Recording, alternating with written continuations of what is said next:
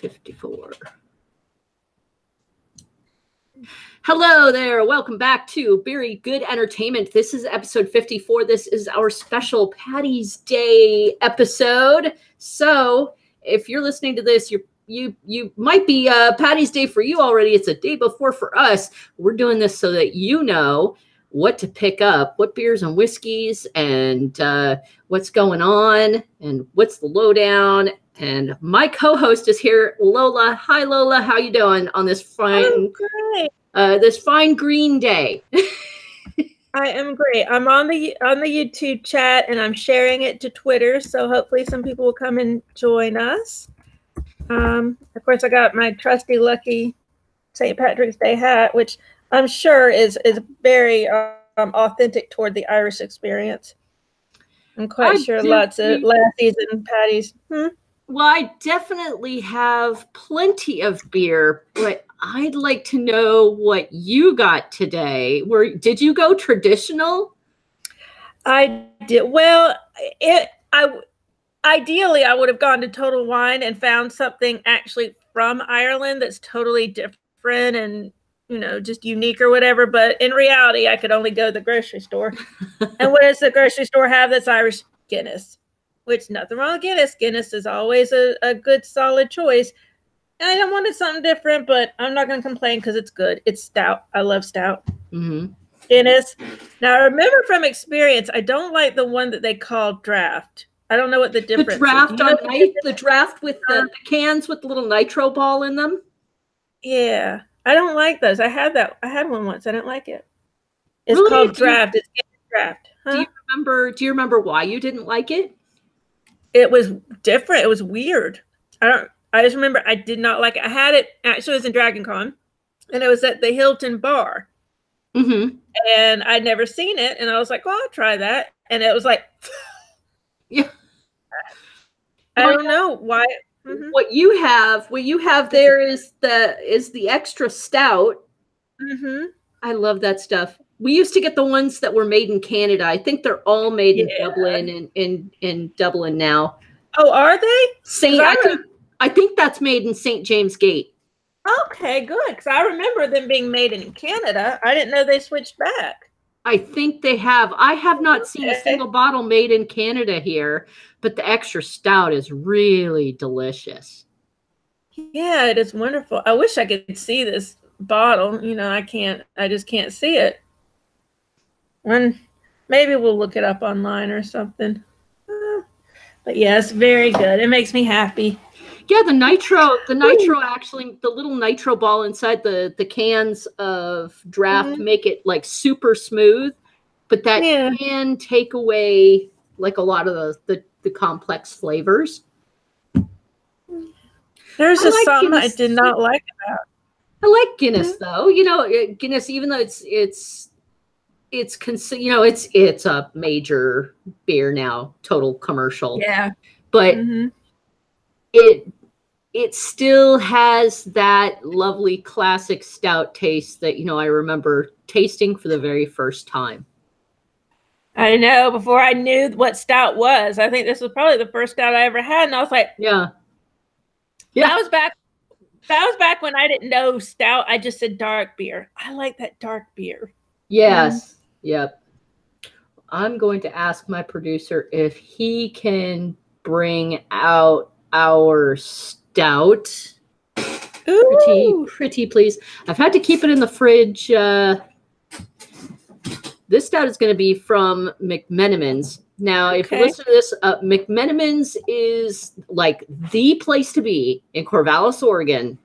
If you're not at McMenamin's on St. Paddy's Day, there's pretty much nowhere else to be. Where are you going to be? Yeah. Yeah, they're a big tent, lots of food, live music.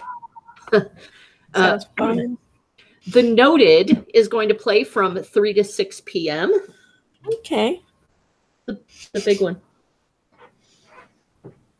The Noted is going to play from 3 to 6 p.m. and Coastline will play from 7 to 10 p.m.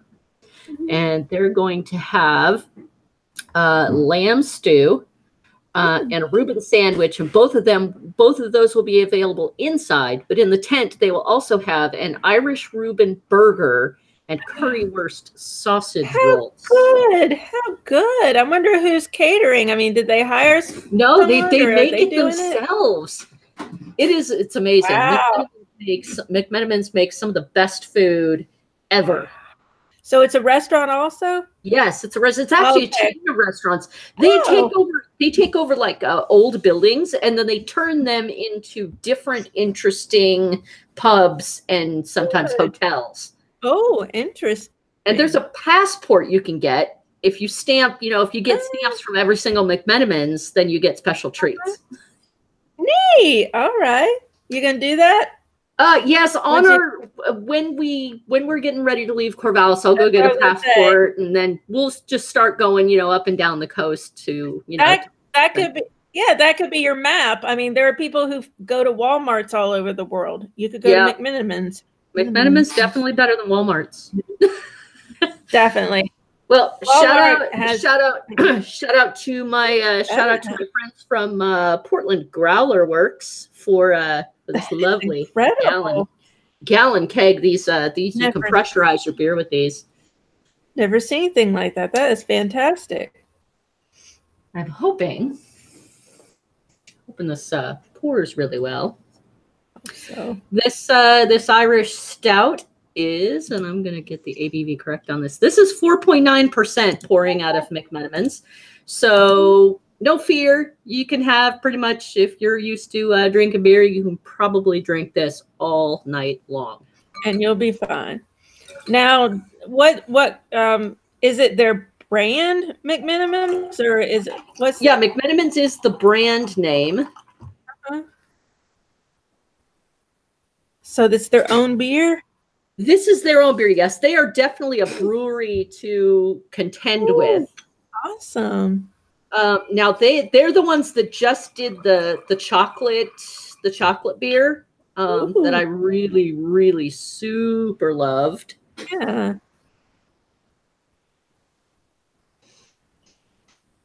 Oh, roast. Looks beautiful. Roasty malt. Yeah, it's nice and dark. Solid. Yeah. Now inside McMenamins right now, today you can only get this on nitro, but tomorrow, if you don't like nitro beers, no problem. The stout not on nitro, the standard Irish stout will be pouring in the tent tomorrow. Cool. Okay. And this is like, there's just roast all up. There's a bit of chocolate, but mostly it's all roasted malt. That's beautiful. Really lovely, complex, and it's like the hops are there. You can definitely taste the hops a bit in it. I'm kind of surprised. Yeah. Like it makes it taste like a dark chocolate bunny. Oh, that sounds awesome. Oh man. Look, I actually made this thing look like Phantom of the Bunny. That's awesome. I love that. I did not mean to do it. Yeah.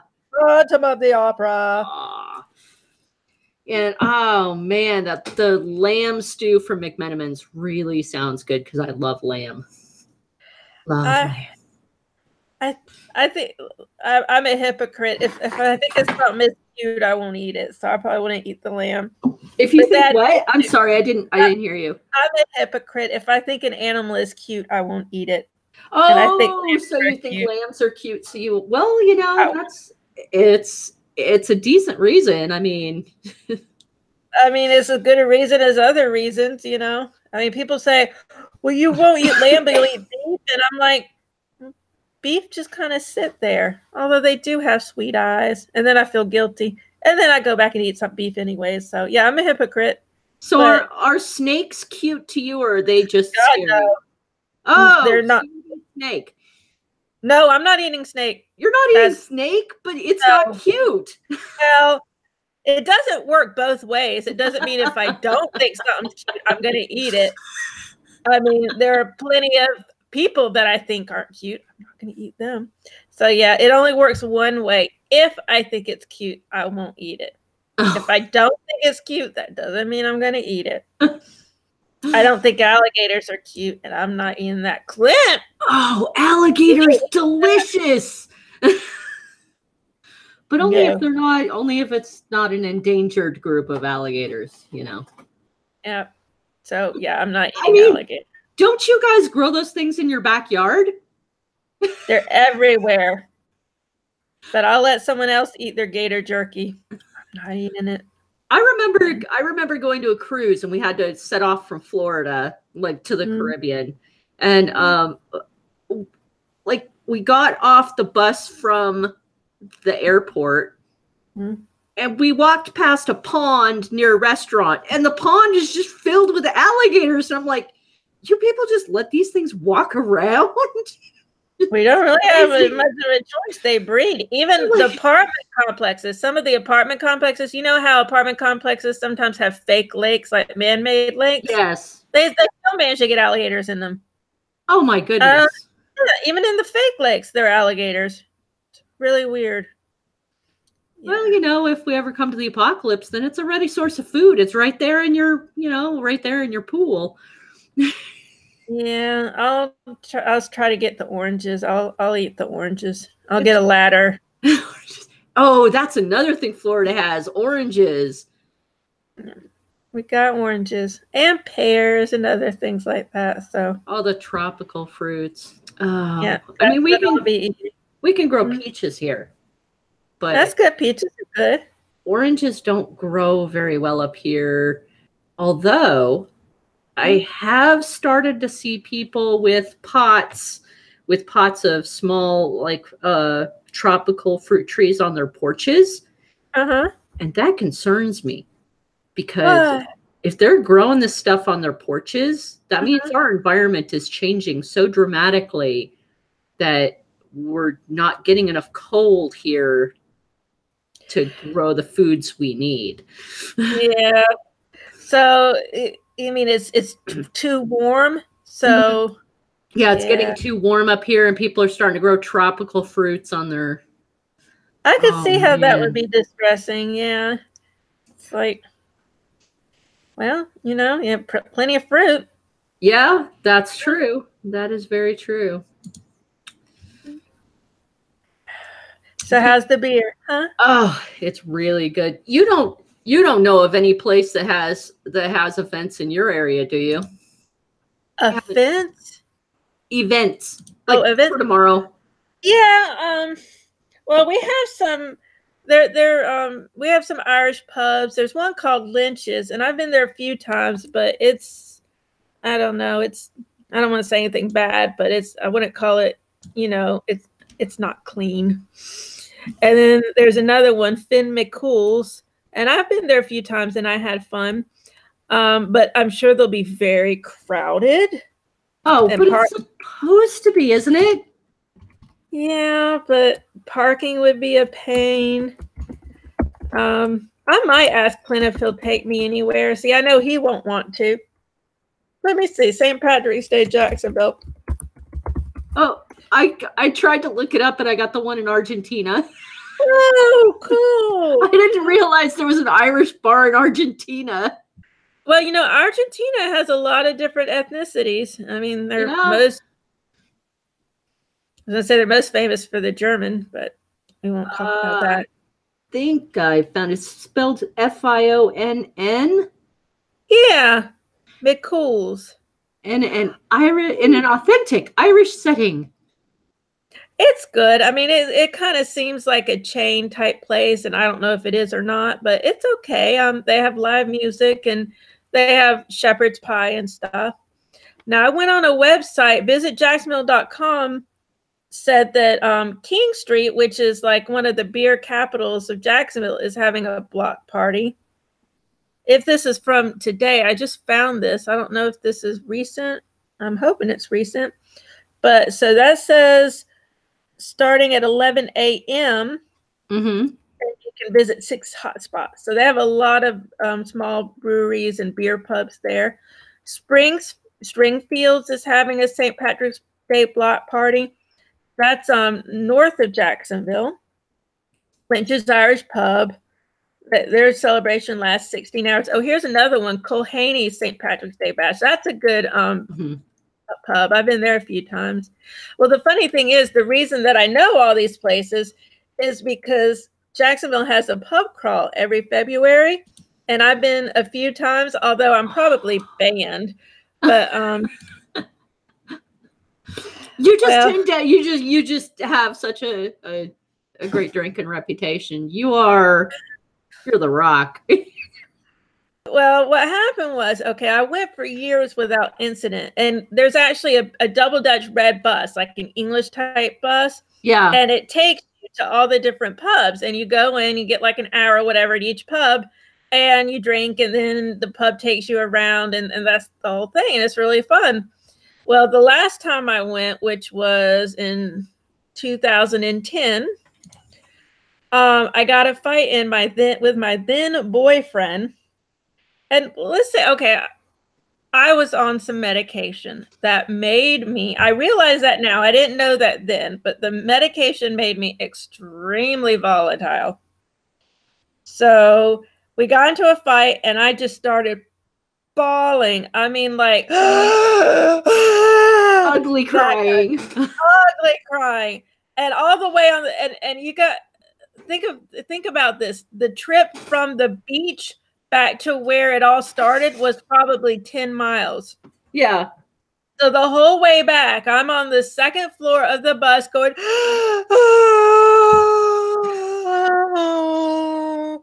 so I never did it again because I just assumed I was banned. They didn't tell me, but it's a safe.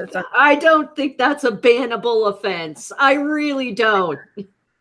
I mean, it was horrible. Luckily, I mean, the windows, they didn't have actual glass in the windows, so it's hopeful that the wind overrode my sobs, but it was really bad. So I'm waiting until they've had time to forget my face, basically. It's been 8 years or 9 years. Yeah, it's been 9 years. So it may have been long enough. I think just a year would have been enough. 9 years is a long time. Ugly crying. You know, I remember seeing it in more than one place. Beer bites, like they take you on a tour of like all these beer places on a bike. Yeah, that's cool. Like it's a bar, right? And you have to help pedal. Okay, you know, I saw that on a show in San Francisco. They have that. Yeah, I like this idea because if you get too drunk to stay on your seat, then you have to go home, right? Yeah, you have to stop. It's like automatic drunk monitoring. Drunk monitoring. You know exactly how drunk you're getting. If your foot starts to slip off the pedals, it's time to stop. Yep. Absolutely. If you lose your seating and you start to fall off, it's time to go home. In fact, they ought to put that on the sign when you first pick up the bike. If, and list everything, it's time to go home. Yep. I have the notes are not cooperating for me. Oh, I forgot. Okay, I put the Finn McCool's address into the notes. Well, and actually, I was thinking it was MC, but it's MAC. So I thought it was Irish, but that may be Scottish. But I always thought it's an Irish bar. And yeah. Okay. So Finn McCool's not only has just what I like to term Irish Appreciation Day. Yeah. They have an entire week. Oh, I didn't know that. Yeah, they said it's an entire week. So I guess they've been like drinking for an entire week. That sounds awesome. I love it. Why haven't I been there? Well, they have, as far as I know, they have 2 locations. One is at the beach. And the sad thing is the other one is at the Landing. And if the Landing sounds familiar, that's because that's where the shooting happened in, I think it was August. Oh, and no, that's not the place they're going to tear down, is it? Yep, they're tearing it down. Yep, it's a shame. So you saw that? You saw that they're tearing it down? Yeah, I saw an article because of the shooting. They had to the pizza place had to turn over the whole thing to the city. Yeah. And the city's just going to tear it down, which I mean, how old is the landing? Is it really old? Since I think like the 70s. Oh, okay. Well, I can understand tearing it down then. If it was only like 10 years old, I'd be like, just remodel it. Yeah. It's just sad. I'll show you pictures sometimes because it's a big part of a lot of people's lives here because they have a big Christmas tree at Christmas and music and everything. And that's where I would stand when I would watch the Parade of Lights, which is a boat show. Yeah. And I mean, I would just go down there. I used to, when I lived, to go down there almost every weekend because they used to have a toy shop. They don't have it there anymore, but it had Hello Kitty stuff. And they have a nice walkway. You can walk up and down the riverfront. Yeah. And they have, live music there. So it's a really nice place. It's just fallen to prime like a lot of places here have. I mean, I think what they need is more security. I don't think tearing it down is the answer.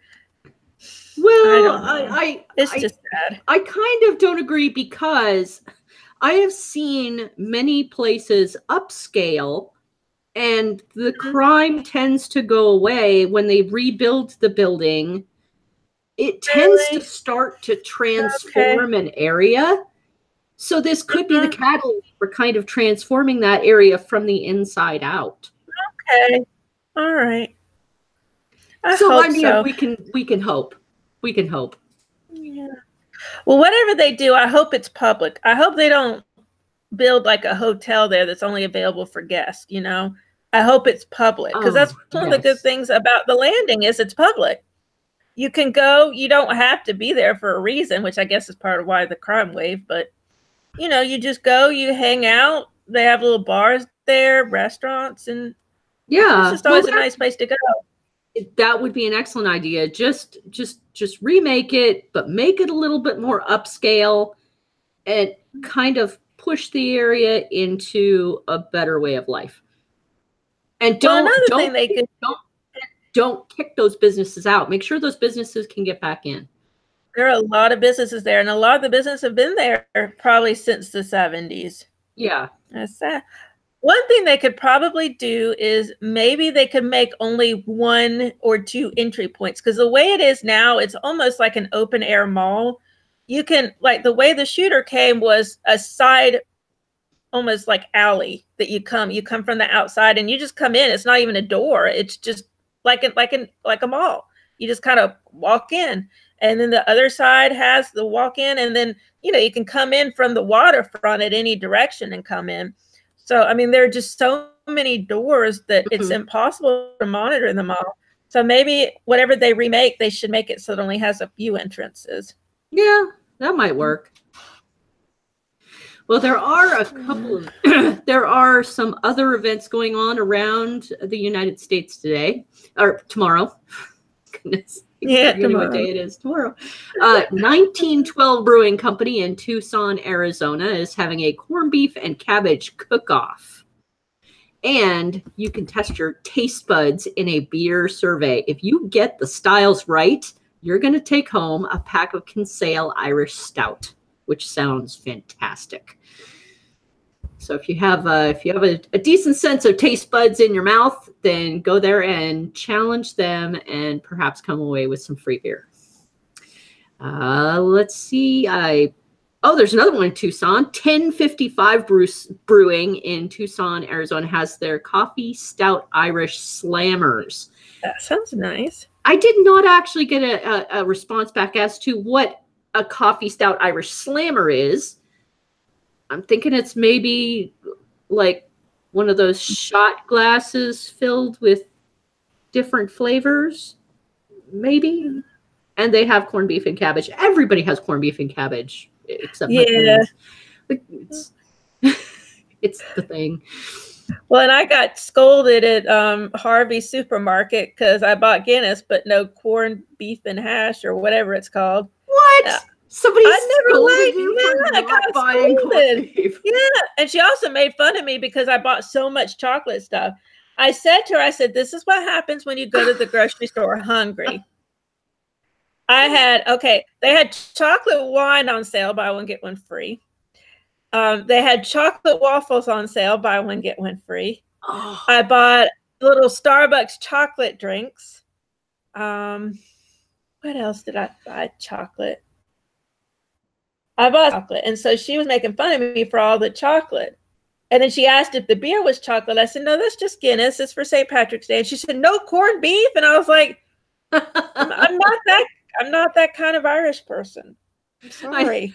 I'm only a third Irish. I can only have the beer. Right, exactly. The third Irish is this. I never got the corned beef part of my Irish heritage. That went to someone else. So. You know, I'm not sure where I got it, but I've always had corned beef with mustard. I'm not sure if that's like from my mother. Okay. But the other half of my my Irish family here says they use like Canadian bacon. Oh. They've never had mustard with like he's never had mustard with corned beef. I don't know where I got the mustard from. It just seems to suit mustard and beef. Well, you know, that reminds me of a Cuban sandwich. Oh, really? Don't you think? Yeah, isn't Cuban like? Is that beef? Cuban? I know it's a mustard sandwich. I'm not very Cuban sandwich, a type of submarine sandwich that's typically grilled with ham, roast pork, Swiss cheese, mustard, and pickles. Well, I like pickles too. Maybe it's a Reuben. Maybe it's a Reuben I'm thinking of. Maybe that's a Reuben I'm thinking of too. I was thinking there was something like beef and mustard. Classic Reuben sandwich. American grilled sandwich composed of corned beef, Swiss cheese, sauerkraut, and Russian dressing. Okay, maybe not. Yeah. Oh, so no mustard? Well, it doesn't say it on. It doesn't say it on the wiki. I'm not sure now. Maybe I'm just weird. Let's see. Okay. So here's turkey pastrami Reuben with mustard aioli. I love aioli. And I love pickles. I do too. I love pickles. So maybe I'm hovering between an Irish dish and a Cuban dish. Maybe. Irish/Cuban. Even though sadly I have no Cuban in me. I have, despite my name, I have no Spanish, which is sad. But I do have other stuff. Oh, that reminds me. We need to go back to 23andMe again because apparently they've released some more results and tests and stuff. Oh yeah, I see like every couple of weeks, like they add stuff to my awesome. You know, especially people who put their results in and it gets tagged with me like my thirds and sixth cousins and seventh cousins 13 times removed. Yeah,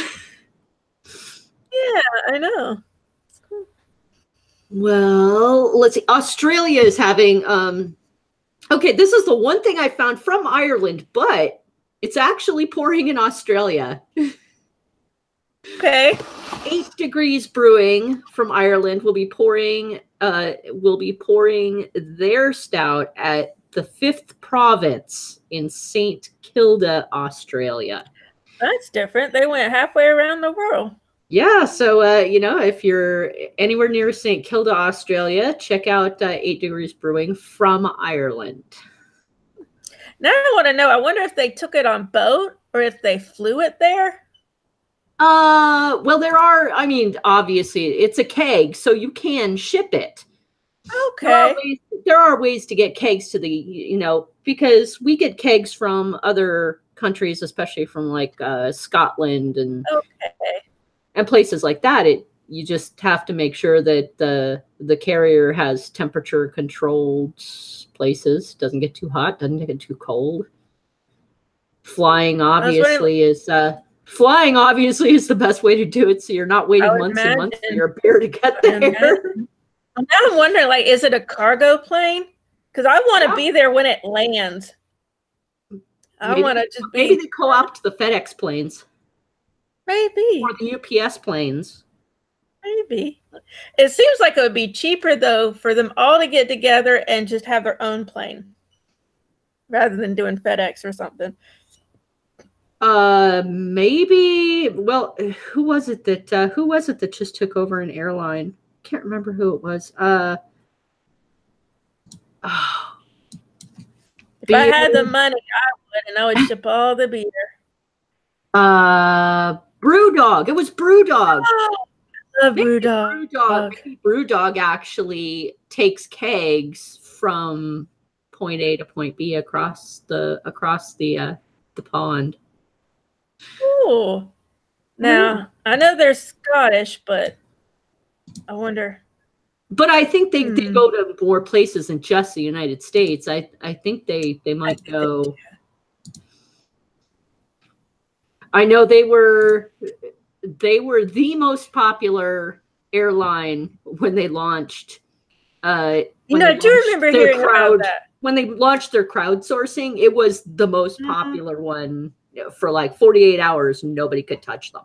I bet. So I wonder if you contributed, do you get a seat on this airplane? Or is it just cargo? Now I want to find out. Oh, Sai, I'm not sure what he's talking about. Okay, he says to say it out loud, but I've been trying it in my head, and I'm not sure if I'm thinking is he trolling us? He's always trolling us. Whale oil beef hooked. Whale oil beef hooked. Whale oil beef hooked. Whale oil beef hooked. Beef hooked. Beef hooked. Beef hooked. Hooked. Beef hooked. Beef. What does that mean, Sai? Whale oil. Whale oil. Whale oil. This is like a drinking game. He's trolling us. He just wants us to say whale oil over and over again. Whale oil. Oil beef, beef hooked. Maybe if we whale oil, beef hooked. Okay, I get the second part. Beef hooked. Okay, I don't get it. Beef hooked. Beef hooked. In Irish. Oh, hooked. Fuck me. I didn't get that at all. Oh, because I didn't say the whole thing in Irish properly. I'll be hooked. Okay. In Irish. Now, if he put a dash between B and E, I would have gotten it. Well, I'll be hooked. I'll be hooked. So I just spelled it out. He said, say, well, I'll be fucked in Irish. I said, okay, I get it now. Thanks. He's just trolling us. Yeah. So I'm going to have to think of some more phrases for him. Well, let's see. There's other stuff going on in Corvallis, but not quite events. There are specials in Corvallis, Oregon tomorrow. Flat Tail is not actually doing the whole Irish Appreciation Day thing, but they have brought back Licentious Goat Double IPA. What is that? This is their 8% IPA that won a Taster's Choice Award in 2011. It's made with horny goatweed and Damiana. And let me tell you, if you are a Mosaic hop lover, your taste buds are going to just explode because that's how delicious it is. It has a lemony, it's like a lemony, grassy type with some wood in it. It's like you're walking through a really sunny forest with like the smell of Mosaic hops all over the place. I really like it. I like it. And now I'm not sure, like when you think of Mosaic hops, is it the bitterness that you think of, or is it like a specific flavor for Mosaic hops? For Mosaic, that always has a bit of a floral. If I remember correctly, it's a bit of a floral taste. It's been a while since I purposely drank Mosaic hops, so I could be misremembering it. But to me, it's either, I can't remember if it's citrus or flowery, but there's something particular I like about Mosaic hops. Oh yeah. And let's see. They also Flat Tail is always known for what they do with their blonde ale. Mm-hmm. But this time it knows no bounds because they just aged a blonde for a whole year. Normally you'd think a blonde, oh no, you better drink that real fast. No, they aged this for a year, and the 6% sour is now filled with apricots and passion fruit. Okay. It's so savory, and then the apricots and the passion fruit like come out like in the end and just like fill up your nose. It's great. That would be really lovely. Really good. And they do have their nitro cocktails. So if you are in Flat Tail, ask about their nitro cocktails. I'm pretty sure they might have some left. Speaking of blonde ales, I came very close to getting the Guinness blonde ale. I've never had it before. Have you ever had it? Have we had the Guinness blonde? We've had it. I don't think we were extremely taken with it. I think it was okay, but I mean, most of the time when you're drinking a Guinness, you're expecting like the stout taste. And it's like, where's the stout? And I don't see it anymore. I think it must have either just been a one-off or people really didn't like it, because I don't see it in Safeway anymore. Well, it was in the store I was at, and I thought about getting it because I've never had it before, and I was like, well, I was going to get a 6-pack. I was thinking, do I want a 6-pack of something I'm not sure I'll like? Like, no, let me get a 6-pack of something I know I like. Yeah. Speaking of stouts, it's oyster stout season. Oh, I do love oyster stout beers. I do. I'm not sure if this is in bottles and I see it in Corvallis Brewing Supply, I might get some for you, because the proprietor of Corvallis Brewing Supply is doing a three versions of an oyster stout. Now, the first version is actually the home brew version, which he held a class on one time, and I remember going to the class, and the smell of it was really good. Just the home brewed version. But he's also going to be doing a tasting of Yakets Brewing did a version. And then a different version is called Black Pearl, and it's brewed by Reach Break. Okay. I love the fact that a true oyster stout has that balance between salty and sweet. You know, the oysters, like full oysters, go into this thing. That's one of the things I love about oyster stouts is you get that saltiness, and it smells kind of like the sea. And come to think of it, I think that would be a good beer for St. Patrick's Day. What do you think? The whole oyster thing? Absolutely. Being right there on the water, Ireland, has lots and lots of traditions with the ocean, and oyster stout does sound extremely Irish. I say so. Well, and I remember that because growing up in Savannah, there was, a bit of an Irish tradition. And I remember oysters. I never ate oysters. I just never have. But I remember being downtown, like on Bay Street, and people selling oysters. And I remember the smell. And I remember liking the smell. So the smell of it, the smell of it is wonderful. It's like you're just walking on the beach, isn't it? I love that smell. I miss that. I'm more inland now, so I miss smelling. And in Savannah's case, it's a river, but I just miss the smell of the water. Yeah, it's wonderful. Well, if you're not into beer, Corvallis Brewing Supply also has tons of wine, as well as mead, cider, and sake. If you just want to go in there, it's really great. Does Ireland do wine at all? Good question. I actually haven't looked too much into Irish wine.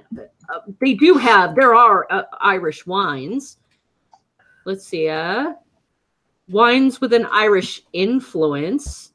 French wineries. They're California wineries founded by Irish immigrants. I guess you could say mead because mead is honey wine. Okay, that's true. I found a website right there, an article about guide to Irish. Oh my goodness, you've only had one. I haven't even had the whole thing yet. What's going on with me? I still got a little bit left. I don't know. I'm tired, man. But now, Si's been talking up a storm. Let's look and see what size. Okay, well, he's talking about pineapple. Oh, yes. Reviewsal. Yeah, that's what I'm looking at right now is reviewsal.com. Yeah. And, Wild Irish Rose. Oh, yeah, I didn't think about that. I remember that. No. Here we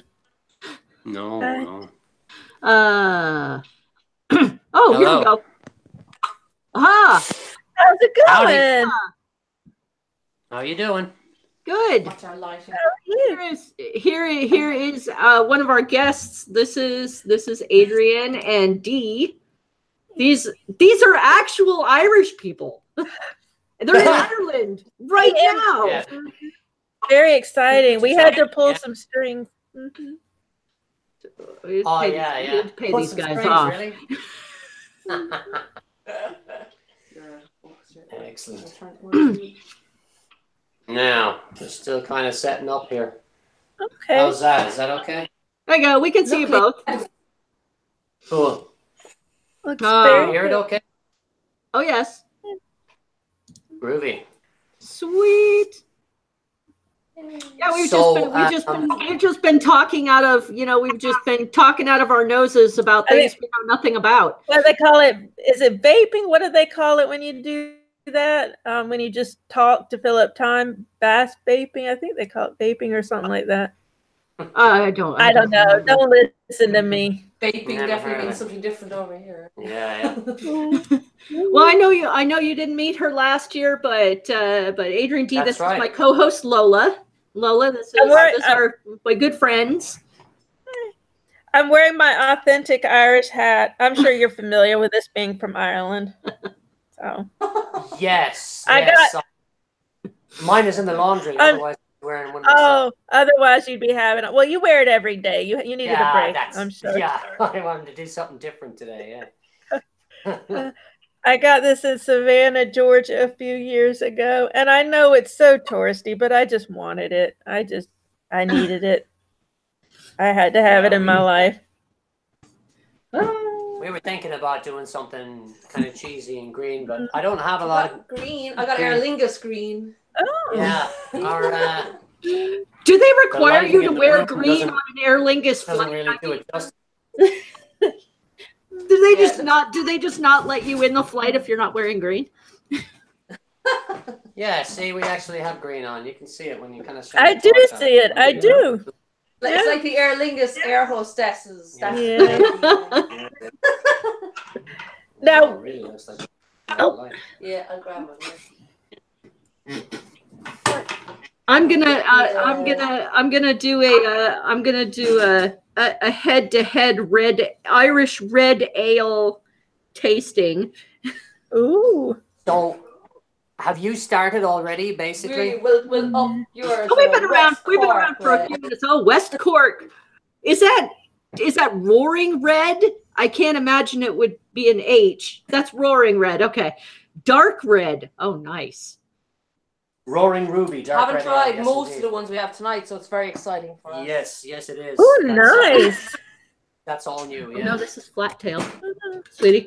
So have you been already testing, or are you? We think we had a time change here in the U.S., and so I think that's where the confusion came. Right. Yeah, We've been on since the top of the hour, so we've been on for about 50 something minutes. Yeah. But that's okay. We've been going through some of the events and. Oh well, no. I've only had one stout so far. I just had one, and it was only 4.9%. Now this is. Go ahead. Well, I was going to say, now we were just talking about, used to be the Guinness we got was actually from Canada. We don't know if it still is or not. So does your Guinness look the way ours does? This is our Guinness. That's quite different. It looks like it's designed to look like an old style bottle, maybe from the 1970s or 1950s. Oh, okay. But a modern Guinness bottle or can would not look like that. No, it would look very similar, but there's definitely a bit of different branding going on there. All right. See, that's distressing to me. You buy Guinness and you think you're getting Guinness, like from Ireland, but if you hold the bottle up, it says on the front of the label, it does say up just a little St. James. Yeah, it says St. James Gate, Dublin. So it is made in Dublin. Good. It's just the label's just a little different. That's all. Okay. I wonder why they exactly. As a matter of fact, it's possible that some of the stuff that we get here is actually not made in Ireland. You might be the only people who get the genuine article, you know, because now I feel bad. My goodness. Do they give you do they give you the Guinness made in India? They make it in India? There is. I think there is a plant in India, as far as I know. In Nigeria. Somebody said to me Nigeria, but that's like a kind of a conspiracy theory that's been going around for a while now, and I don't know whether it's true or not.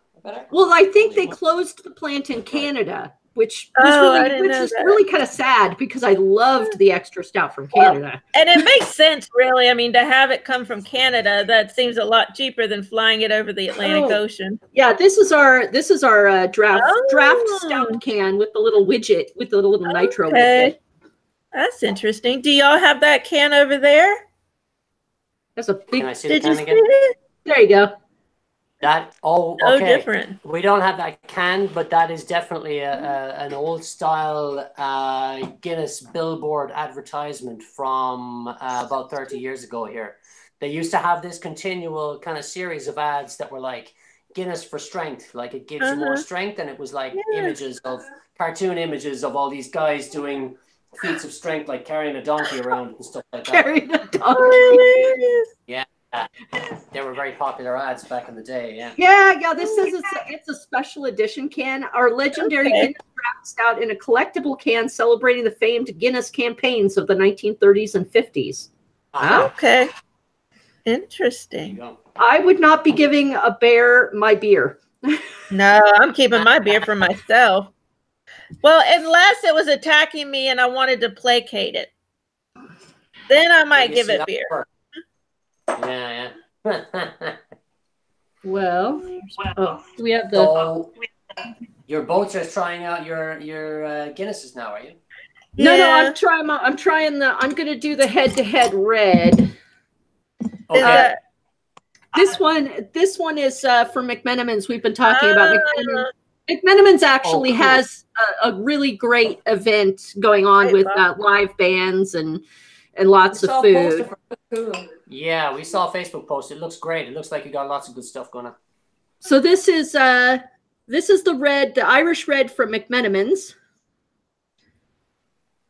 It looks a little more brown than red. Yeah, it doesn't look very red. Where's it? Yeah. Oh. There we go. Looks kind of cloudy.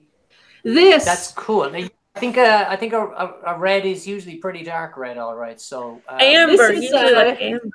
This is Pelican Brewings, and I've had some really good responses on Twitter for Pelican. Pelican here is on our coast. Cian Red is their Irish red. Nice. No, it's much clearer. It's a little bit It's a little bit brighter than the McMenamins. Yeah, McMenamins is much darker. The Pelican is what I think of when I think red ale, like an amber colored. Yeah, and that's funny because ambers here are known as ESBs Well, that's in true. England. Yeah, that is true. That's more the English style, though, is it? Yeah, that's an Yeah. ESB. Yeah, but people here don't respond well to the term extra special bitter. But they'll drink it if you call it an amber. They'll drink Yeah. bitter. They just don't like hearing the word, I guess. I would think of an amber as being much lighter than that. If I think of a red ale, I would definitely think of it being that color. Me too. That's what I think. I think of the Pelican when I think of red ale. Well, the Pelican definitely has a bigger malt aroma. There isn't much of a head on either, but I really wouldn't expect too much of a head on a red ale. Not And the particularly. Pelican is much thicker. Now the McMenamins is a darker one, right? The McMenamins. It is, yeah. The McMenamins is much darker. This is the I can McMenamins. say the McMenamins looks really good. It's really carbonated. What does that taste like? Oh, wow. Okay, so the McMenamins actually tastes a little roasty. Oh, okay. Sounds more like a brown Right. ale. This is just a bit sweeter. Okay. It's got a bit the Pelican definitely has a better hop to malt balance. This is a bit roasty. It actually reminds me a little more of an amber than a red. I think I'm definitely going to call it for the Pelican. Even the Pelican is lighter, but it's definitely got a much richer malt and to hop balance to it. It definitely tastes much more like a red. Now when we're actually talking about an Irish red, what would you guys expect an Irish red to have? I think it would. I guess I would expect it to be kind of creamy, and it would have a bit of a head on it, but not much. And I would expect it to be that kind of color and to be pretty malty. I would like it if it was very malty. I like malty. That's what I would expect. But yeah, Well, this is a little the McMenamins is a little thicker, but this definitely has a much better malt character to it. That's what I think of when I think red ale. Because I used to go to a medieval festival. I haven't been in years, but there was a Gainesville beer that they served, and it was a red ale, and oh, so good. Oh God, I loved it. I got so drunk one year I fell off the bleachers, but it was so good. And that was like, I would get that every year. I would start like usually around noon. Like I would wait till I had something to eat, and then I'd be like, okay, time to start drinking. Yeah, I really like the Pelicans. There you go. Now it's got a bit of a better head on it. You have to pour the whole bottle in order to get the head. What were you gonna say? I don't know. So, we just cracked open this West Cork. Okay. Neat. So, I like the label. West Cork Brewing Company is it's been around for a while. It's located in Baltimore, which would it's a familiar name in the States, but it's actually a very small town in West Cork as well. It's a very homebrew taste. Oh, okay. Not quite polished. Not polished, huh?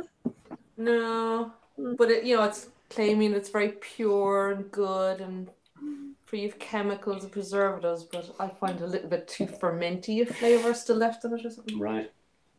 Too much yeast. Yeah, it's unfiltered, so the yeastiness is being left behind. I think not what I would consider a yummy. I don't know red ale. What is unfiltered? What kind of a? So when it's filtered after it's been fermented, they actually force it through a sieve to remove a lot of what's called the trub. And that's everything that falls out of the beer in suspension or may be suspended in the beer.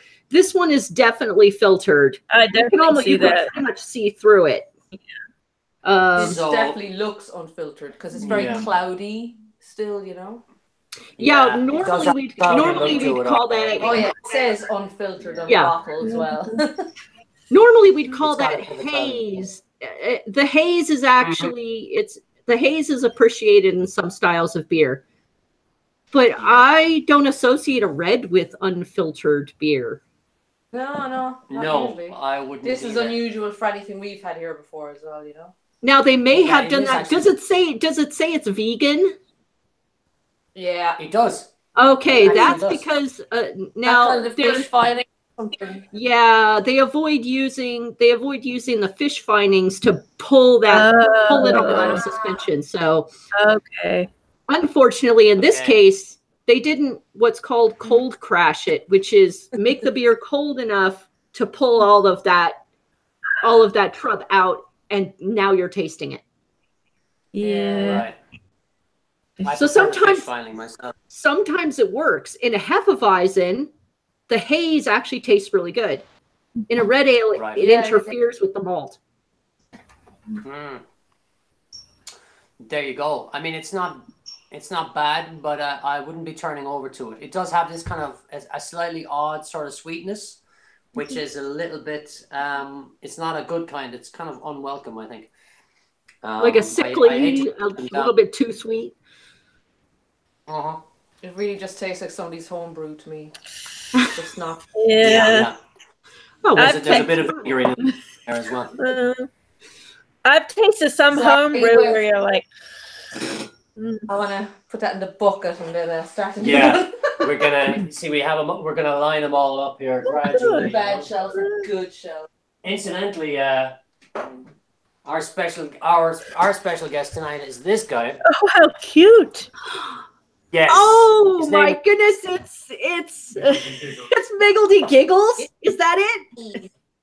That's Well, pretty close. yeah, that is it's- pretty close. Yeah, Miggledy Giggles is It's new a more character. manufactured version. Yes. But this guy came first. There's a local lady Mhm. that started making tea cozies.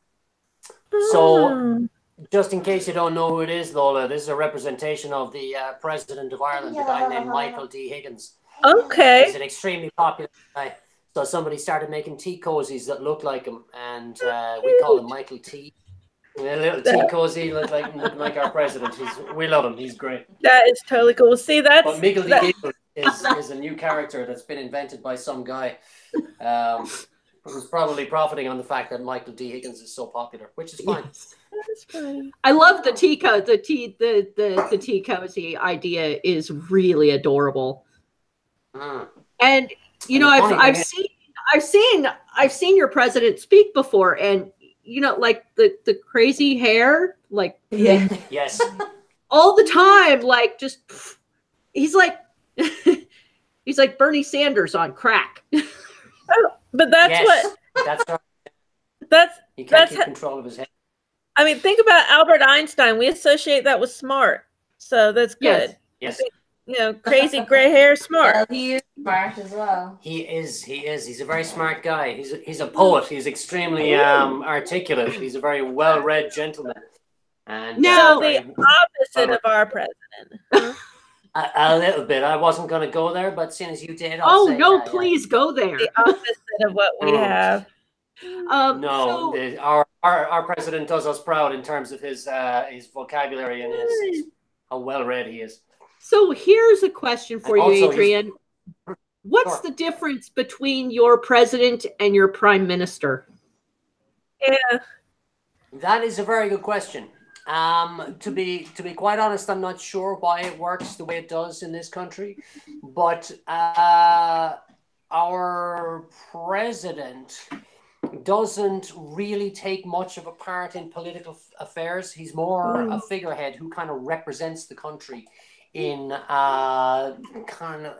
events in foreign countries and stuff like that. He travels. Diplomatic ambassador. He's a diplomat. Yeah, Okay. exactly. Like an ambassador for the country as opposed to So Wait. remain neutral because he's kind of non-political in a Mhm. way, you know, kind of way.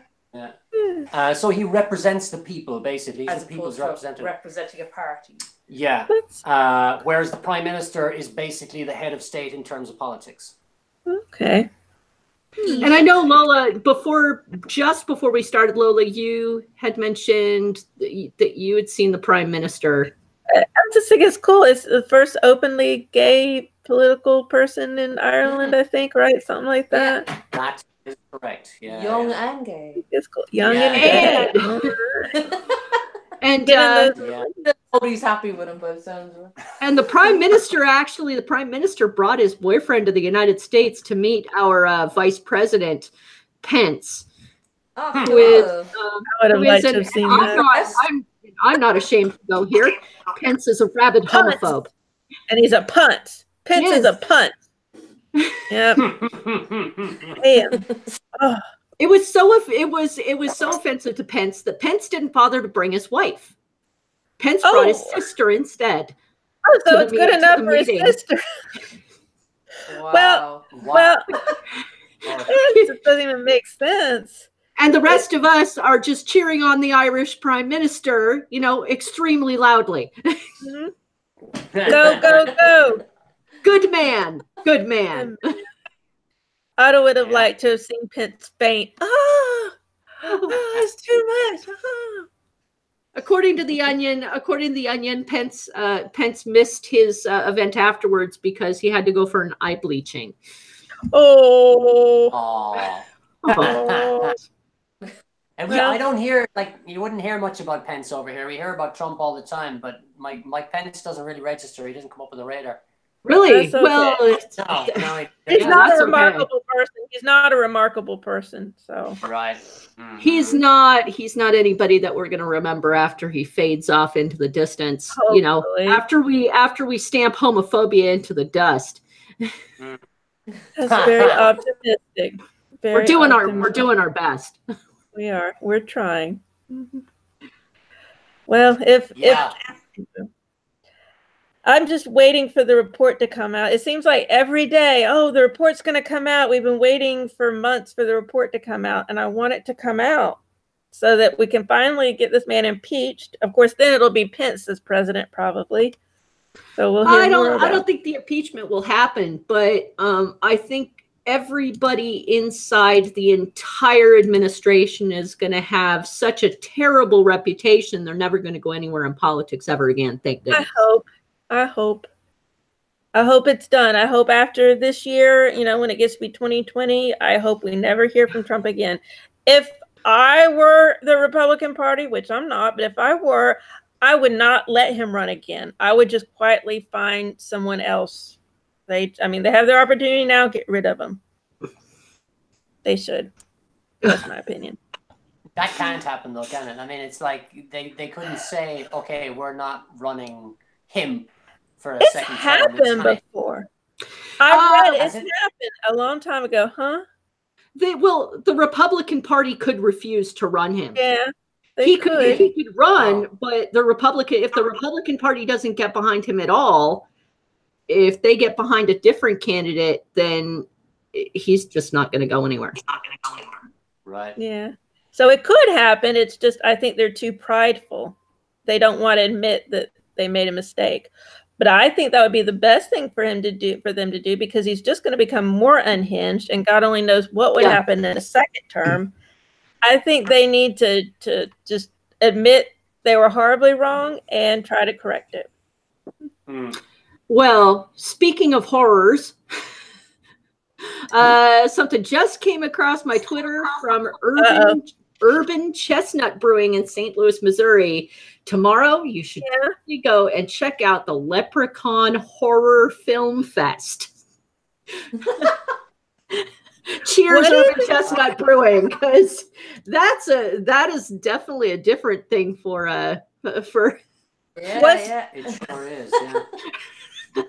All the Leprechaun movies back to back. I don't know if there's how many Leprechaun horror films are there? I know 5. That there was a really. I think there are 5. I could be mistaken. I'm not into horror films. But... Jeez. There have been a few. I'm quite sure. Films you can count them as. Well, I've seen a couple of pretty cheesy films that had to do with leprechauns, all right, and they were all horror films for some reason, yeah. That's true. Yes, good ones. because Except for because Caribbean Ireland is Gentlemen. very scary.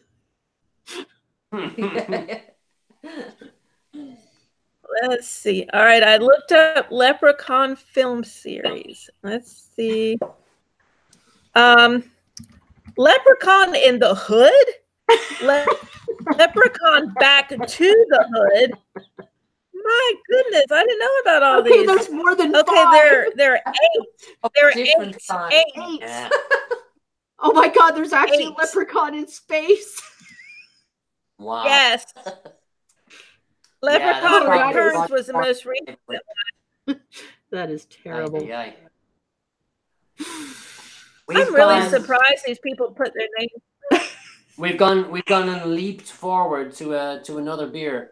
The West Cork went in the slops bucket, I'm afraid. Oh, Okay. I'm sure it'll make an appearance Well, again. I'm sure later Adrian will drink the slops bucket on. later. I'll don't drink the worry. slops bucket later. oh God, didn't that used to be a Book thing? with it. So now we have, because we need to drink something that's actually nice and tasty. Black Donkey Black Brewing. Ooh. Brewery. And this is a special of Interesting. theirs, which you've never tasted before. Underworld Savage Ale. Underworld. Mm. Oh. Interesting. And it says, have in your hand is something truly uniquely Irish, fermented with a wild yeast strain, harvested from the Onigal Cave, the mythical lair of the Morgan, on Samhain 2017. A truly wild. Can you lift up the bottle a little bit? Oh, sorry, I was trying to read. Oh, there you go. Sorry. Oh, Oh, there we go. Underworld Savage Ale. Oh, Brewhouse wow. Reserve. so they've gotten a Underworld wild yeast from a Savage. cave, apparently. Never heard of that one before. Interesting. Harvested at Halloween So this is like a horror. for bonus points. Yeah. These guys have a number of. They've got a pretty good range. Yeah, they're probably 3 or 4. But this is a special, and I don't think we've had anything from here before. Been looking forward to trying this stuff for a while. Nice. Oh, that looks beautiful. Golden. That's a very nice. It's really gold. Yeah. There's a head on it. It's kind of cloudy looking. But yeah, it's really golden. And pretty. Yeah, it looks great. Actually, it's not the weirdest thing that I've heard people get yeast from, because here we actually do have people that harvest yeast from bee stomachs. Really? Yeah. Yeah, that's weird. They'll take out a sac from a honeybee stomach and propagate the yeast that the honeybee carries. Not vegan. Not vegan. No. Definitely not vegan. Not vegan. Not- No. How does it Oh, taste? Tastes good. Really good. Good. Wow. That's great. It's very, very kind of floral, I would say. Yeah. Doesn't have this bangy hop flavor at all. It's like a No. It's got a slightly herbal, kind of flowery, not flour as in bread, but floral flavor to it. It's very sweet, but a kind of a honey sweet. It's really, really nice. Its description is dry, crisp, citrusy, funky, and most of all, delicious. I agree. It's Yeah, very there's definitely delicious. a citrusy vibe to it, whatever hops to use. Yeah, it's a very it's quite a rich flavor as well. It's not like one of the things that you Wheat, rye, and oats as well they're using. That Wow. might make a bit of a difference in the flavor, I guess. it's definitely a strong flavor. Nice. Yeah, it's a good one. Now, Lola, Okay. Lola, the first time you ever tasted red, what were you expecting the first time you ever tasted a red ale? Were you expecting hops or malt or Maltiness. A little bit of hops, maltiness, a little bit of hops. Yeah, I don't like a whole lot of hops. I like just enough in there to kind of give it texture. But, I like it if it's just solid, just a solid sort of, malty taste. Is that the same thing? Is that the same thing you expect from a red, Adrian and Dee? I kind of think, I guess, the way I would describe it is that for me, a red is like halfway between a very light beer and a very dark beer, which for us would be a porter or a stout. Now that's really, really toasty. So I think some of the kind of toastiness of a darker beer is what I would expect. Not necessarily very hoppy. Sometimes the flavor can be quite flat, actually, and I think that's okay because an ale it can be a bit of what's the word? An earthy flavor, so that it's not like full of richness of flavor. Well, my favorite red for years was Franciscan Well Red, Rebel Red, and it was, it's brewed in Cork, like, but that had, like, sometimes you'd get it and it would just had this lovely flowery berryish kind of thing in the background. You know what I mean? It was really delicious, but it was basically lovely and light and had this nice warm malty kind of flavor to it. But there's very few good ales really in Ireland, I think, because they usually go with the Smiddix. I don't know, do you have Smiddix over there? We do. We have Smiddix. We have Smiddix usually in the they're almost pubs. like coloured lager. There's nothing very special about it. Yeah, Smiddix we usually have in the Irish pubs here. Yeah. That's kind of pretty much all you had in terms of a red ale forever here until a couple of microbreweries started doing them, But even at that, there isn't that many red ones. We were looking for reds for this, specifically, and it's so hard to get a good red ale, Yeah. Would you say how has the craft beer scene expanded since last year? Is there a lot more that you see? Well, cans are the new thing. Yeah, everything in a can. And they've really upped the marketing, I suppose, on them because they have to make them more interesting. Yeah. So the graphics on the cans are absolutely amazing and unique now, And the beer is really good. They put good beer in cans now, whereas you had to always get a bottle to get a good beer before. But now they've actually got good ones in cans, and they're a little bit cheaper. Now, of course, all craft beers are generally pretty expensive, so sometimes you still end up with a pretty expensive beer in a can. But this is a can. It's from a brewery called Yellow Belly, and they're famous for the graphics on their cans. Yes. They feature this character who's in a different kind of environment every time. In this, he's like a steampunk character, and he's a bit like a sort of a pirate captain. But in this particular image, he's flying on an airship and wearing this old German uniform, and the beer is called On the Fritz.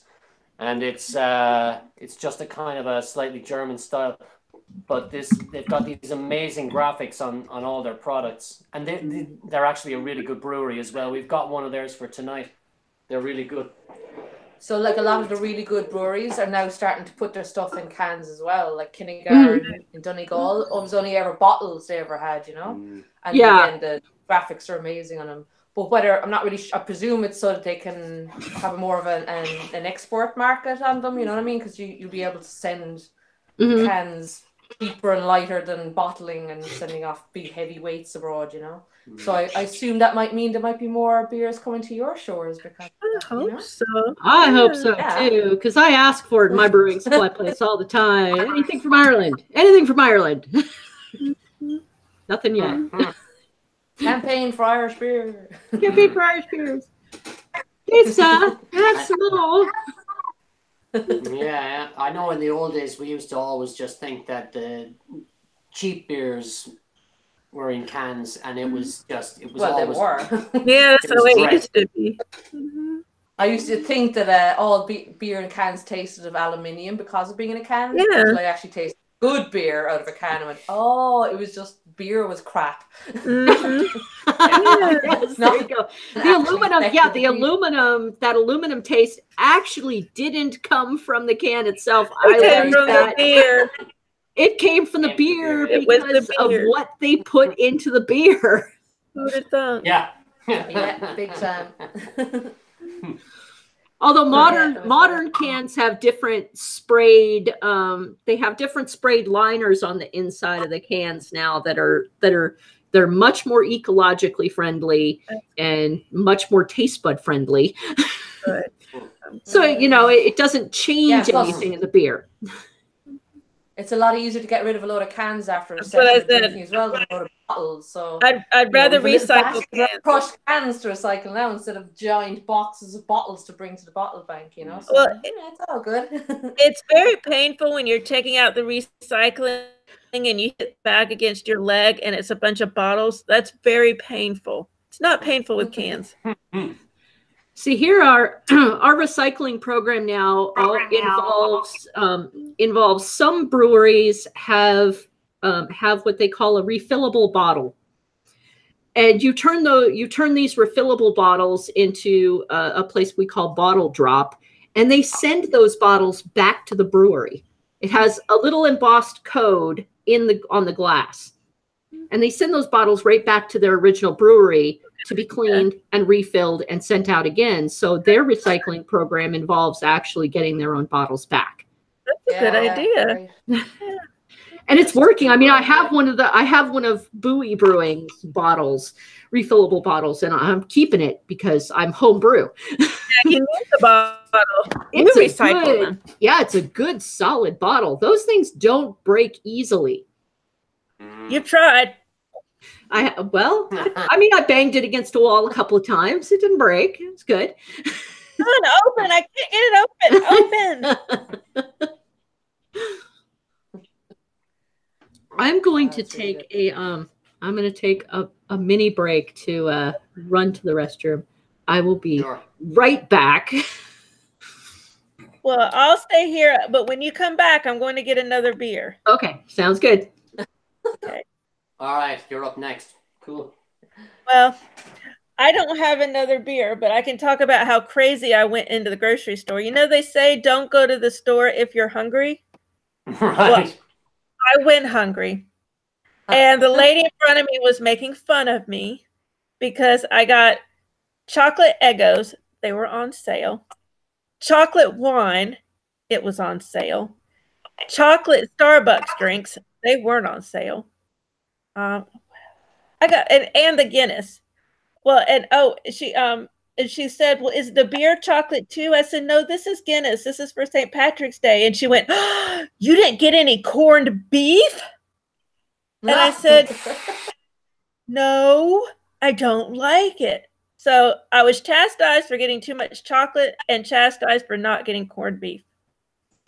So corned beef. How do you guys ever make corned beef, or is that an American thing? I guess that's something we cooked up. I don't know. I should have told her. That's not really Irish. It's not really. I don't know where No, it's not. a non-Irish thing here. No, I don't know where we came. British. Maybe. Probably immigrants brought it over or something, but it's not. Yeah. We certainly don't associate corned beef with Ireland in any way, to be honest. Well, There's then a I crap don't. version of corned beef that you have in sandwiches, but Yeah, the version you have there for supposedly an Irish Paddy's Day celebration thing, we don't have anything like that here. I don't know where we got that I from. don't know where we got it either. Do you? Well, I know you guys have cabbage, but I don't know how prevalent cabbage is in an Irish menu anymore. It's pretty big. Bacon and cabbage is still a good thing. Yeah. Like we just had a kind of a nouveau cuisine version of it in a restaurant the other night, and it was just a really nice shoulder of bacon, slow cooked, and a big kind of chunk of cabbage that had been steamed. You know what I mean? So it was like a take on it, and then champ, which is mashed potatoes with cream and scallions, onions put through it. So it was gorgeous. Yeah, we just had that the other night. So that's kind of a modern take on it, but we quite happily eat a load of bacon and cabbage of a day.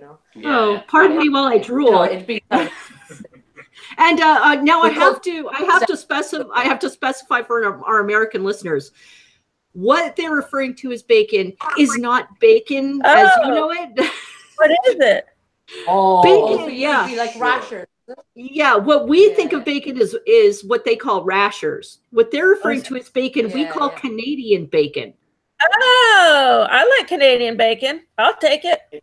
Yeah, it's like a joint of ham. Okay. Yeah. Okay.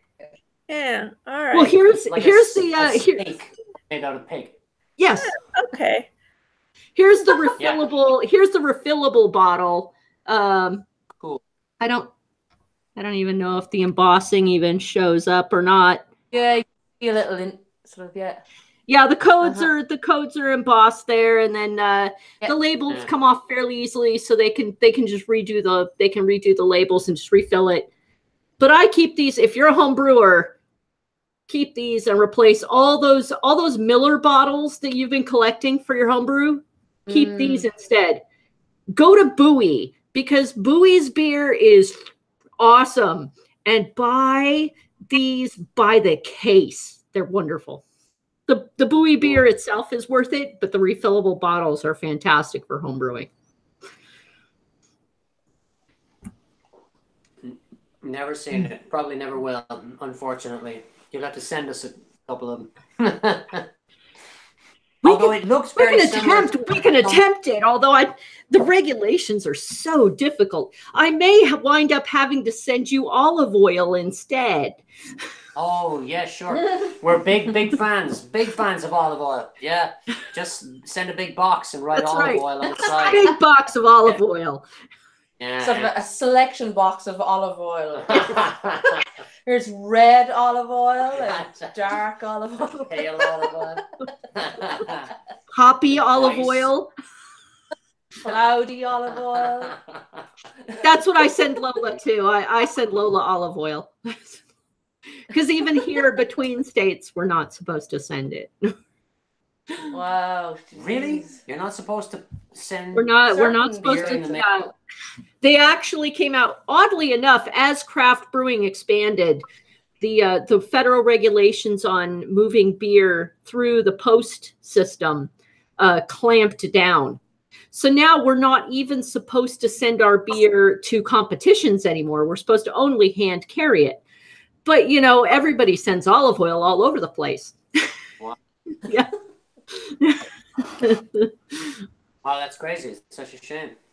It is, and I'd be willing to pay a bit more. I'd definitely be willing to pay a bit more for maybe a license to prove that I'm 21 and I'm allowed to send this. And, obviously somebody who's 21 has to sign for it when it gets there.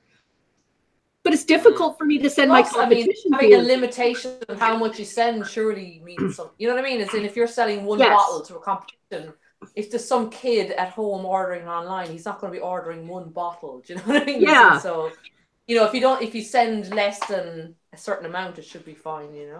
Yes. But yeah, it's usually all or nothing with officials, isn't it? It's like bureaucracy doesn't have a kind of a middle ground. Yeah, it's technically not. I don't know if it's illegal, but you're not supposed to ship beer. Is that what we're talking about? Yeah. We're not supposed to ship beer. We ship olive oil all the time, but we're not supposed to ship beer. Yeah. I've shipped hot sauce. Yes. And so I ship a lot of different types of things. Mm-hmm. Hot sauce comes in a tiny bottle, though, so No, if you're putting beer. Not all the time. Some of them America. Yeah, this is America. We like hot sauce. They drink hot sauce, dude. We send hot sauce in gallon bottles. You got that one right. Yeah. We still have our tiny little bottles of Tabasco. Oh no, that's not enough for us. I'm gonna send you some. I'm gonna send you some true sriracha. Oh, I love sriracha. Yeah, that's good. You'll become addicted. I'll have to move over there and make it for you. You might burn your tonsils, huh? Sriracha hot sauce is the premier hot sauce here in the United States. Yeah, we have that. Yeah. We actually do have that, and we got a bottle of it in the fridge. It's great. Good. It's really good. On ramen, throw it in anything, and it's just really, really cool. Yeah. It's on everything now. It's really become popular lately. Mm-hmm. It's on burritos, just about everything. And it's weird that it's supposed to be, like the premier American hot sauce because it didn't come from America. Yeah, it's Chinese, isn't it? Yeah, it came from China. Yeah. However, the Chinese shop. However, the making of it is really horrible. Is it? Yeah, I'm never gonna be able to use it again, am I? Hot sauce factories can't be within a certain distance of private homes because the smell is so bad. Whoa. It's very strong. Oils released, crushed chili. Oh my god. All these poor people walking around with wet eyes. Yeah, I'm sure their eyes are probably burning. They're like you're walking through a forest of onions. Like, well, I got a different beer, huh? Oh, you've got a different beer. What'd you get? It's not Irish, but it is a porter, so I figured hopefully that'll do. So yeah, it's founders. You do? Okay. Yes. They're really Who's good. the lovely lady? She looks so like you. Oh, thank you. She looks like she's probably from the 1800s, I would imagine. She looks kind of Victorian. It doesn't say who she is, right? Does it? I can't read. This is so sad, but I cannot read. I can't see this. I don't have an overhead light, so I can't read any of this. I don't know who that is. I don't know if that's like a famous painting or what. Looks like it might be. Yeah. Maybe one of our friends who's watching can look it up. I'm not even sure the name. I see Founders Porter. I can't see to see if it has another name besides that. But it's really good. Huh? We have an answer to the corned beef thing. Oh, well, what is this? Is this on our YouTube chat? Cybernaut says corned beef is an American thing. The Irish immigrants borrowed it from the Jewish immigrants in New York. That makes sense. Okay. Yeah. So it's an American Irish thing. Right. I should have figured it out. Yeah. American Irish Jewish community, coming together to create a new American tradition. But it's interesting as well because pastrami is so similar to spiced beef, which is such an Irish and more so Cork thing. Oh, you know what I mean? They're so similar, kind of how they're made. You know what I mean? Yeah. We only discovered pastrami recently, and we love it. But I love a a thing. pastrami. Yeah, we have spiced beef here, which is very similar. Yeah. Well, I was going to attempt spiced beef when the price of beef becomes a little bit more reasonable during the summertime. Like the Chase says it's absolutely lovely, and I haven't really tried it yet. It's a Cork tradition. It's fantastic. It is really, really good. Oh, it's a Cork thing.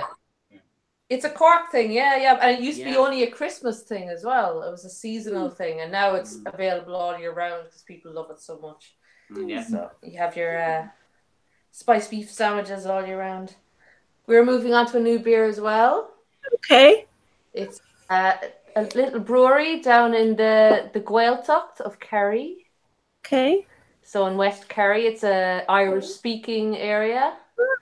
Okay. Down near what is it? My goodness, I don't. Ballyferret. Very We were actually nice. down in the pub where they make this. They have a tiny pub next to their brewery as well. So we were down there years ago. A lovely little pub down there, and it's a little couple that run such a tiny microbrewery. It's not a big commercial enterprise. Yeah. And it's a really cute old school little label. Ooh, a vintage ale. So I think what we'd call that is an old ale. Let's see now. That's it. It's interesting because I don't really know what a vintage ale is. Yeah. I saw it on the label, but I'm not sure what it means. Well, an old ale is actually a German type of ale. What they say is an alt ale. It's made with a specific type of yeast, and it's fermented over a much longer period of time so that it develops extremely rich flavors. Oh, yeah. Cool. It's quite dark. It's very dark, yeah. Very pretty. Yeah. Very pretty. Nice. Mm. And they call it Have you tried your Founders yet, Lola? Oh, it's very good. It's very dark like that. Very Ah, yeah. hey, Kinda that looks like a spicy. real. That looks like a real porter. It's very good. It's a little spicy. I don't know what they put in it to make it spicy, but that's how it tastes. It's good. Wow. Cool. Very rich, which I like. Yeah, Is it Lola. toasty? Because it should be. It should be very toasty. That is It gorgeous. is very toasty. I like it very much. This is one of my favorite beers. Yeah, Lola Cool. introduced me to Founders, and Oh, yeah. yeah, I remember that. You were the first one who sent me a Founders, and it was yes, the Founders olive oil was great. That was very good. The hot sauce. It's so embarrassing when I'm in line too. What do you think? What do you think, guys? What do you think of the vintage? Amazing. It's actually fantastic. It's incredibly malty, malty, and I'm a huge fan of that. The maltier, the better for me. And this is actually stunning. It's really, really rich and really dark, and roasty and toasty. Yeah. It's like liquid toast. It's fantastic. That is quite possibly the best description I've ever heard. Liquid toast. That's good. Yeah. I like. Liquid toast. Well, they call beer liquid bread. That's what they call beer sometimes. Liquid bread. Beer is food. This is true. Yep, there you go. And so the dark version, it stands to reason. It would be toast. Yep, it's toast. I feel almost like we're drinking the same beer. My beer looks a lot like your beer. I think they could be quite similar. I'd say they could be very similar, yeah. Yeah. Because a porter, I wonder- this is not unlike a porter, actually. Yeah. Good. It's a bit like, Bock beers, I think they call them in the States. Oh yeah, I like lovely. Bock beers. But the way Yeah. it's just lovely and dark and always has a hint of licorice off it or something, And warm. It's very warm. I like that. It smells good. Founders, definitely the Founders is like the Founders is like an internal hug. Yes, I like. You can feel it going through. And see, I'm not like I've never drank whiskey, so people say that about whiskey. Well, this is my whiskey. Okay, Yeah. I feel it going down. I'm like, so warm. Is that the first vintage ale you've ever tried, guys? Yeah. I think so. If vintage ale is a real thing, then it definitely is. We've tried their stuff before, but we never saw it being called vintage ale before. So unless that's what they used to have as a porter, and now they're calling it that, I'm not sure. It's true, actually. It's quite possible that this is the same beer they used to call a stout or porter, and they just changed the label of it. One of the interesting point of trivia is that I know this label looks really ordinary, but that thing that you see in the middle that looks like a kind of a jagged knife is actually an island off the coast. Is it a peninsula? Yeah, it's like we walk down there and you just, it's all really jagged. It's called the Seven Sisters or something like that. Seven Sisters? Something like that. So that's Seven the shape of the land. If you're looking at it from the side, you can walk along the cliff edge. So this is an image that's like an iconic part of the country. If you were looking at a kind of a not very detailed map, that's kind of what it would look like. Kind of like Craggy Island from Father Ted. That's Did y'all ever watch it? Exactly right. I still do. Have they heard of it? They were actually required to, every single Irish person was required to have Father Ted in their homes for a day or so, I think. Oh, Dougal. Oh, Dougal. Do you Dougal. want some tea? You know you want some tea. You want some lovely piece of bread and some tea. Do shows like that, does that make y'all mad, or do you laugh at that? Like Father Ted. Oh, it's brilliant. I think it's hilarious. We I love it. Yeah, everybody in Ireland loves Father Ted. One of my favorite shows. Yeah. I think because it's one of those shows that's like funny because it's true. It's only a slight exaggeration of real life. Some things are really over the top, but some of it's just like, yeah, I know people like that. You know, people like the housekeepers. Would you like a spot of tea? Oh, Father, you know you want a spot of tea, and she won't stop. She won't stop. I'll take your tea. Go on. And then the old alcoholic priest. The only thing is, of course, now we know a little bit more about the inner workings of some of the Catholic churches. So now Father Ted might not be as funny because the old priest, he wouldn't be there just for being an alcoholic. But I think it's still okay. It's just that you would never get to make that show today because people don't see the priesthood the same way anymore. So it's not the same. Now people would hate it. It's not cute. I mean, back then, this was 18 years ago, 20 years ago, he was cute, the old drunk priest. But now it's like, oh, I don't know how I feel about him. Now it's creepy, yeah. Now it's creepy. Well, I'm going to try my Sky High stout, and do need to let everybody know Sky High Brewing again is not having an actual event, but they will be having specials. Their corned beef and cabbage, also their shepherd's pie, which I really like much more than their corned beef and cabbage. Will also have corned beef Reubens and Bailey's Irish floats made with their imperial good stout, vanilla ice cream, and chocolate sauce. And this awesome. Now, although I have an extremely tall glass, this is their 10% whiskey stout. I will not be filling it all the way up. Can't. Oh my God! I chose the glass because of the logo. That's a good logo. I like that. If in the summertime you see this glass, if you're up on the rooftop of Sky High and you see this glass, I want you to go and beg them to sell it to you because it is possible they may do so. That sounds awesome. Now tell me again, where is Sky High? Sky High is downtown Corvallis. Oh, good. Okay. They are the only brewery with a rooftop that is open in the summertime. Very nice. That's a beautiful bottle. This is a 10% whiskey stout. Wow, look at that. Is it 10% because it's got whiskey in it, or was it just aged in a whiskey cask or something? No, it was aged in a whiskey cask. Cool. And if you notice the head that's formed on it, this they had a different stout, which was an imperial coffee stout, and that was magnificent. It had loads and loads of coffee. It was very close to 10% too. Now this has just whiskey is just like boiling out of it's boiling out of the glass at me. That is really good. Oh, it's thick, and this could be an Easter drink. It has so much chocolate in it. That looks really nice. Chocolate. Wow.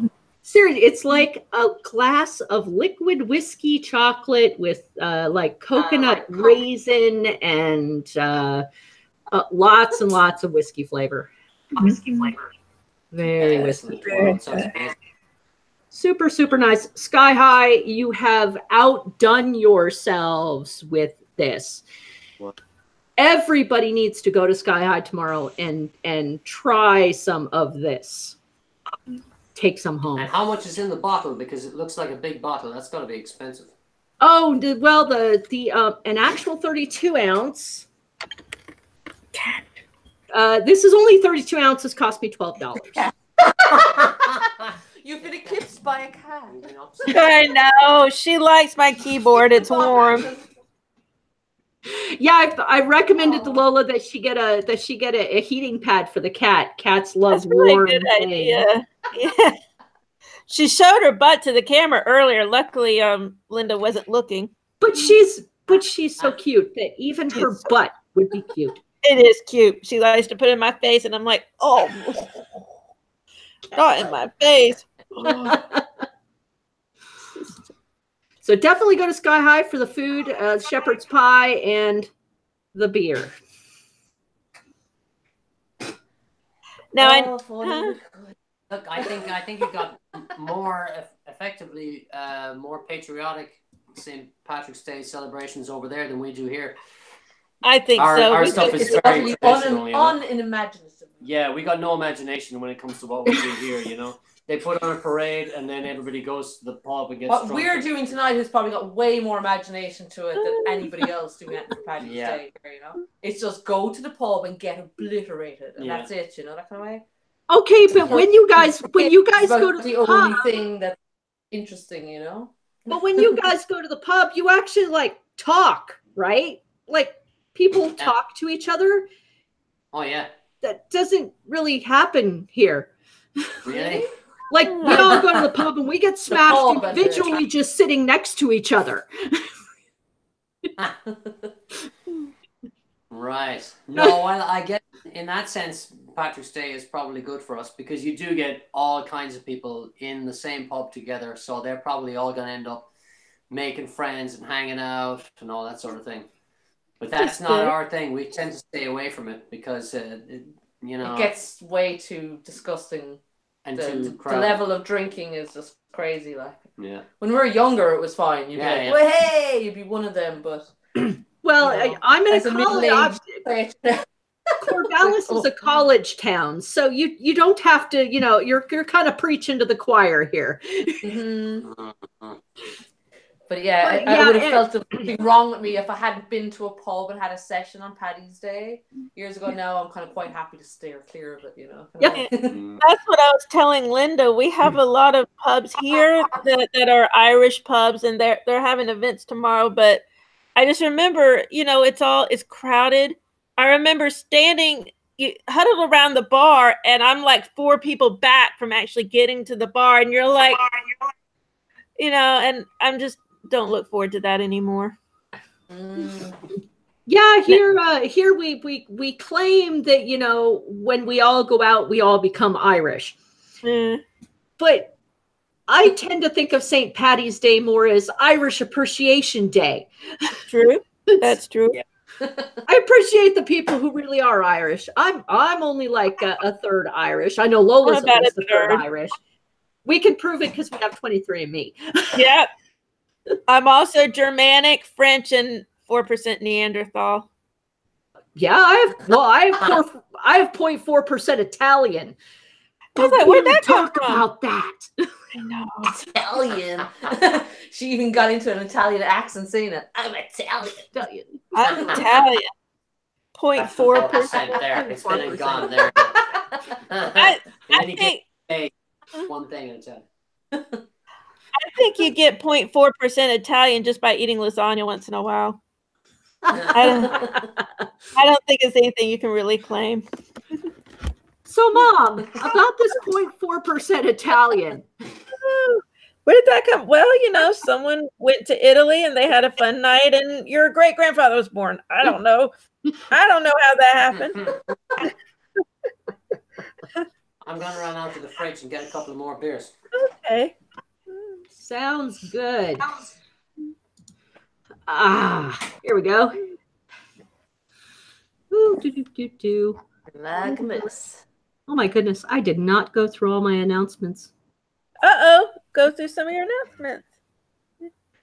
I did Pelican Brewing C in Red. I didn't go through the ABVs. Pelican C in Red is 5.4%. It'll be fun. Oh, you know what? We haven't done the flat tail yet, have we? Oh. The Whiskey Barrel Stout. How much ABV is mine? Okay. Founders. I guess I can. Founder Stout ABV. Mine's See, we don't have to talk every second because we can edit it for the podcast. Well, if someone wants to do that, I used to do a lot of editing, but I haven't in a long time. No, our lovely producer will edit it and get it out today because we're actually advertising businesses stuff today, which I'm more than happy to do.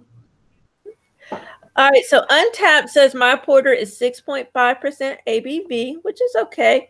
And I like the way they described it. They said cozy like velvet. Yeah. I would agree. I've never eaten velvet, but I would imagine it would taste like this and feel like it.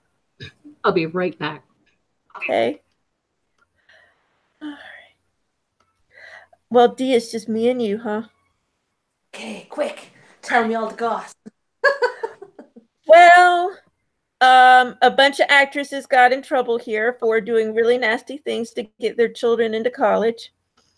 So. Oh, I heard about that. Yeah, they're paying off people and taking kind of photographs of their kids photoshopped onto athletic looking kids and all this kind of stuff, you know, all sorts of crazy. But they actually had people doing it for them, didn't they? They kind of, it sounded like they paid someone that was able to tailor all this for them or something. It's pretty nasty. I've been reading a lot about it. I don't know why I'm so fascinated with it. I guess because I know I don't have enough money to do that. But I know, but it's almost like it's so pathetic. You kind of go, okay, that's kind of justice in itself. You know what I mean? As in, okay, really, you had to pay to get your kid into college and do all of this? Then that says a lot, anyway. And then the kids aren't even interested in being in college. Yeah. There's one girl that was no, like, they have to pay people to write their papers.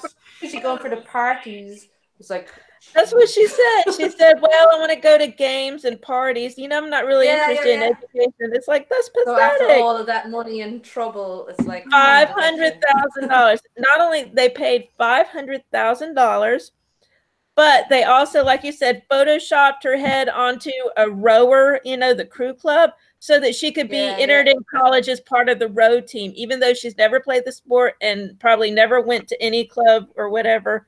Oh, it's just nasty. They couldn't even bribe somebody to let her sit in the boat and photograph her in the actual boat. They had to Photoshop her onto somebody else. Photoshop. And in some cases, when it came to the SATs, either the proctor was bribed to correct the answers afterwards, or in some case, this man from Florida, where I am, was paid to travel to the different proctor sites and actually take the exam for the kids. So the kids didn't even have to show up. They had this man.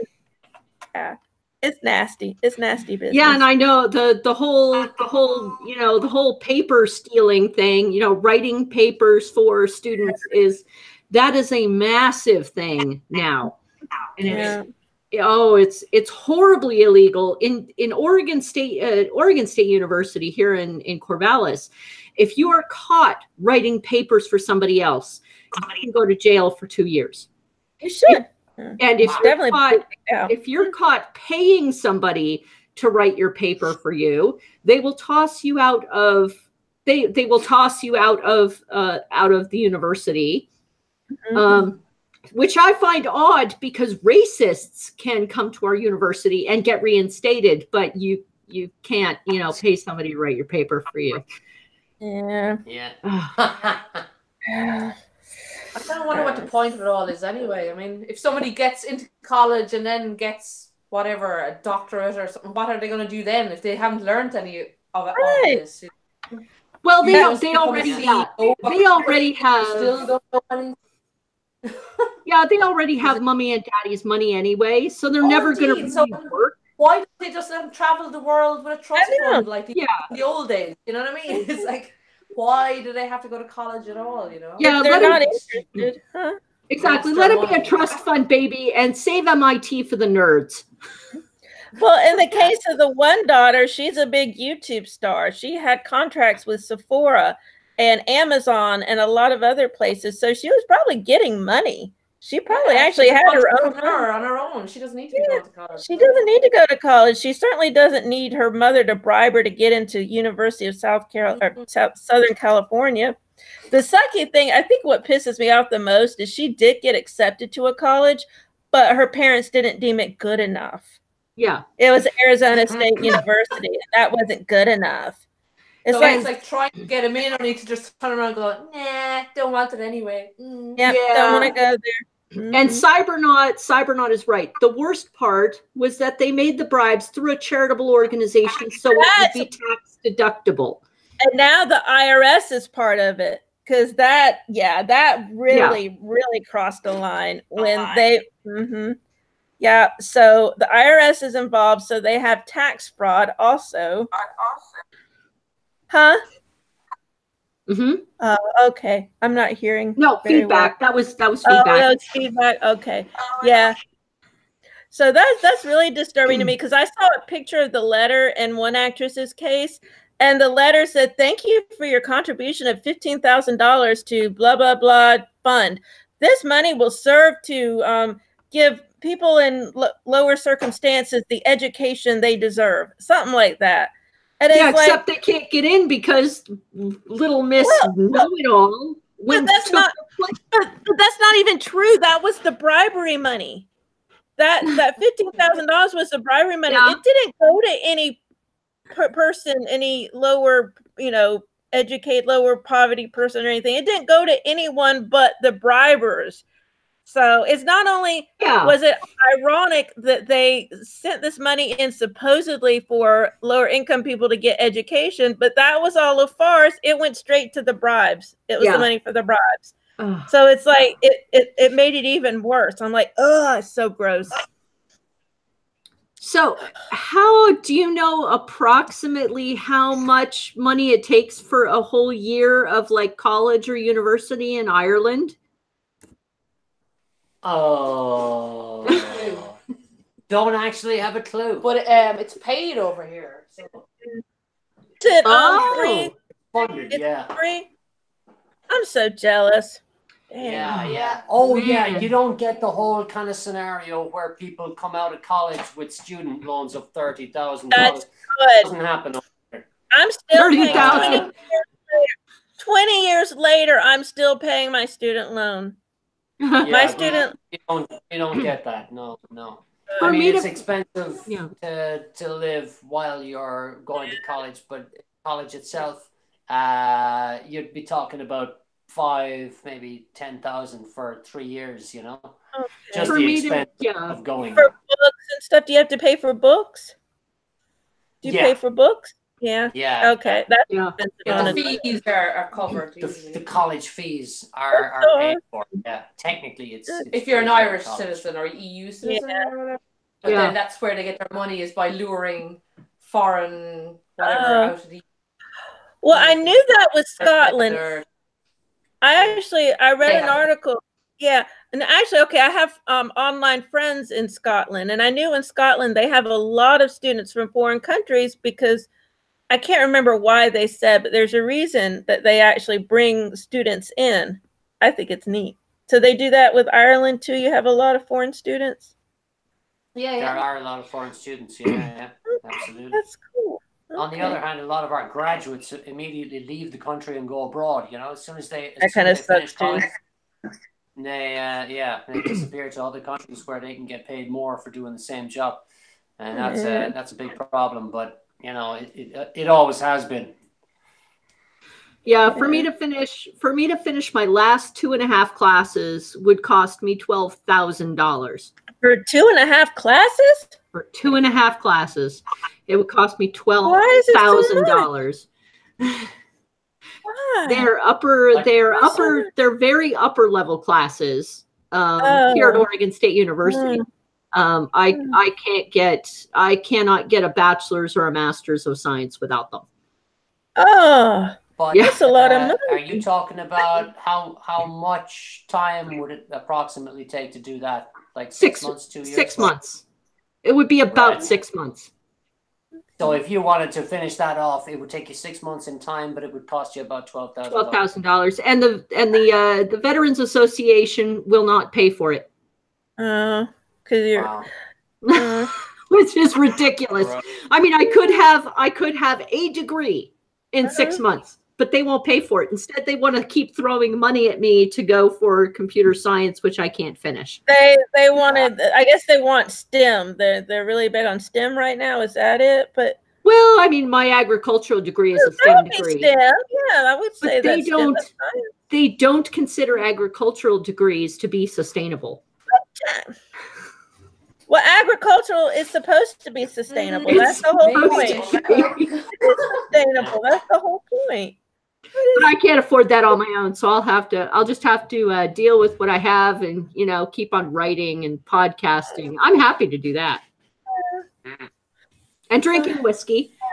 Drinking whiskey is it's kind of a half-time job in itself. Yeah, that is true. It is. Goes along with the writing. Writer's tears. Is that whiskey writer's tears?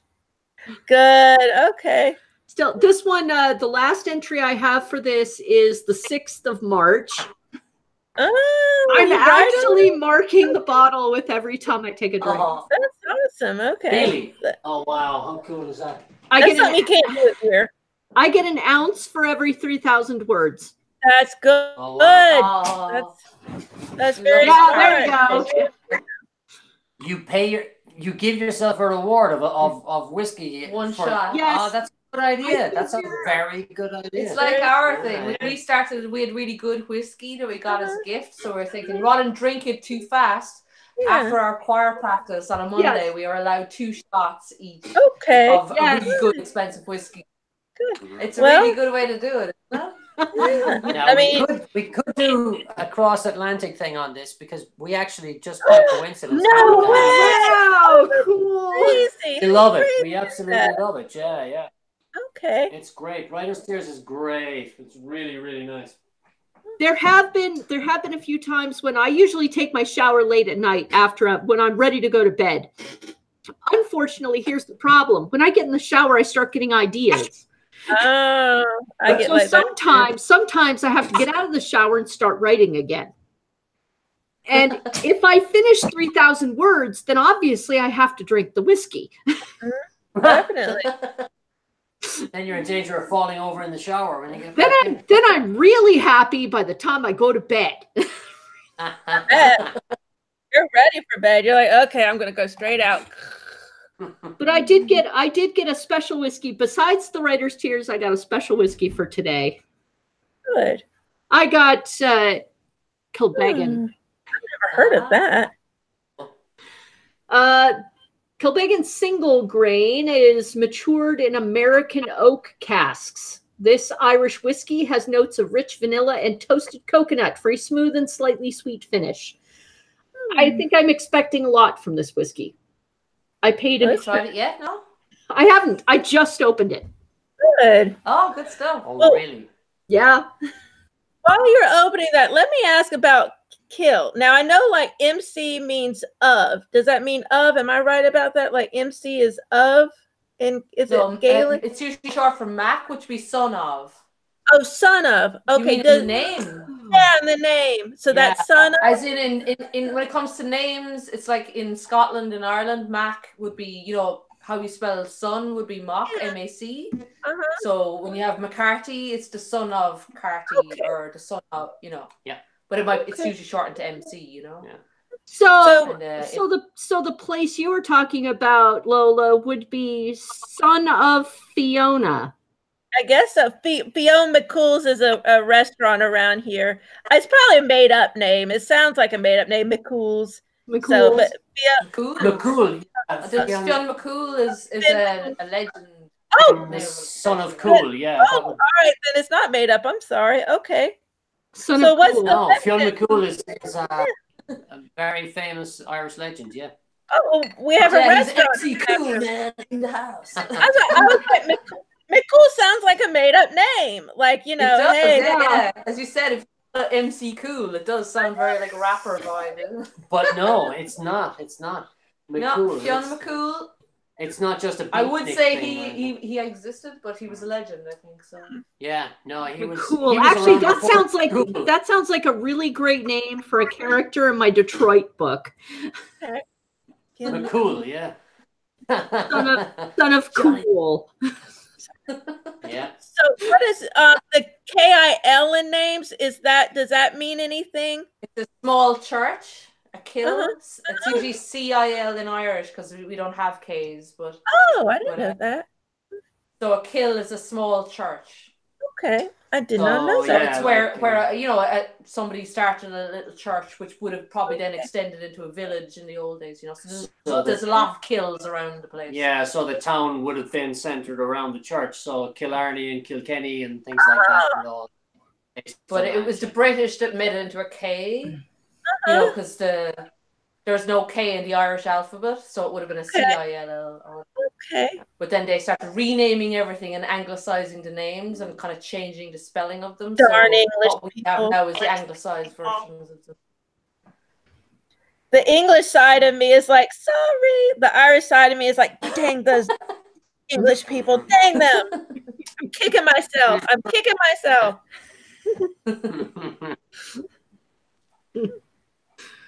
So you're gonna drink that whiskey now or later? No, I'm actually gonna going to try it now. I'm actually not even going to I'm not even gonna measure it. It looked like a science beaker. It does look like I love this cup because it's a Star Trek cup. Oh, is it? Okay. It is. This is actually one of the cups that that Captain Picard had. 10 forward, or Captain Picard used to drink tea. Used to drink his Earl Grey tea out of one of these cups. I was thinking that looked like a tea cup. I've seen that with tea before. Okay. I love this for my whiskey because I love. Yeah, it's because he was drinking whiskey. It was secretly It smells whiskey. great, I'll have you know. It smells a bit weird. I love this That's for my the whiskeys replicator. because it has the same size opening as it has the bottom, so that it doesn't mess with how the aroma comes up out of the glass. Okay. That's good. Alcohol. I would say so. No, really, that's the aroma I'm getting off it is. No. Coconut. Okay. There's coconut. Not a lot. It really does burn the top of the nose, though. Oh my God, yes. Good. Oh, the flavor is coconut and vanilla. Coconut and vanilla, exactly what they described. Wonderful. Wow. The aroma isn't anything special, but like the first sip is just it's like a thick coat of vanilla and coconut all along my tongue. Really delicious. Super. I'm not getting any oak off it at all, but this is an extremely good buy. Oh man, I got this from Washington Liquor here in Corvallis, Washington Street Liquor, and it is really delicious. I'm very impressed. We have Kilbeggan here at home, and we used to drink 8-year-old Kilbeggan for single malt, like that. Single malt. Or single grain, I think. Yeah, single grain. That's what this is. It's kind of a little bit ambiguous what a single grain means as opposed to a single. I don't know. Single grain. But it used to be a lot nicer than it is now for some strange reason. I don't know what's going on, but I don't know. Maybe you get a different one than I get. And now we don't get anymore. So what I really like it. Sounds amazing in comparison to our last experience of drinking some of it, which is strange. Having said that, the bottle you're drinking from looks quite different from the one that we. And I don't think it describes oak barrels in ours either. Yeah, this is well, I describe it as one step up from, like, there were 3 bottles of Kilbeggan, and one had just a plain label. This one was single grain, and then there was another aged version, which was way too expensive for me. I really like this though. Like the coconut and vanilla flavors make it very worthwhile. Cool. This I think I can actually drink every day. I hear that. Yeah. Anything that you can drink every day sounds like a good idea.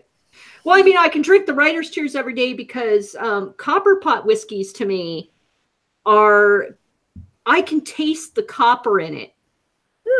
And that is, it's like tongue tingling to me. I love it. Wow. I love the taste of copper pot. In beers too, when they age it with copper strips in the keg, I can taste it, and it's really delicious. I know it's. I know Lola's not convinced. She's like, I don't know. I'm just thinking. I know people steal copper wires, so are they going to come and steal the copper out of your whiskey or whatever? I'm just wondering. I never realized that I was supposed to be tasting that in Writer's Tears, even though I actually drink this stuff quite often. But when we were talking about this earlier, Shay sent me a picture of some of the bottles on the shelves that you had, and I think, I'm not 100% sure, but I think one of them might have been this, which is Teeling. Okay. Yeah. Oh, yes, that was right next to it. Yes. Right. We recommend this. This is great. We get this all the time now. It's above average in terms of price, but it's well worth the price because for what you pay, you're getting a really, really good whiskey. It's kind of it's more peaty, which makes it a slightly Aged in rum casks, which I think must make some difference. right. As in, some of them are aged in or what you call it, bourbon casks. Yeah. Mm-hmm. So this is aged in rum casks. So I think I think I've discovered that I like, if you're going to age it in something, that's the one I like. Yeah. It's got a sort of spice flavor to it because of it, you know, that kind of way. Whereas if it's in a bourbon cask, I don't know, it's a bit too sweet and sickly for me. Teeling is a good one, yeah. There are so many different casks that beer and whiskey producers use. Some use green oak casks, which are basically just fresh oak staves formed into a barrel. Some use charred oak, which are aged oak, and then they literally just take a flamethrower to the inside of the barrel before they put the whiskey in it or the beer in it. And then there's bourbon barrel casks, which have held bourbon before they put whatever they're going to put in, either the whiskey or the beer into the cask. Which is, and you can actually take what we have is spirals. You can get them in the beer supply places. They're spirals of wood. And you soak them in whiskey or bourbon, and then you put them into your home brew. That works. And it makes it taste like whiskey. It's great. Yeah. Really? Yes. Wow. That's a good idea. Okay. Wow. It's the inexpensive way to put whiskey in your beer besides just pouring whiskey in the beer, which is second best, but it works. Yeah. Which is not, that's another. Yeah, why not? We're going to try out another beer. Okay. So this is in a can. Ooh. Small little can, little 33 cl can. It is from a company called White Hag. All of these are Irish, obviously. We wouldn't be giving you any foreign beers. This is from Sligo. It's called the Black Sow, and it's advertising itself as a coffee milk stout. Interesting. So I'm not sure exactly what that means, but I assume it means that it's a gentle stout that just happens to taste a little bit like coffee. I don't think it's got any coffee in it. It should have some lactose in it if it's a milk stout. Lactose. So you might belch a lot. Be careful. It should have lactose. It should have a little bit of powder that comes from milk. It should be creamy. Yeah. Wow. Well, there's a bit of head coming on it, all right. So obviously, because it's a stout, we expect it to be this color. Oh, that is a good color for a stout. That does look nice. Pretty good. It's got a head. See, good beer comes out of cans now. And that's there's no wind. All right. So that's pretty good. Yeah, says lactose. Really? Wow. Water, barley, wheat, lactose, coffee, hops, yeast. Sounds good. This lady knows her stuff. Yeah. Oh, I asked a guy in a liquor store one time, and he said a milk stout was just a stout that was less strong than most stouts. So apparently you're right and he's wrong. Cool. I don't see the point in putting milk into stout, but you know. Like Lola said, it changes the creaminess of the stout. You see it a lot with coffee, or like I've had chocolate milk stouts. How is it? Well, they keep taking sips, so I guess we have our answer. I'm getting the coffee all right, most definitely. I find it a little bit too sweet, but I don't have a sweet. Well, and the milk the sweet comes from the milk. That's part of the reason they do the milk. Yeah, it has this really kind of like, it's like someone scrunched up a kind of milk chocolate biscuit into it, and it's a bit. I would actually, I would love that. Love that. I think I you probably know, like you might this. Yes, in a kind of a highly flavored stout, I kind of expect something like that, like a chocolatey flavor, that it would be quite thick and syrupy. This is very syrupy. It has to Yeah, be said. maybe a bit too much. I think it is a bit much. It definitely sounds like a dessert beer. Big time, yeah. Yeah, it really is.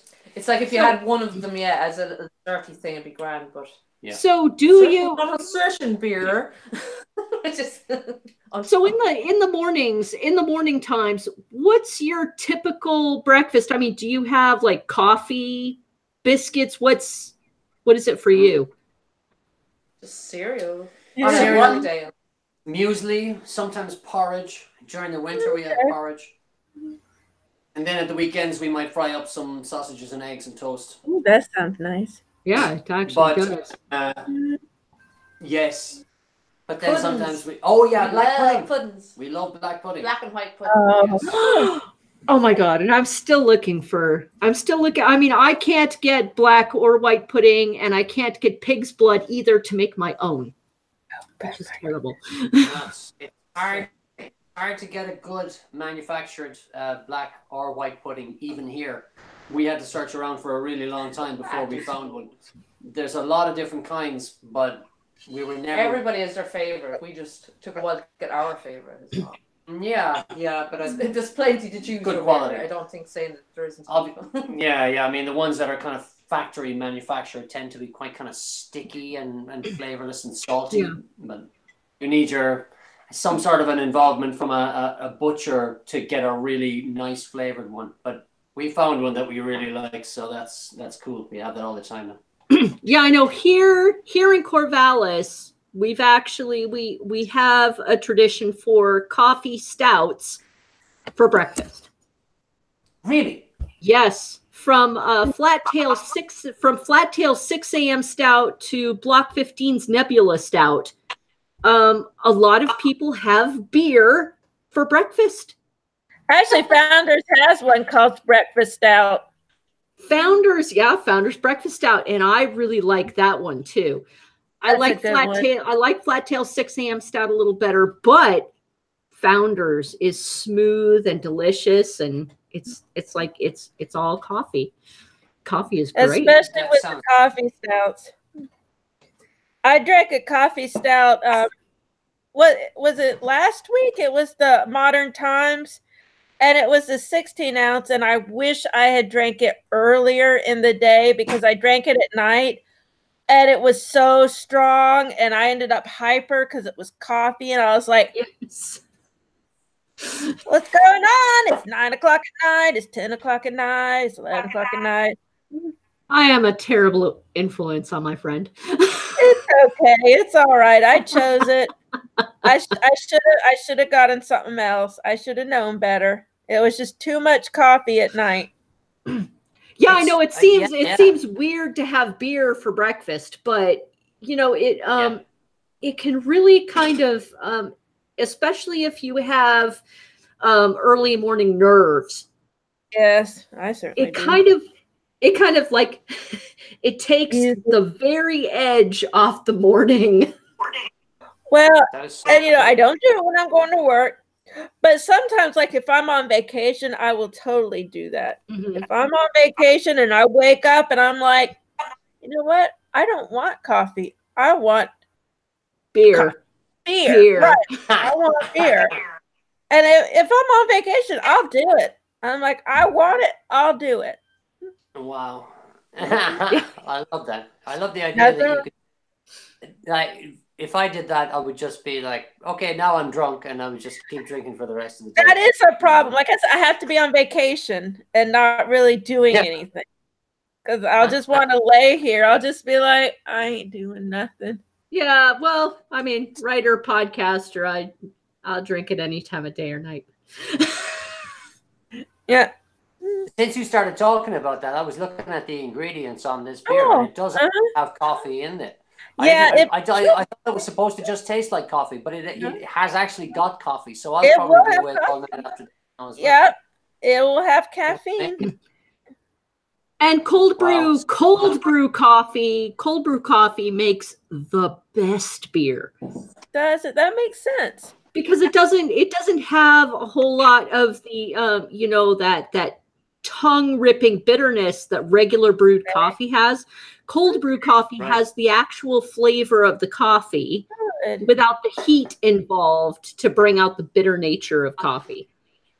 So a cold brewed coffee is actually brewed cold. It's never hot, right? That's right. Never hot. You can easily make cold brew coffee at home. Put a couple of spoonfuls in a can, add a cup or two of water, stick it in the fridge. 8 hours later, you've got cold brew coffee. I might try that sometime. That might or in a French press. Stick it in a French press, and man, you've got good cold brew coffee in the morning. Very nice. Good summertime drink, eh? Yeah, when it is. It's hot, I like cold coffee. It took me forever to like cold coffee. I was so used to drinking it hot, and I really like hot coffee. Mm-hmm. But after a couple of times of drinking cold brew coffee, finally I got used to it in beers and in, you know, like iced drinks. And now in summertime, the hottest days of summer, I crave cold coffee. It's really nice. You can make coffee lollies. I've never tried that. I've never actually tried that. I've made lollipops, but I've never made coffee lollipops. That would be different. Coffee lolly. Coffee popsicles. Yeah, huh? We'll do it. We'll make millions. Coffee. Oh my God. Coffee cream whiskey popsicles. Yes. It'd be like instead of a cocktail bar, you'll have a popsicle bar. That might be pretty good. There are Los Angeles bars that do whiskey popsicles, but I've never actually seen that before. You've never seen whiskey popsicles? They're very cute. No, I have. I mean, I've seen you know, fruity drink popsicles like vodka, and I've seen that. That might not be too bad to make. Well, I will be right back, and then I am going to ask about your guys's the whole scene that you were involved in. Uh-oh. I'm going to interrogate you. Uh-oh. Yeah. Got plenty more beers to get through. We could just show off a lot instead of drinking them all, I think. Oh yeah, go ahead. What bottles do you have? Okay, this let's see. This is called 12 Acres, and where is it from? Is it the one? No. County Laois. So County Laois is a place you've probably never heard of. It's near Dublin. Near Dublin. Okay. And again, like a lot of craft brewers in Ireland, this brewery has a range of probably 4 or 5 standards. Like it's got an IPA and a lager and a pale ale and a red ale and a porter, and that's their thing. Now they might be very different to a brewery in the next county. But we've seen these on the shelves in Cork for a long time, but I've never actually tasted. And this is their pale ale, so I think this is probably guaranteed to be pretty good. No, I'm not sure whether it will be outstanding or not. Oh, and this I might try this next. Cute and weird. It looks like something from a Tim Burton movie. Oh my goodness! Oh, that is so cute. Isn't it adorable? Yes. It's a porter. It's been going along dark arts as well. Porter. It's like dark arts porter. Oh my goodness! It's like it's a pincushion. What are those? What are those voodoo dolls? It's a voodoo doll. Yeah. Oh my goodness, that's crazy. The brewery is called Trouble Brewing, which is also a great name. That is a great name. And this is one of my favorite beers of all time. And for about 5 years, I've been drinking this, and I absolutely love it. It is fantastic. And again, they've got a range of about 3 or 4 standards, and this is one of their standards. You wouldn't even call them a craft brew in the sense of it being, it's not a microbrewery. They're quite big now. They're an independent brewery. They are independent, yeah. Okay. but this porter is absolutely fantastic to my mind. Anyway, I just really like it.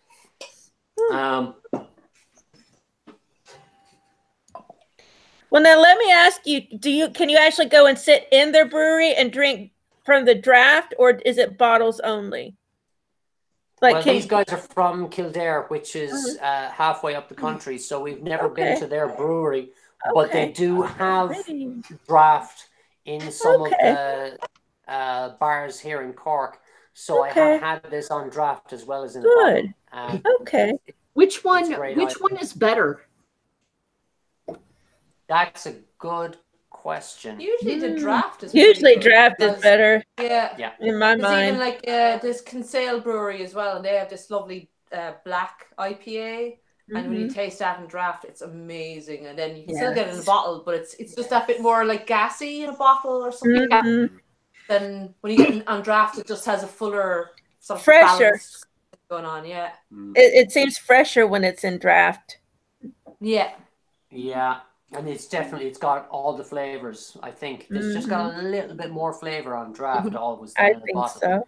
Yeah. Well, how is it? Is that the one? Is that the? How? Yeah. How is it? This is Trouble Brewing now. Oh, so their blurb is sometimes it's all about the malt, and sometimes that's the way it should be. It's all about the malt. It's proud to stand in defiance of the current fashion of extravagant hop bitter.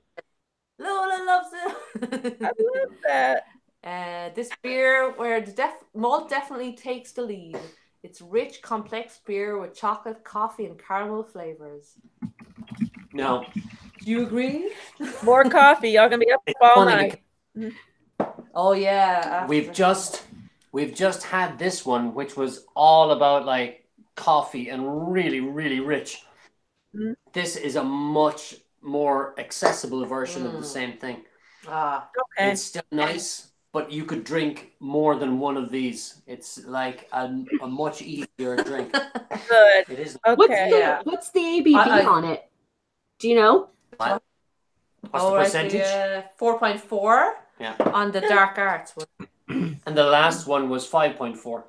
It's acceptable. You'll be okay. But all that coffee, you're gonna be up for a while. Yes, but this one is a lighter, not so much of an edge to it. It's not chewy, but it's still good flavor. Got a nice like fizziness to it, compared to the other one is a bit kind of flat and. You prefer it, don't you? Oh, I like a little bit of carbonation when you can see the bubbles. Yeah. I like. Yeah, you would love this one, I think, Lola. Oh, what you've been talking about. We'll have to send you over a bottle of Dark Arts olive oil. Dark Arts olive oil on the way. Yeah. I would very happily accept that. That would be awesome. for the YouTubers, olive oil. We should get the picture from Popeye. Did you have Pop? Do you remember Popeye? And there was olive oil, the character. Oh yes, I do. The labels done up that have her on it, and everybody knows that it's olive oil. Exactly. So cute factoid about me. When I was in middle school, I was dating a guy that everybody teased. They called him Popeye. And then they learned I was going out with him. So they called me olive oil.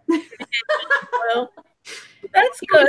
I mean, he was extremely sweet. This is one of the sweetest, this was one of the sweetest young men I had seen. He actually treated me as a person instead of, this is just some chick I'm dating in middle school. Good. So he was very nice. He was very nice. It was a good start. It was a very good start to my dating life. To your dating career. My dating career. Good starter boyfriend. Good. Yes, he was a good starter boyfriend. He was very collectible. Oh. Well, I'm not sure how many beers. I think this is the. Do we have any other beers? The Guinness. Well, besides the Guinness.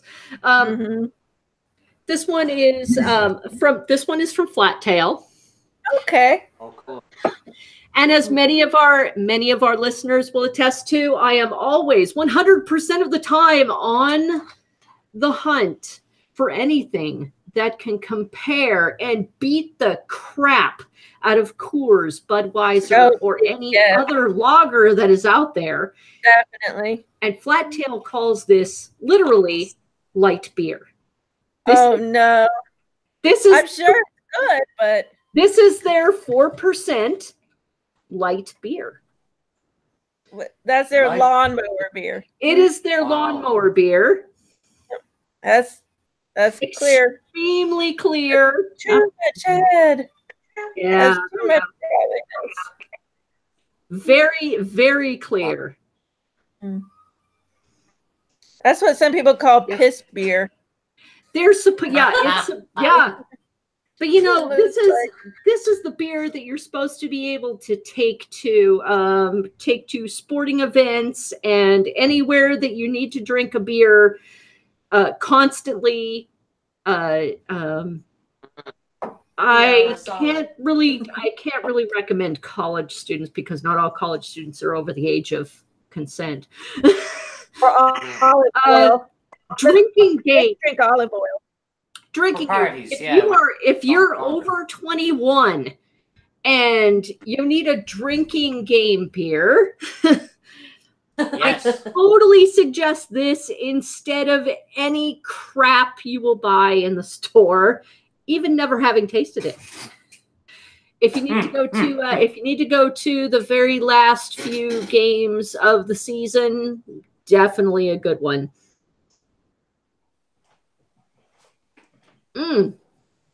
All grain, exactly what it should be. Lots and lots of like wheat, barley, light, fluffy, carbonated, very easy drinking. Not a whole lot of hops in it. The hops are present, but not a whole lot of hops. Malt, not too sweet. Great. Definitely one for light beer people. If Daddy has been drinking Coors for too long and you want to introduce him to craft beer, this is what you want to get. Run down a Flat Tail right now. Super. Anytime I can take down the commercial industry is that is my choice. Okay. Ooh. So we've got something else. Let's see. We'll just have to knock these back. Keep rolling. So this is quite a well-known Irish craft brewery called Metal Man. Pretty beautiful. They've been around for quite a while. Now they've got a couple of beers. Ironically, they tend to be quite metallic in taste. That's not good. I don't like metallic beer. They're really India Black Ale. I've heard of an India Black Ale. That's exactly what it is. But we've tried their pale ale on draft, but haven't come across it that much. You know what I mean? But it's pretty cool. So this will be a new one. It will, and the pale ale on draft, like I say, it can be quite kind of sharp, and it's a very good beer, but it wouldn't be to everyone's taste. And this, because it's a so-called India Black Ale, we said we'd give it a go. We have no idea what that is, really. Looking good. Very dark. It might be like a black IPA, which I've heard before. That's what I'm expecting. That's what I would expect. I wonder if it has a lot of hops. There's a little bit of hop, but it's very balanced. It's amazing. Good. Well, one of the things I like about when you have like malty beers like that, when you put hops in malty beers, it's a good balance for me because the maltiness kind of bitterness. Oh, yeah. You see, it's usually either one extreme or the other in most of the craft brews I've had over the past few years. You know what I mean? They're either going, woo, malt, or else woo, kind of. But it's all about the hops here. It's very rare you get anything malty. Yes. Do you know what I mean? As in, the porter is about the only thing that's malty. As we said, trying to get a red ale that's malty is almost next to impossible. So that the porter we had there now is probably the nearest thing to what we would want from a And nice see, malty. I love malty beers, so it's disappointing. I don't like a single. This is like what you were talking about earlier, a nice balance of maltiness and it is. hoppiness. It's a bit of both. It's Okay, good. It's very, very well balanced. I like that. It doesn't You said something about New Zealand hops. Do you know what that is? I've had those before. Are they? Yeah, New Zealand hops are. It's just it's a type of hop, but yeah. Usually I have a like different name. them.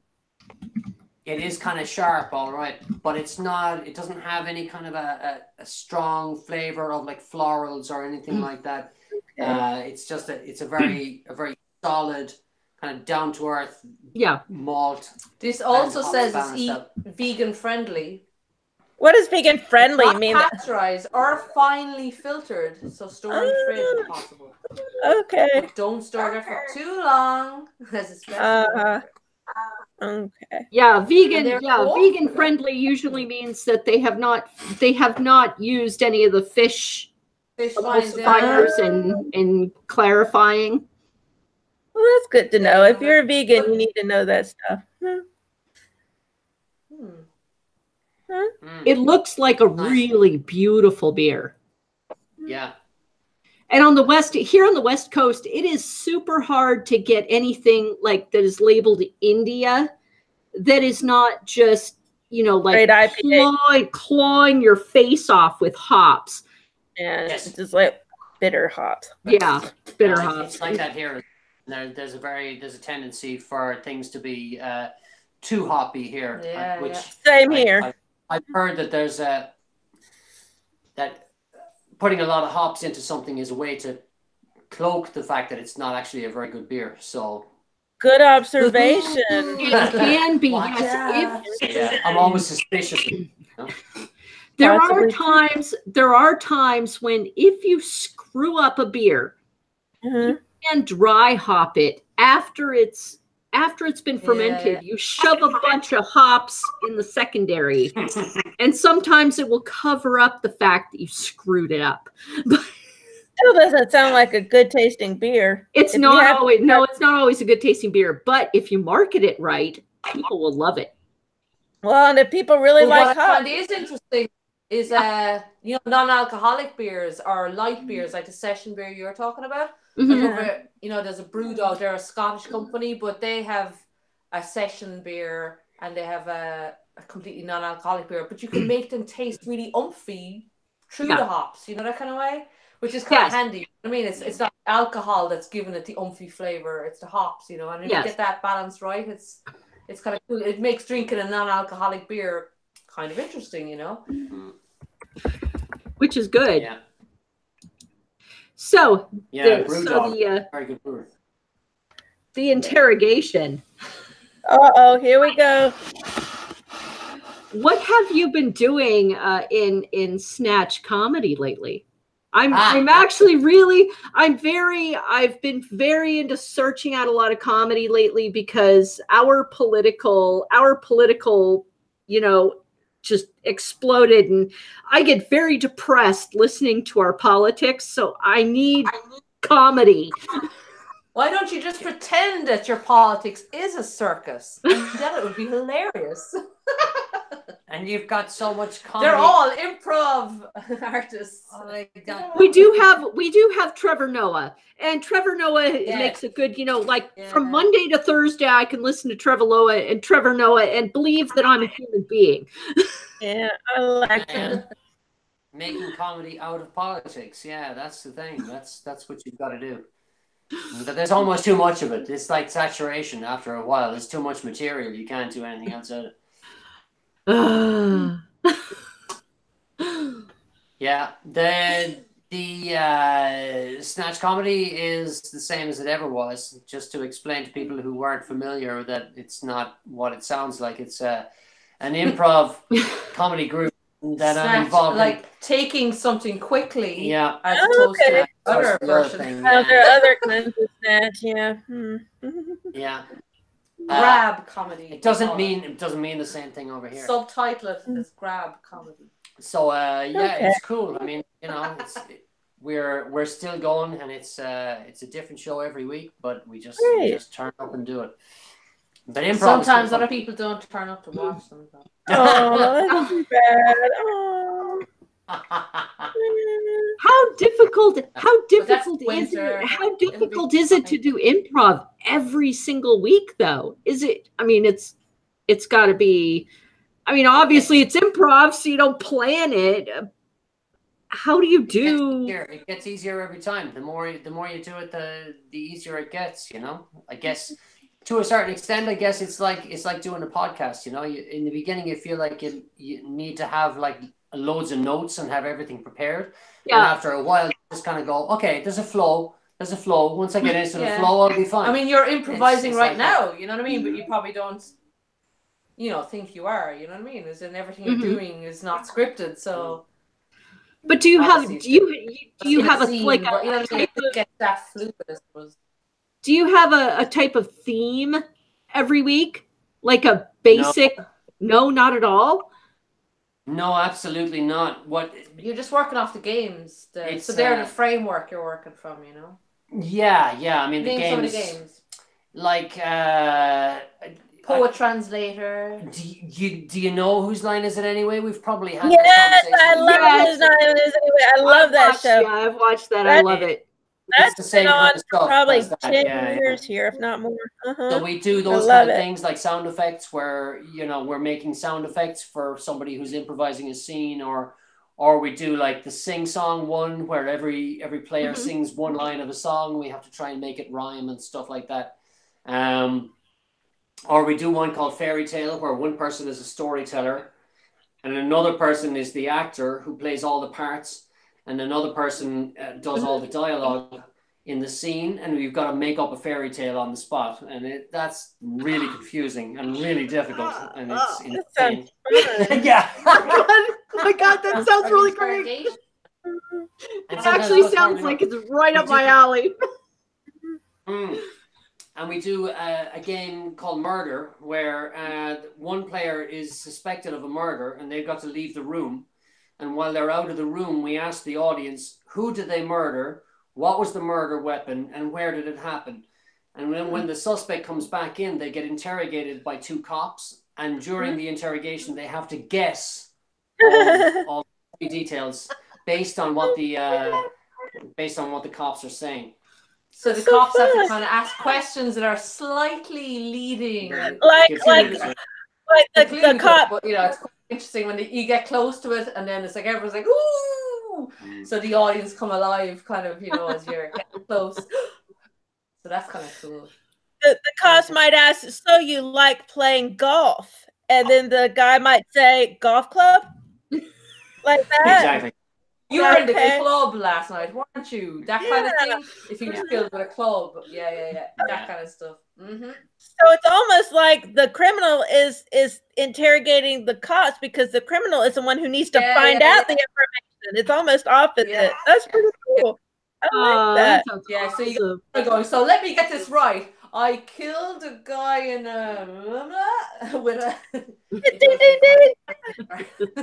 One of the things that we've started doing recently, which I quite enjoy, is we've started making up our own games as well. So we do one where we are doing a kind of a. I made up a game called Lassie, where Lassie has come home. Lassie is played by one of us, so let's say I'm the one playing Lassie. Lassie has come back from being out with Timmy, but Timmy isn't there, and he meets the parents, and the parents say, "Lassie, where's Timmy?" And Lassie has to describe all the terrible things that happened to Timmy, but he can only bark. So he just goes and miming, and the actors playing the parents have to try and guess what happened to Timmy. While the You mean he won the lottery and left the country to go to Portugal? Oh, okay. Yeah, exactly. That's awesome. And one time he lost his Elton John tickets, and we actually had to put that. How would you portray? I example. How would you? How would a dog? It's like, I'm a rocket man. Dog sings. Okay, that makes it a little easier if the dog can sing. Okay. A little bit of feeding, yeah. And if you want to portray that he went to Portugal, if you know Portuguese, then you could say something in Portuguese. I don't know anything in Portuguese. I don't know the You have to bark something in Portuguese. Yeah, we'd have to bark in Portuguese. It could go on for a very long time. Yeah. Okay. That's awesome. It's obviously fun. He could shout out. Talk about this for a long time. I got it. I've got it. He could be like Theresa May, rah rah rah, and you could be like Brexit. He was affected by Brexit. Oh my goodness. Brexit. The European Union. If he left the European Union, he'll need a passport to get back. We'll never see him.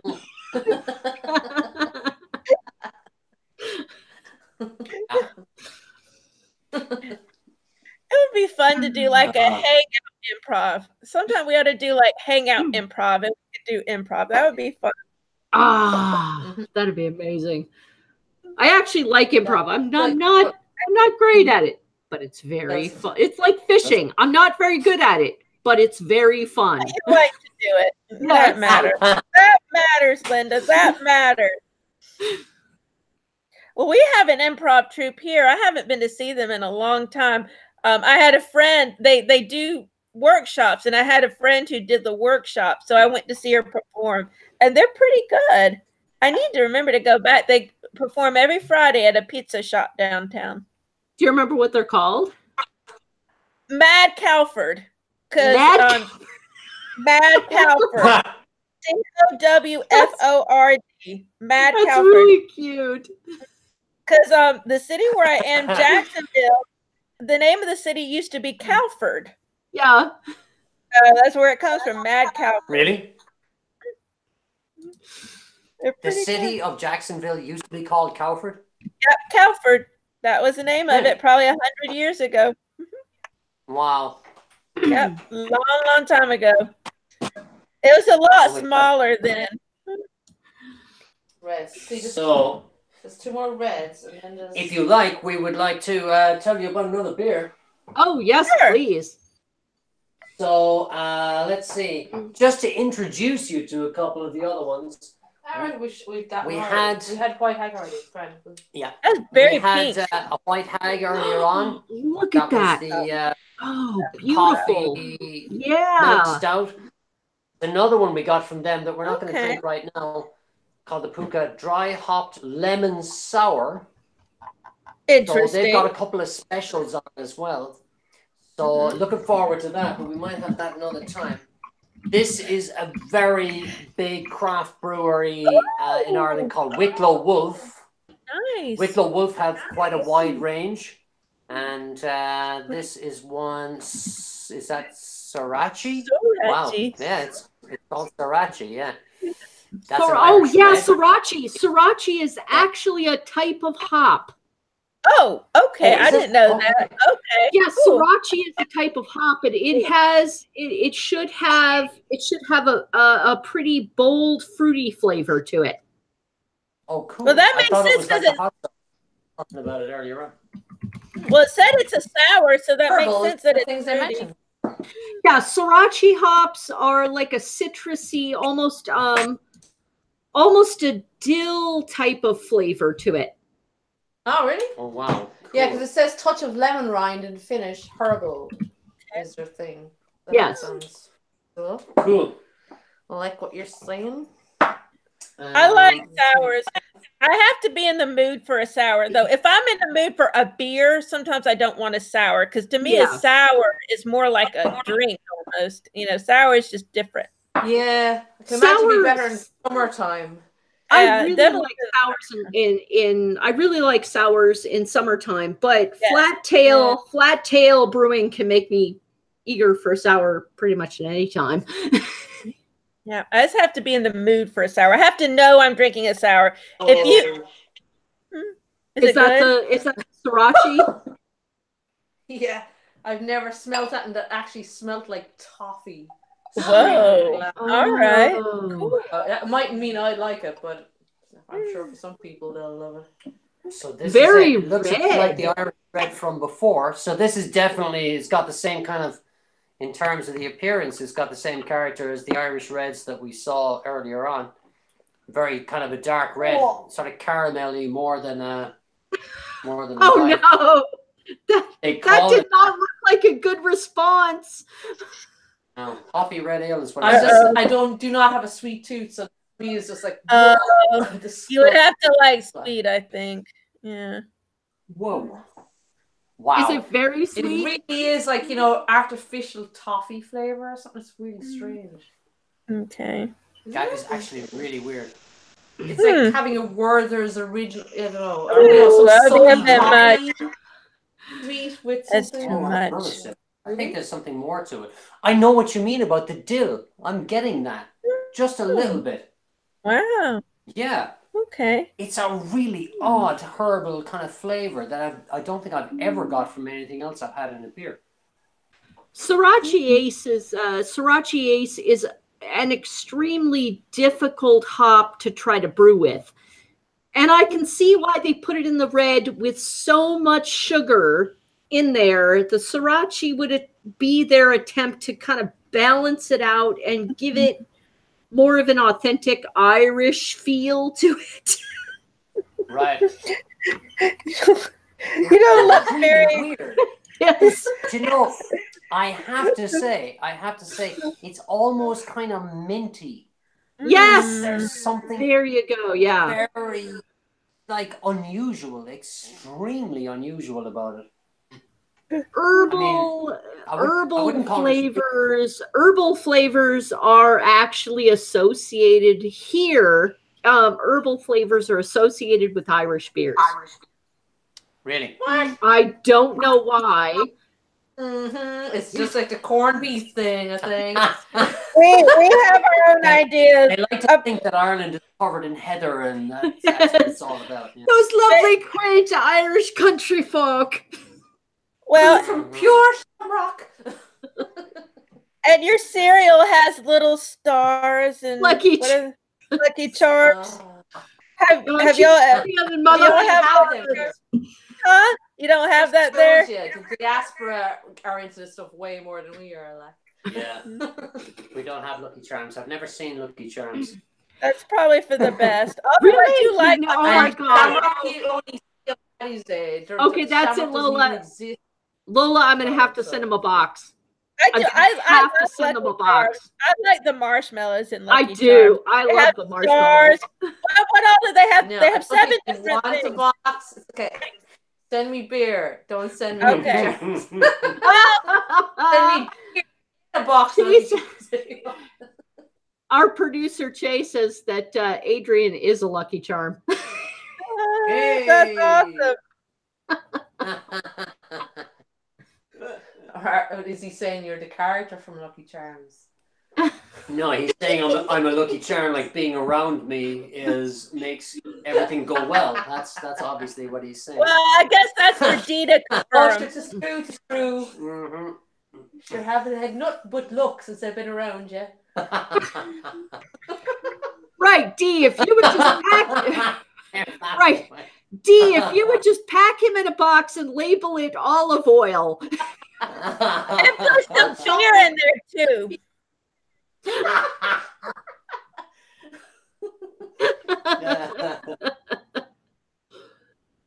I'm almost afraid to see the postal rates to Ireland. I know how much it is just to Oregon. Oh, I can't even imagine how much it would be. Well, I mean, doing a basic, like, little light package isn't too bad. But, you know, if you get a box that's, like, a little bigger, then it gets really expensive. Well, that's another reason to want cans versus bottles, because the bottles are heavy. Exactly. Yes. It would all be cans. Our brewers Yes. are realizing that. Yeah. Good. Easier to ship cans. So So much do- easier. Yeah. So do you Probably guys the same way the do? two bottles are. So do you guys That's do just weird, anything except the improv? Do you do any other theater?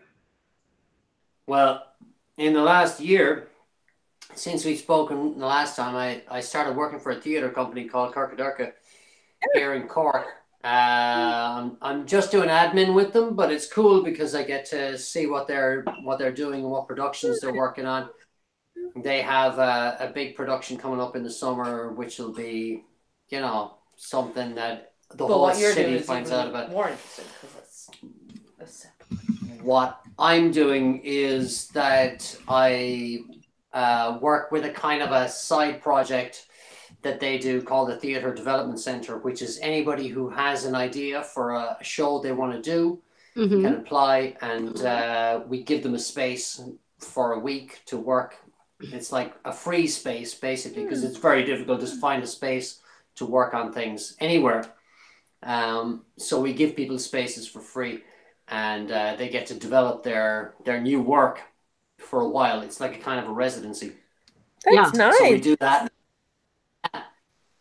And lots of people come, like theatre companies, young people with new ideas, come in and send in their applications. And if they get success, if they're successful, then they get to work in the space for a while and then show people what they're involved in. New group every week comes in, so there's always something new goes on. It's cool. That's because they have a showing every Friday when they're finished, so you know their friends and other people in the industry or whatever can come in and have a look. You know, it's low key, but you know it's still really nice to have just worked for a week on something you're trying to just play around with and see how you can physically make it real. You know, that kind of way. Yeah. And then somebody comes in and looks at it, so you know it kind of makes it kind of. Probably gives it another dimension that you have a small audience to see it as well and give you feedback. You know? Oh yeah. You're doing great. It's gratification. It's like instant gratification. You've worked so hard, and people get to see it right away. You don't have to worry about the business, and you don't have to get sponsors or you know. It's just right there. That's awesome. Yeah. It is awesome, actually. Yeah, and it's it's rare. It is rare enough because usually people don't give something to people unless they're going to get something back. They have to make something commercial out of it. So it's nice to have somebody around who's going to give a bunch of people something for free that they really need at that time. You know. That's true. It's a good way for people to get a toehold in there and not have to worry about enormous other costs involved. It's exposure. Sure. It's exposure for these young artists. Yeah, that's good. Well, speaking of exposure, the Majestic Theater. Before you get naked, Linda, we talked about that. All right, you need to clear it with the other people before. All right. Now they've drank enough; they'll probably be okay with it. But we really should put that in the show notes ahead of time so they know. Sorry. You walked right into that, Lynn. She knocks him down. Oh my God. There was a board there. I never saw it. Speaking of exposure, Majestic Theater has on the 30th and the 31st Shooting Star by Stephen Dietz. It's a romantic comedy. Snowed in overnight on a Middle America airport, college lovers Elena and Reed have an unexpected and life-altering reunion. So it's like a hippie counterculture type experience at the Majestic here in Corvallis. Nice. Tickets for adults are $12 and seniors and students are $10. Come and explore our local theater scene here at the Majestic. Is that an old theater? Like we have a theater called Florida Theater that's really old. No, actually, our old theater is the White Side. Oh, and we're still continuing. We're still continuing to develop the White Side. The White Side is actually an American icon. Oh, okay. And now is protected, so it can't be torn down. But the Majestic is the place for a lot of new people to come in. Okay. Improv and college theater groups and individuals can come and to the Majestic and really get a lot of exposure. It's very, very nice. Cool. I must visit the bathroom. I'll be back any minute. Oh, look at that! Yeah. after the whiskey. Actually, Well, that's actually a good idea. I'm gonna do the same real quick. In the chat, Che posted a video from Snatch Comedy Improv. How cool is really? that? What did you see? You saw a scene? I'm playing it right now. I'm not listening to it. It's on mute, but it says it's from Marcus Bale.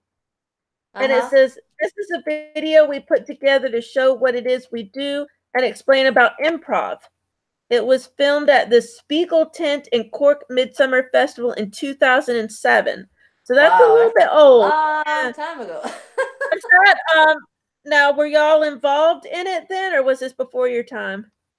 Well, Adrian is what's involved. I'm not involved at all. I'm just. Oh, you're not? I'm just the missus. Oh, okay. But he's been involved in it from the start, and the guy Marcus is involved in it as well from the start. But I mean, whatever is floating around on the internet is obviously obviously ancient, that one, but it still gives you the same, as in the games probably haven't changed very much. Yeah. The people, the cast has changed slightly, but Adrian is the one person that's been in it from the very start to now, which is kind of super impressive in its own right. So is it his troupe? He started it? Himself and Marcus would probably have been like the guy who's listed as posting that up. They would have been the two founding members and a couple of other people, but they're well gone at this stage. But yeah, so it's been going a long time. I think would it be about 15? More than 15 years anyway that they've been going, so.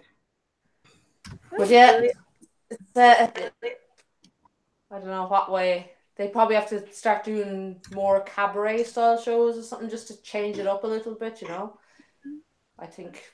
I would like to see Adrian in a cabaret. No, but as in just a cabaret style show that there's sketches and just games, that kind of way, which some of the stuff they've been talking about doing is they're talking about doing a two-hander where they kind of do more sketches that are improvised and then game sort of scenario. Oh, here we go. More beer. More beer.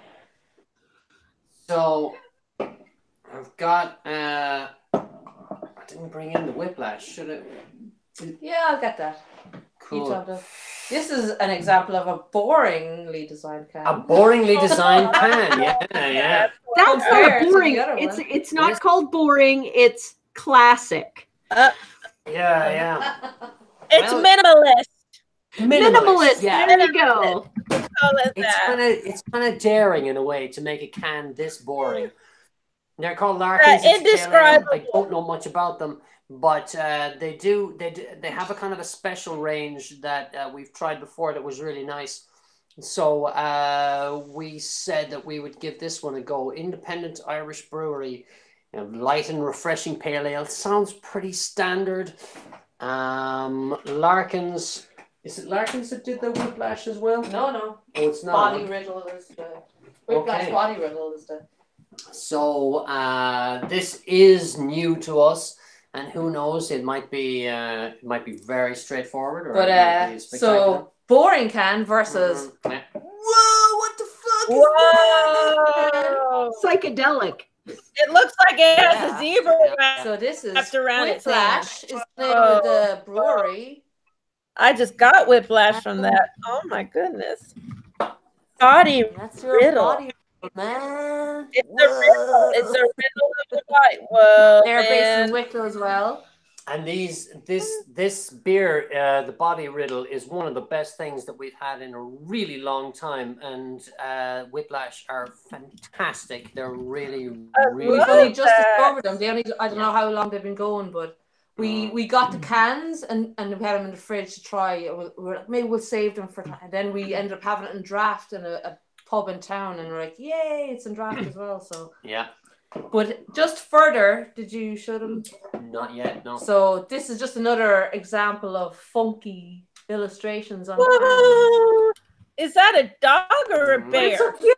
I can't tell. These guys, Kinnegar, usually had bottles with just very plain labels. Ever since they went into cans, Black. it's like I'm sorry, joy I can't and see the. I can't see the. amazing. Oh, Kenny, Well, that's what Black it's Bucket. a Black Bucket is the black name of the beer. rye IPA. Black Bucket. Sorry, And the image is a I'm dog doing with his mirror head in a bucket. images It's that kinda- odd. But as in, Dog is- I wish I had more of them. All their cans are gorgeous, amazing illustrations on them. It's like, Yeah. And I showed you one of these earlier on. So here's another one. This is a yellow belly. Again, it's got this character on the can who's like some dude from a steampunk comic. And he appears on every one of them. This is one of them. It's called a Citra. And I've had this before and it's really good. And here's him again on another one. And this one's called Hopped in Space. So that's like him as an astronaut. Perfect. Pat, can you Which is hold them nuts. up together? So that's him hopped in space as an Beautiful. astronaut. There you And go. then- Back a little bit. And he has the Back. same look. Back. Yeah. Right. Little more. And there's another one. Got There's it. one. There they are. There we go. Got it. Okay. Trying to get They're all screenshots of yellow all of them. They're great. Their branding is just really excellent. But the beer is actually really good It's too. beautiful art. It's super, yeah. Good. Yeah. Especially, And I actually sometimes you- particularly like this. This is a Citra Pale Ale.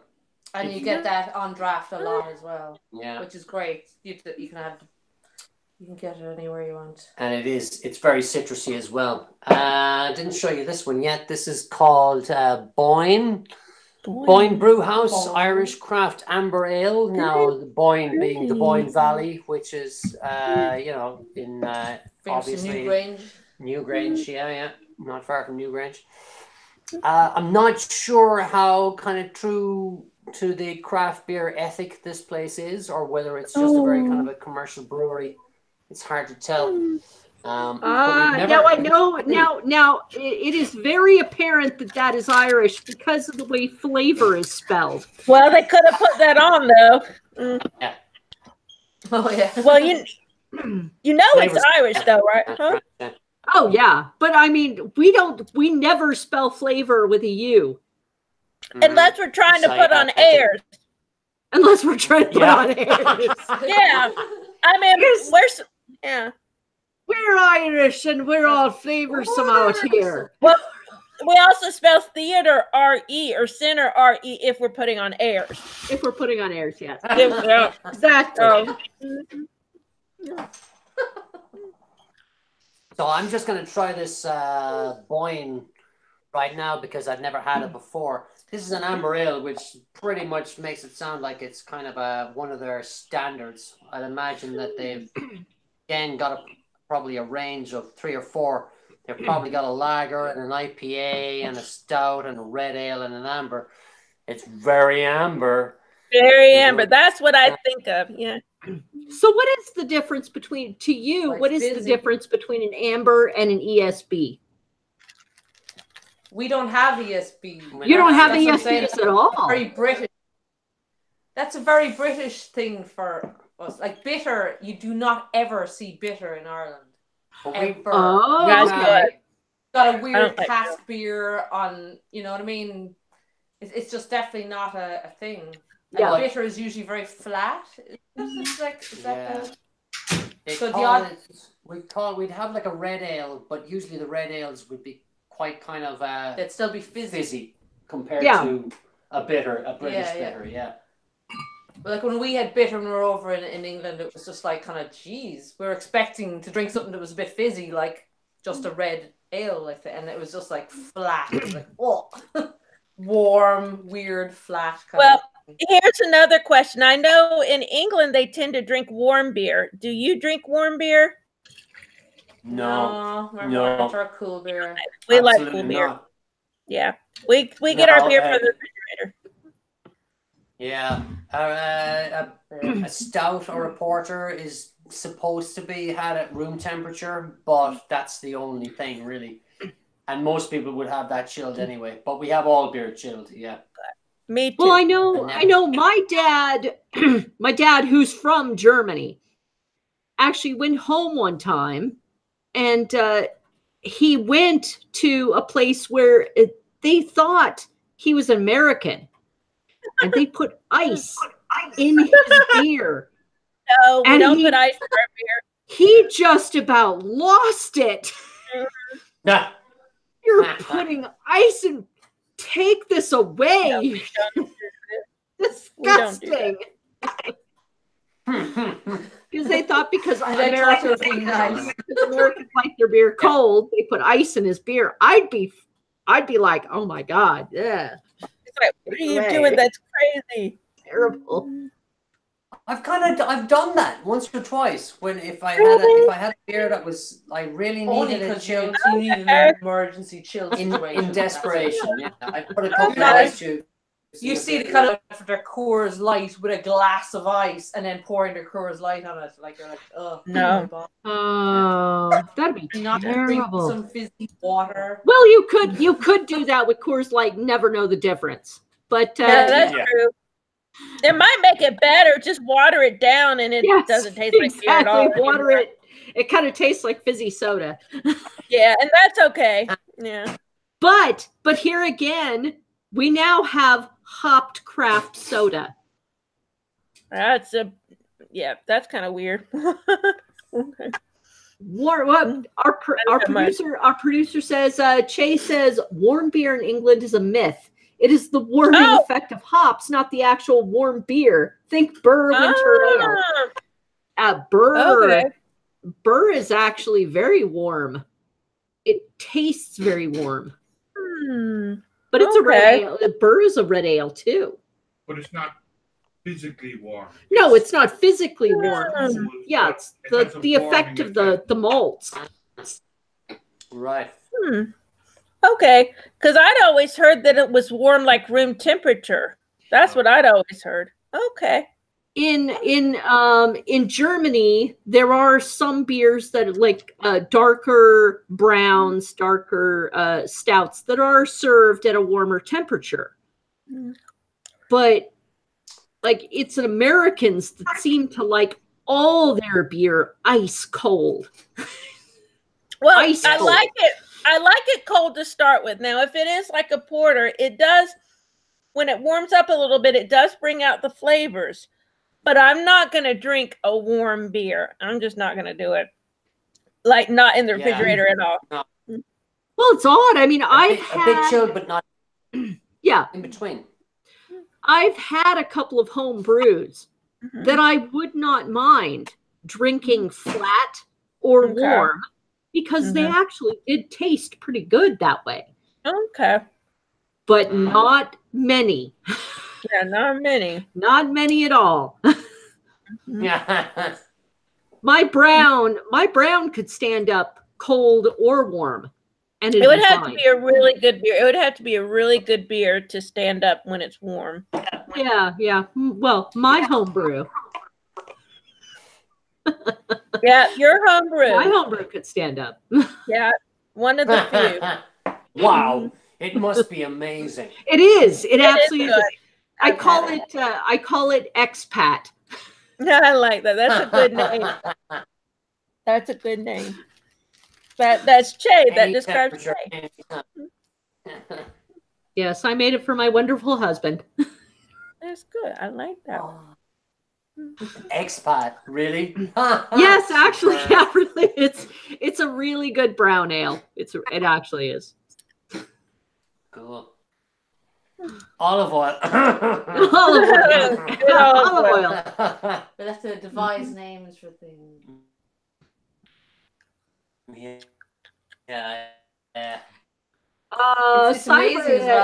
Cybernaut says Lagunitas sells hoppy water now.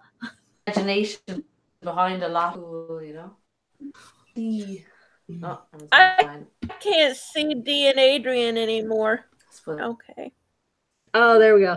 Oh, no, they froze. Pine Valley. Not good. So, there we go. Oh, Boyne Amber Ale. There we go. As I suspected. Too fizzy. Too and fizzy. Not enough flavor. It's just like unfortunate Uh-oh. beer. Yeah, no. Class it. it's got no character. No. That's too and bad. there's a lot of brewers that seem to be masquerading on the whole, oh, we're a craft brewery, by making kind of funky labels and making themselves a kind of old school Irishy kind of name. Yeah. And then you just realize they're just mass produced beer. You know, they're independent breweries. They're not, you know, the big mass breweries. So you kind of still think fair enough if you're selling it cheap. Yep. At least you know what you're getting. But I think some of them are being a bit cheeky about their prices, considering they're probably just giving you a mass-produced beer and just labeling it as something that looks kind of funky and amazing, but it isn't. It's all packaging. Yeah. Whereas when the packaging actually is reflecting what's in there, it's brilliant. But then you've got other packaging. But you could nearly suspect it. Like if you sort of see that label, it's almost too generic. Yeah, you know, it's like it does look generic. The only thing they're working on here is Boyne, as in, oh, sure, that's somewhere in Ireland, isn't it? That's some place with history and heritage. I don't know. Yeah, we actually have some major. They have to tell you that it's an Irish craft. Yeah, that's far as anything. Yeah. Yeah, we actually have major. We actually have that. We actually have major breweries here actually competing legally to use the craft industry for their own goods. Like, you know, no, we have the right to use that branding to make sure we can sell our beer. Yeah, when that's that's not true at all. You guys need to just, you know, keep on doing whatever you're doing in your commercial industry. Don't try to wiggle in on our smaller craft breweries.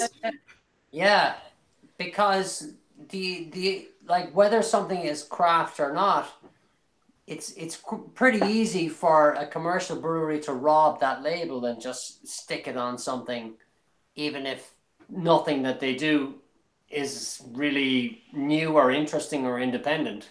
You can call anything craft if you want to. It's not like there's a label that's owned by somebody. Well, there's just no guidelines out there, really. No guidelines, you know what I mean? yeah. It's kind of, you know, there's no industry guidelines as such as to what, you know, I mean, like when the craft brewing thing started really taking off here, you have Guinness going, hey, Hop House 13. Our shit lager, except it tastes a bit nicer now because we put some hops in it. You know what I mean? It's like we don't. But it turned out to be a really nice beer. It was great. It was really, really nice. Well, funnily enough, we actually have started here on the west coast of the United States. We do have an industry label called Independent. And if you label your beer independent, it actually does have to fit under certain guidelines for you to be able to stick independent on your label. Because the term craft became useless. Everybody started using craft. But the term independent means, you know, you are an independent brewery, not owned by a larger brewery. You do, you know, you make your own beers, whether they're nice or crap. You do make your own beers. You don't, you know, you don't make them. You don't mass produce them. Yeah. Oh, yeah. There's what is that? That's the independent button. Oh, cool. Nice. Yeah. Excellent. If you see that identifier, that means it's an independent brewery and they make their own beers. It's not commercial. You can judge them on their own merits. I like that. It's great because I think that, you know, we like the idea of craft beer in the same way as people like the idea of organic meat or organic veg, but actually the label organic could be applied to a lot of different things that don't do what you think they do. And in the same way, you could buy a craft beer, but actually it's not what you think it is. So it's good to have something that's specifically, okay, you know exactly what you're getting with this, you know? Transparent. Exactly. At the end of the day, it's all in the tasting, because what I've learned from tonight was just like a beer that I thought was going to be like, wow, amazing and like pure and wonderful was absolutely awful.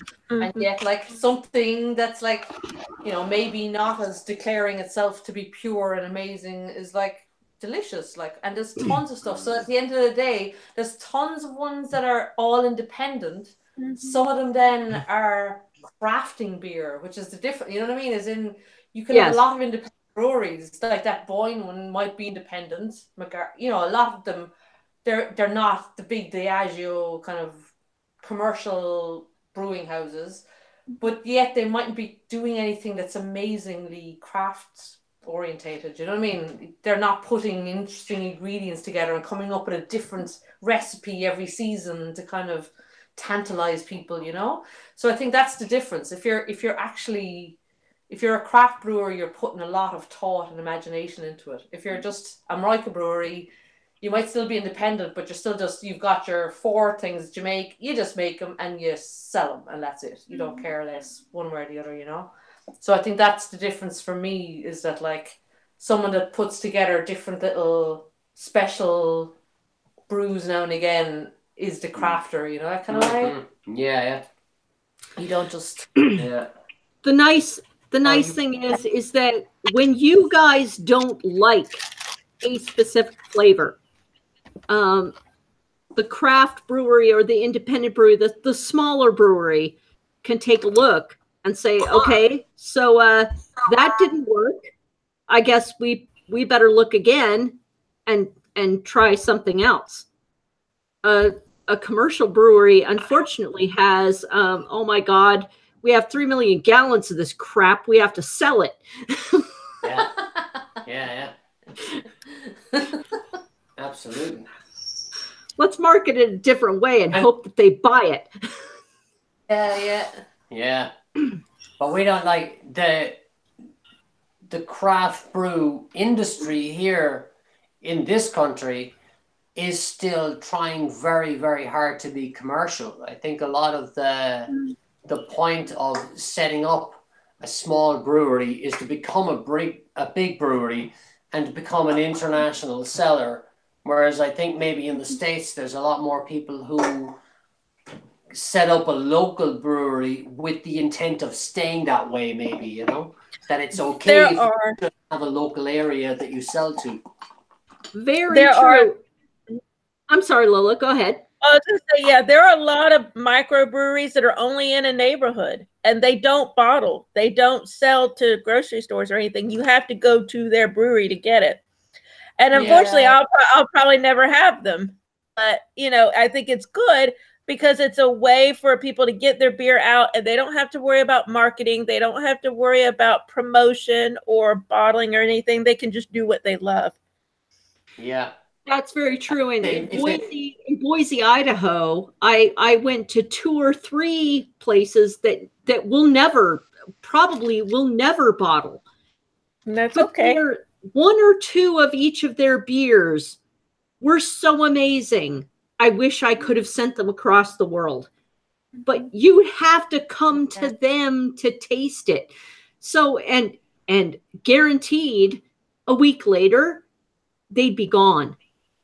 You might never have them again because they'd already moved on and were making something else. They do small batches. And so that's it. Once it's gone, it's gone. That's it. That's how you build mystique.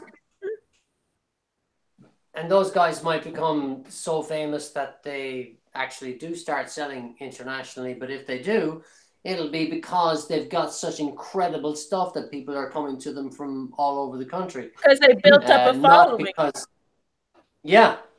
As opposed to getting a sponsor who's got shed loads of money and just shipping it all over the world, you know?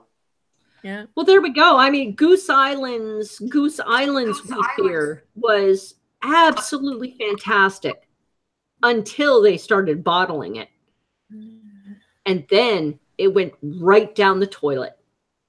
And then they got bought out. And then they got bought out, and none of their beer ever again, managed to make the grade. Wow. I mean, we've got a bottle that's from like a year or two ago, and we're saving it for Game of Thrones. We're saving it for Game of Thrones because that's it. We will never again have a good bottle from them that really makes that delicious, tongue-savoring grade that they used to be known for. Yeah. Yeah. It's kind of sad. What are they doing so wrong, Well, selling out here is a big risk. Here, you might sell more, but your quality might go down the toilet. Cybernaut says Modern Times here has a different method. Rather than trying to ship all over the place, they're trying to put up local breweries across the country. They have 5 locations now, 1 in Portland. And I have heard of Modern Times in Portland. I just haven't been there yet. Like, that makes more sense at every level, Mm-hmm. Yeah. Giving jobs to people in the area, the beer doesn't have to travel so far, you know what I mean? It just makes so much sense. Would you guys be more likely to visit a brewery that is like around the corner from you? Oh, absolutely. I mean, there's breweries up and down the country here. Every county has a brewery. But even in the city, like there used to be only Franciscan Well, which was like a pub as well as they had their brew out the back. But they've gone a bit slightly commercial now. I think they were sold off to a bigger thing. But you know what I mean? Their pub and their brewery is still, I can think, true to what their original kind of thing was. But then there's another guy who owns a lot of pubs around the city for years, and he set up a little brewery in the middle of the city, and now he has all the pubs he owns has all his beers on draft. And you don't get them anywhere else except on draft in his bars. Almost like anything else but his beers as well. They're a little bit pricey, but you kind of get over that because they're actually really good, and he does change them up every so often as well. So whoever the head brewer is in there has really good taste for what's happening. You know what I mean? As in, you'll get all the different kind of things. You get a Pils, you get a lager, you'll get, a red ale. They have pale ale and American ale and a wheat IPA, beer and all those things. And then they'll change it up a bit, and there'll be a different one for a while, and you'll be missing it when it's gone. Then there'll be something else you like now. But we don't go to pubs that much anyway. But it's just lovely to know that there's something that's made in Cork, and actually all these pubs have it as well. That's really good. Yeah. It's good fun to go to the home of a beer where you know that with the place that you're in is the actual source of the beer itself. The beer less traveled. I tend to concentrate actually on the equipment itself. So whenever I go into Flat Tail, I'm always peeking through the window at Sky High, looking at the equipment that they use, because that's pardon the expression, I'm an equipment whore. Okay. Oh, aficionado. She's looking at the fermenter. She's looking at the fermenter again. Your dirty thoughts, dirty thoughts. Dirty girl. Dirty girl. I actually do. This is how we. This is our normal conversation. You're just witnessing our normal conversation. Dirty, filthy girl. Dirty. I actually do. I like sitting where I can see them actually making the beer itself. And when I walk in and they're actually brewing, you walk into Sky High, and there's a section where you walk up the stairs and you have open access to where they're brewing the beer on the ground floor, and you can look down on the brewing floor. And when they're doing a boil, You can smell the grains and the hops coming up from the brewing floor, and it's heavenly. You know, you can smell whether they're doing an IPA. You can smell whether they're doing a brown or a stout. You can tell. And you just stand there and take it all in. And it's like a miniature holiday. Wow. It's really, really lovely. How big is that? Like, is that you talking about like a football field or just No. small? Actually, it is extremely small. It's oh man. Oh God. Well, I think Sky High has about 4 or 5 fermenters in front and 3 fermenters in the back. But they go up. They don't go out. So you go on the second level and you can see all the fermenters in one spot. And then right next to them comes, you know, the place where you enter the building and go up in the elevator, and there's a set of stairs. And then the third level is the pub itself. And the last level is the rooftop. So it's, you know, it's very compact. Yeah. But it's, you know, they actually do make beer on a continuous amount. It takes 3 or 4 weeks, I guess, to actually create and make a beer to, you know, production level. And their fermenters are actually fairly big. Yeah, only 3 or 4 weeks to get a beer from, you know, from dry ingredients to bottled or to keg. It's not that difficult. But it's, and then they have to continue it.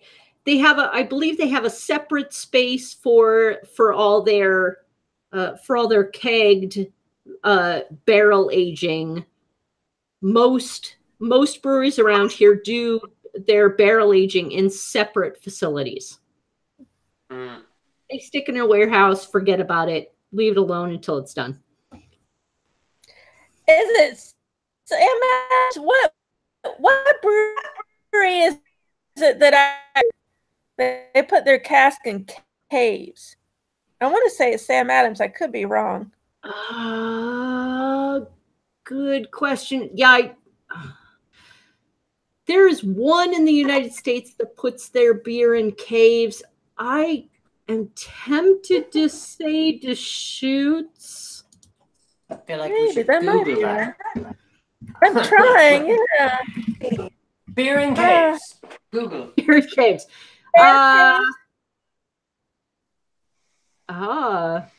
Good question. I actually don't know.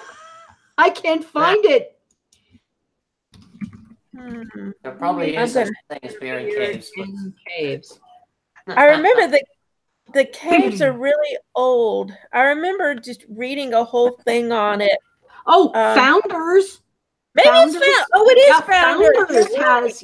Founders has expansions in Grand Rapids. You're right. Founders. Wow. Grand Rapids, Missouri. How cool is that? Yeah. Ooh. Clan of the Cave beer. Cybernaut, you're funny. As long as there's no bat guano? What's the name of their bat guano? As long as there's no bat guano.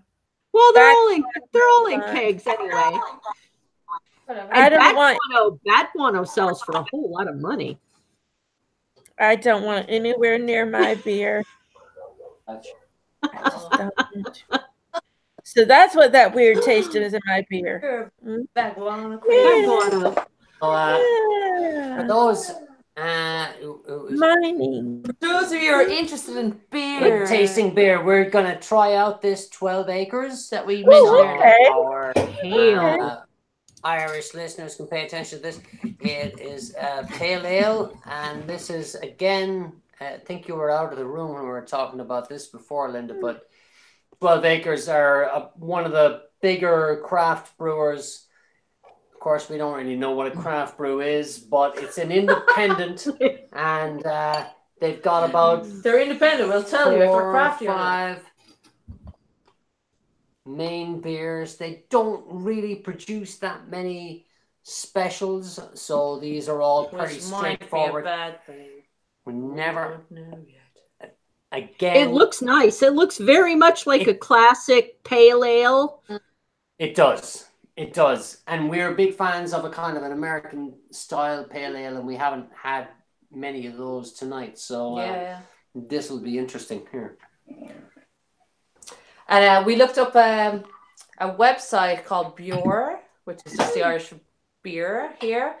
And just to kind of, okay, let's look through it and see what ones we haven't tried recently, you know, because there's new stuff coming on all the time. And we had a photograph from last year of all the beers we tried. So we're like, grand, we'll get all new ones this year. Yeah. So we've done well. And these are ones that were recommended on this website, which is the craft beer website of Ireland kind of thing. So the ones that we didn't like weren't on it. Mm-hmm. Oh, except for that. Oh, that's hoppy. The bouquet is hoppy. Bouquet. And it's kind of floral. I'm gonna say floral with this one actually. Straight away, the smell of it is, to me, it's kind of heathery there even before you taste it. That's nice. It's not the scrape your tongue kind of hoppy. It is nice. I think you'd manage it, Lola. Okay. It's a gentle hop. I like gentle hops. I like Gentle, soft hops. floral and fruit. Yeah. There's that. good hoppiness. A burst of citrus hoppiness is what it says on the bottle. It is kind of citrusy. It's not too sharp. It is it's actually a very nice beer. I think this would be kind of nice in the summer actually. Yeah. Pale ales are actually fairly cheap to produce. The darker you make a beer, the more expensive it becomes. Which is weird. That doesn't Why make is that? sense. I know it is kind of weird because you put less of the malt in to produce a dark beer. Okay. But a pale ale winds up being cheaper because the grains are cheaper themselves to produce. Okay. Really? Yeah. Oh, because like when you're putting malted things in, they have to go to another stage to be malted in the first place. So they're more expensive, is it? Is that what you mean? Well, you have to use a whole lot more to actually produce the pale ale. It's the amount as opposed to it's the amount. And I mean, malting is nothing more than sprouting the grains and then drying them.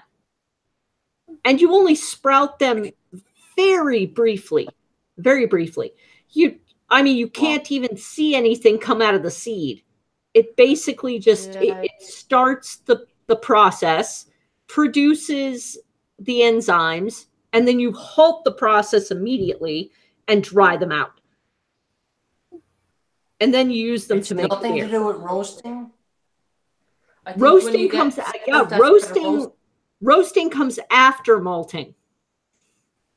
That's really? Roasting is when you get like your porters and darker stuff. Yeah. So malting actually is forcing the seed to start the process of it's almost like you've planted it. You're telling the seed to grow, and then you tell the seed stop. Yeah. And then you actually put it in the beer to actually roast it. Yeah. And that changes the sugar content of the seed itself. Okay. To roast it, you actually put it in an oven.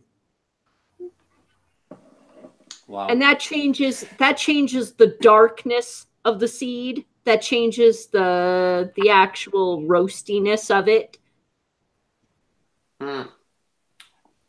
But you know when I don't know, when you're sprouting seeds and they're supposed to be better for you and healthier because they're more potent when you've sprouted a seed.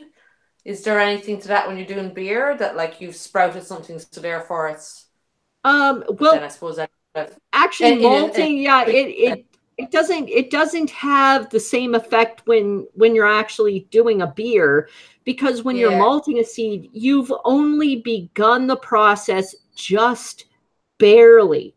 It doesn't even break the shell. Okay. Right. You basically start it and then shut it down immediately. Whereas if you're doing it for health reasons, you're going to produce a sprout. Yeah. But what's actually going on in the seed? Is it like the seed takes converting? Yeah, the seed takes it's creating sugars right away, kind of thing.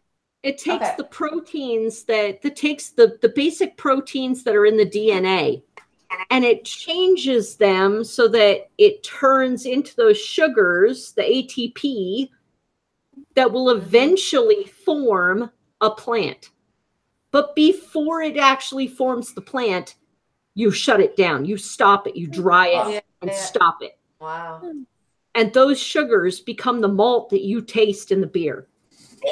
Okay. It's funny the way is this not something that should be taught in science classes? You know what I mean? This is like the magic of I agree. Beer I alchemy totally is far more agree. interesting than any other kind of you know?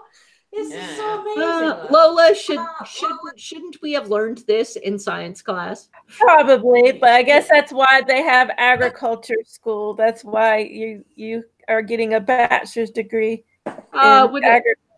It would have been far more interesting in high school to learn about beer. How to make your own beer. You can't actually do it, but here's how it's done. I think a lot of students would have been a lot more interested if it had been beer. I would have been more interested. As and I wasn't even dissecting a frog. Yeah, I don't want to. Oh, we had to do pigs. I think pretty much every subject would be more interesting if you were talking to the students about something they were already interested in, you know? Right. Everything needs definitely absorb all the information. Yeah, like love poetry after you've already had that kind of feeling of being in love, as opposed to trying to teach them and they're like, boy. Oh my God, stupid. Well, they could relate love poetry to like Marvel or something. You know how Gamora feels about Peter Quinn? That's love. That's the only way kids would understand. That's fantastic. Well, Linda, I need to go because we're having another show at 7:30. Well, in 45 minutes, it's our Scannerdrome show, and I need to fix something before then. Well, I am going to go ahead and get to our end of show patter all the way at the end of the notes. Oh, okay. Let me, and we can continue after this, and then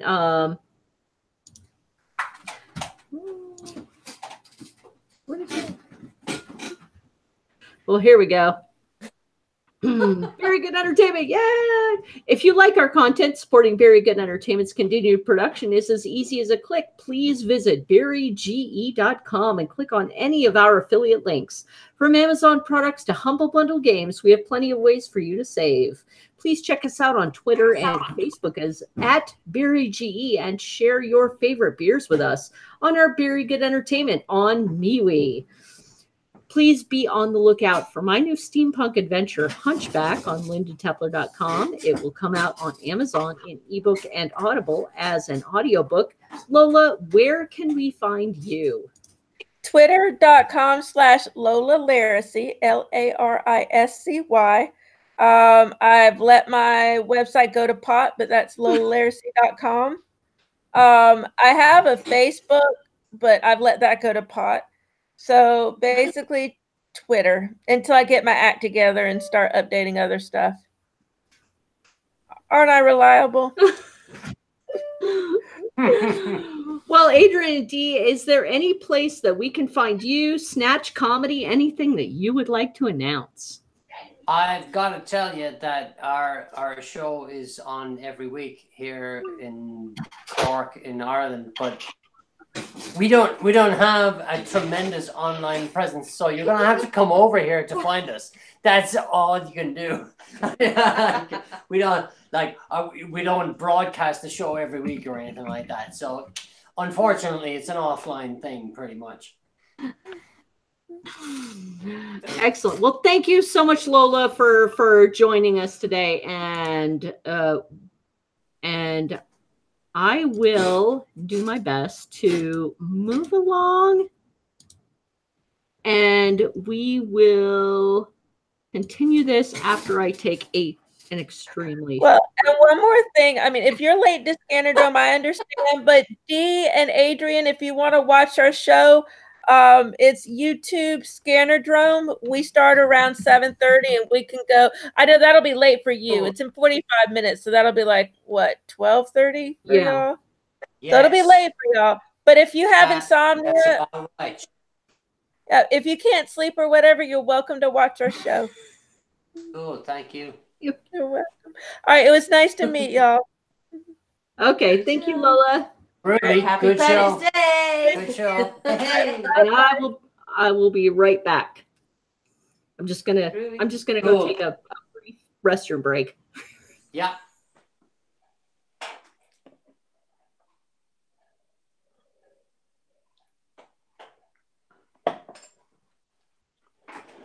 Time for C.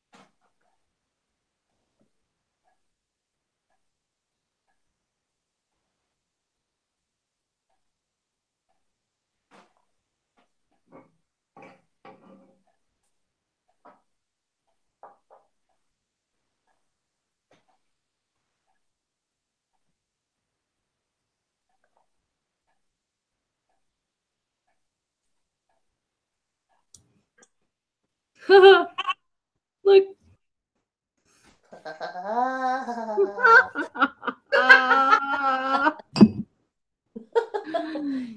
interval guy. Higgledy giggles. Yeah, but that's like a Ted. I don't know. They're probably made in China, you know, that kind of way. It's like they're a teddy bear version, whereas this guy is made by a woman down the road, and he's we don't even have teapots. It's like fucking teapots here. Yucky toy. I don't know. Still a cute idea, but We haven't seen them.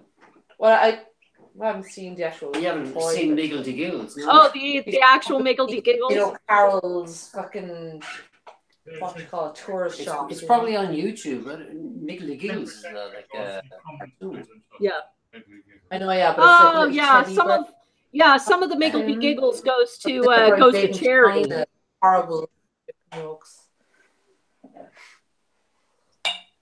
I hate this Guinness can makes me nervous trying to actually, because it has the little widget in it. Oh, yeah. As long as you didn't shake it, it's okay. No, well, I hope I didn't shake it. Just be ready to shotgun it if it does. It's funny when Michelle was talking about why she liked Archway so much. It's really nice and tasty. I love the sandbar effect on the draft. Ah, yeah. That's good. That's nice. I love that. I love the sandbar effect where it just comes from the bottom all the way up. I mean, you have to wait for your beer, but it's kind of worth it. Was it Shay put on that Waterford Whispers post earlier? I think so. I think so. Bring it to the side of a cliff and let it sit there for an hour. Beside the beer. Yeah. Then you have to blend a paddy cap and put that into it as well.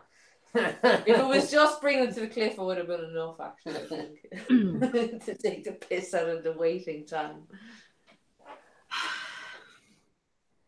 And then, of course, don't take the jet. And then of course, at the end, I have to put my little mark in the top. You know, it's. Draw a shamrock in it, yeah. No, I put a little happy face in it. That's easy. Yes. Shamrock is difficult. Happy face is pretty straightforward, yeah. Well, you know, I'm only a third Irish. I'm not very good at drawing shamrocks.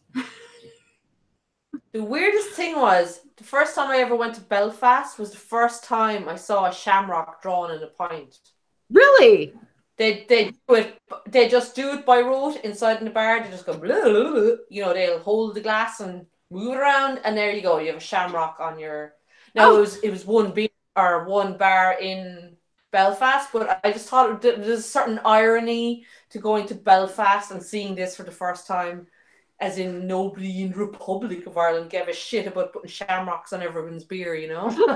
So yeah, it was on the main drag in Belfast, but I still thought it was just after the peace process thing. I was like, this is odd. A shamrock piece. Oh, it might work. Yeah, maybe. Kind of. I don't know. It just seems strange. Like, I don't know. Maybe they were saying something about their bar in particular. I don't know. We have a lot of bars that do it here. Well, Chase says here in Corvallis, the orange side are the ones that celebrate Paddy's Day. Right there. That's, There. well, I guess. I mean, well, I haven't taken a look at Nana's. Well, that's not Corvallis. Where's Shay? That's not Corvallis. That's Newport. But yes, the Irish bar downtown celebrates it, but I don't know what exactly they do downtown at all. Really, McMenamin's is the one I always think of because they have such a friendly atmosphere with all the tent and the live music and everything. Is that actually an Irish bar, or is it just a bar? No, it's just McMenamin's is not an Irish bar per se. They've taken a whole lot of the Irish atmosphere to create their celebration. Mm. We don't actually have I don't think we actually have an actual Irish bar here in Corvallis at all. I mean, the Indians and Good. Minimans is Good. exactly like what Dee and Adrian would know is when we grew up, like the old Phoenix. You know, Yeah. all that wood, the oak, and the German. Jay, Yeah. can you come in? and- God, Yeah. we'd like to see you. they want you in the Lip hangout. read a bit. Come on in. Sociable Yeah, there fecker. are a whole lot of in the actual pub itself. It has a whole lot of signs in German in the pub bar. itself. It used to be known as a London fish and chips place, but that didn't work. So when McMenamins took it over, they made it into a far more accessible place, and it was much nicer. It's much nicer. Oh, we see an arm, an elbow. There we go. Oh. Yeah, my little happy face and I don't even think you'd be able to see it. You can't hold it up to the camera Well, because if you'll you spill get your that drink. level of Yeah. head out of Can't, nope. out of I a can can, see it. that's I can pretty see good. Yeah. Because usually you need a good creamy draft pint to get that kind of a consistency to draw something in, you know? If it's toasty at all, then it's pretty good. Well, here in America, we're actually here on the West Coast. We're not actually allowed to use the taps to draw the shamrocks anymore. Although we do see it. They are actually There's a law against drawing. They're supposed to use a different instrument to do a stamp in the head of the foam. They're not supposed to use the taps. Why? According to the Oregon liquor laws, it's not sanitary. I don't know. Really? I don't know. What, isn't it just the last drip that's coming out of a tap that's doing Yeah, I this? know exactly, right? What the fuck? Jesus. Seriously, somebody needs to get slapped around the place. Maybe they're afraid it's going to touch off the tap. That's what's in the OLCC What the hell test. just came out of the tap anyway? Only the last fucking bazillion pints you drank. Jeez. Zillion pints you drink. Hey, Shay, we see you. There you are. You look like a Muppet character Hey, with there your you go. strange microphone. All right. Yeah, I do. The little eyes on the microphone. You've been sitting there drinking and like you've been passed on all the pints. Yeah. Yeah. It's been going into the beard. After the tasting is done. Yay! He soaks his He soaks his beard in the pint and then sucks on it all night long. Oh God. I know, I'm saying his beard feelers. You drink by osmosis. Yeah. Hey, you could be like Mark. Remember, he used to drink with his finger. Yeah. Stick his beard in. I remember the If it was coming, it's red, if it but was it's coming pretty down dark. from your moustache, you could just kind of dip Oh, the is that the, moustache into is that the beer, McMenamins just red? drink it like a straw. Yeah. It is. The reaction, I think- guess they call it. Now, let me see. Yeah, it is. What do you think of it? I think it's lovely. It's really malty, but it's very dark. I mean, like really dark. I can't see through it. It looks like a porter. It tastes almost like they roasted beans to put in it. Yeah. You're a bit echoey there, aren't they? Yeah, that's what I'm trying to avoid. Yes. Is that better? Are your headphones echoing, is it? You're too close. No, Well, you got two microphones. Well, Oh, yeah, yeah. we're right next to each other. Can you not get close to each other and just share the microphone? No. Oh, I could. We're talking tiny little iPod, like so. Well, here. Mini Are iPad. we still echoing? Come on, guys, get closer. Get No, no. closer to him. What are you crazy? Fucking marriage counseling going on here. So. Marriage counseling. Well, that's not going to work because it'll only show your picture. So, You mean only show my picture? in Hangouts. It's only the sound. No. You can change shut it. off your sound. Yeah, we can hear you. Hangouts. Some of the time. When you're speaking, like through that microphone. it Oh, shows well, your that's picture. true. Yeah. But you have control of the picture. No, white box.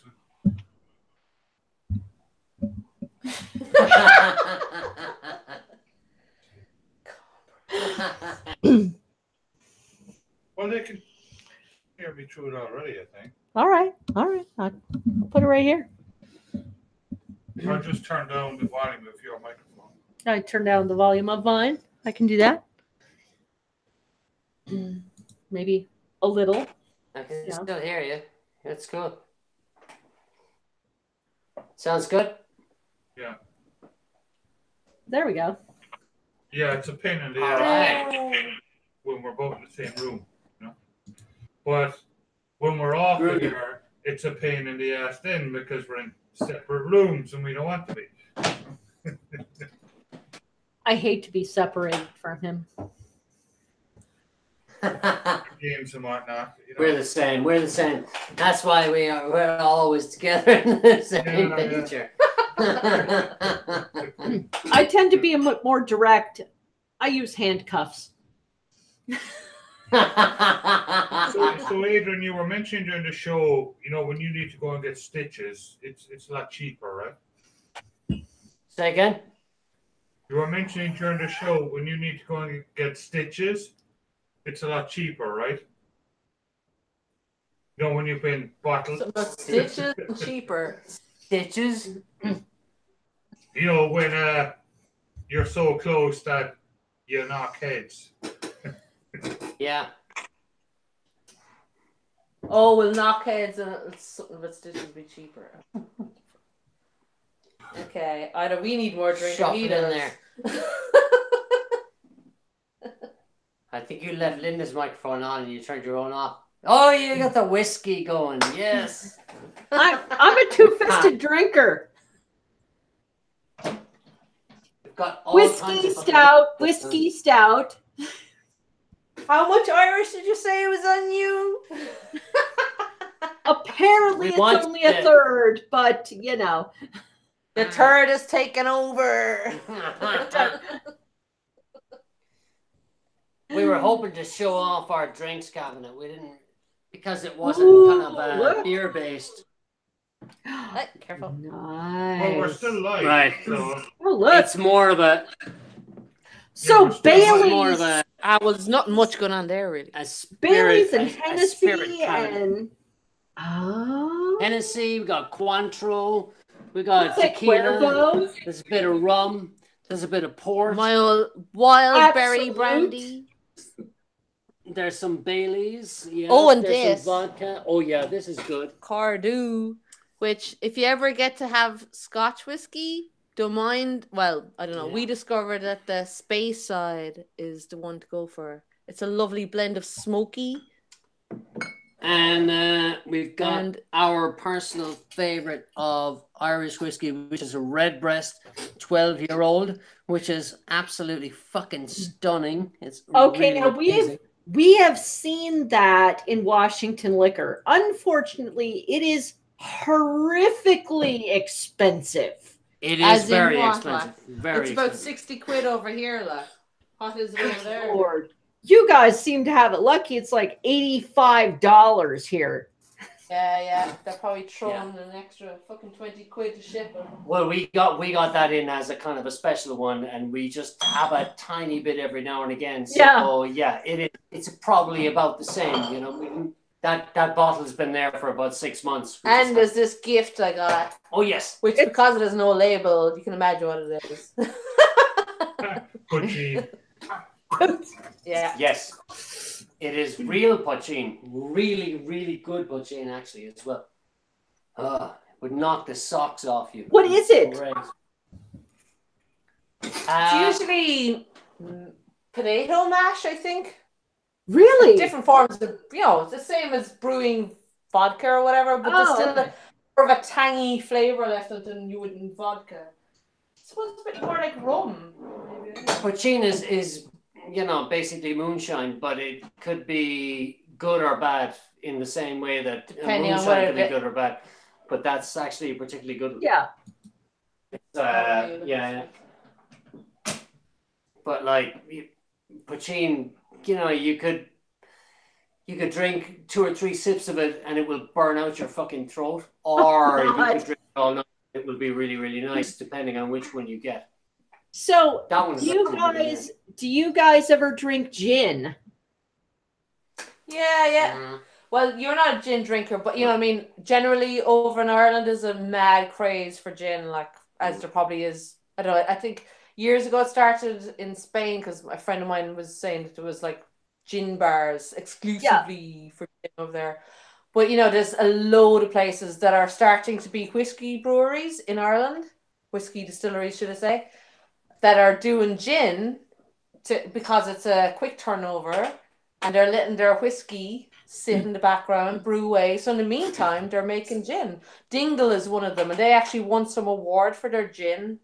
I was just about to say that. They actually won the world's best gin. I know. What's that and they actually took the award for best London gin in the World Gin Awards. I am floored. Fuck you, Britain. Yeah,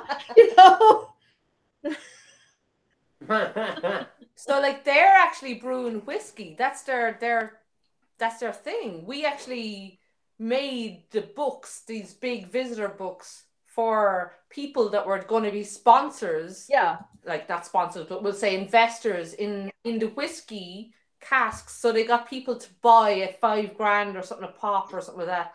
You're fucking sponsor a big whiskey cask. So in whatever, 10 years, 5 years, 10 years time, you'll get it. In the meantime, they went off making fucking gin, and lo and behold, they become fucking famous for their gin, so they're obviously doing something good. So when their whiskey comes along, as in, they got a blended whiskey, but when they have their own whiskey done, it'll probably be fucking great if the gin's nothing to go by. But yeah, I drink gin on a summer's day, a load of ice, but you know what I mean? Generally, I don't invest in my gin, that kind of way.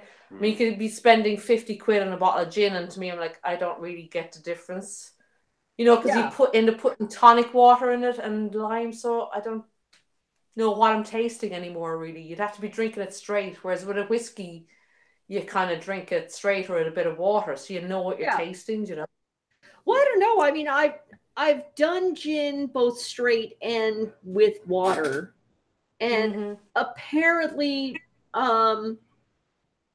good gin, you can drink without any of the water, and it's just fine.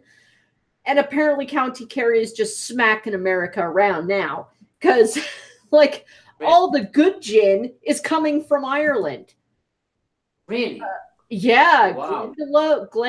I'm gonna mess up this name. Glendalough. Glendalough, yeah. Glendalough is made with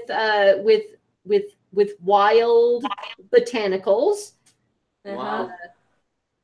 Drumshanbo is a really spicy one, and Symphonia is made with local Bramley apples. And they're all available on Amazon. I want to buy my gin through Amazon. I can't do it. You guys can get yours through Amazon.uk. You can get any of those through Amazon.uk. But like an apple gin sounds really good. Really good. But do you think that a gin is like worth drinking and on the same level as a whiskey? Yes.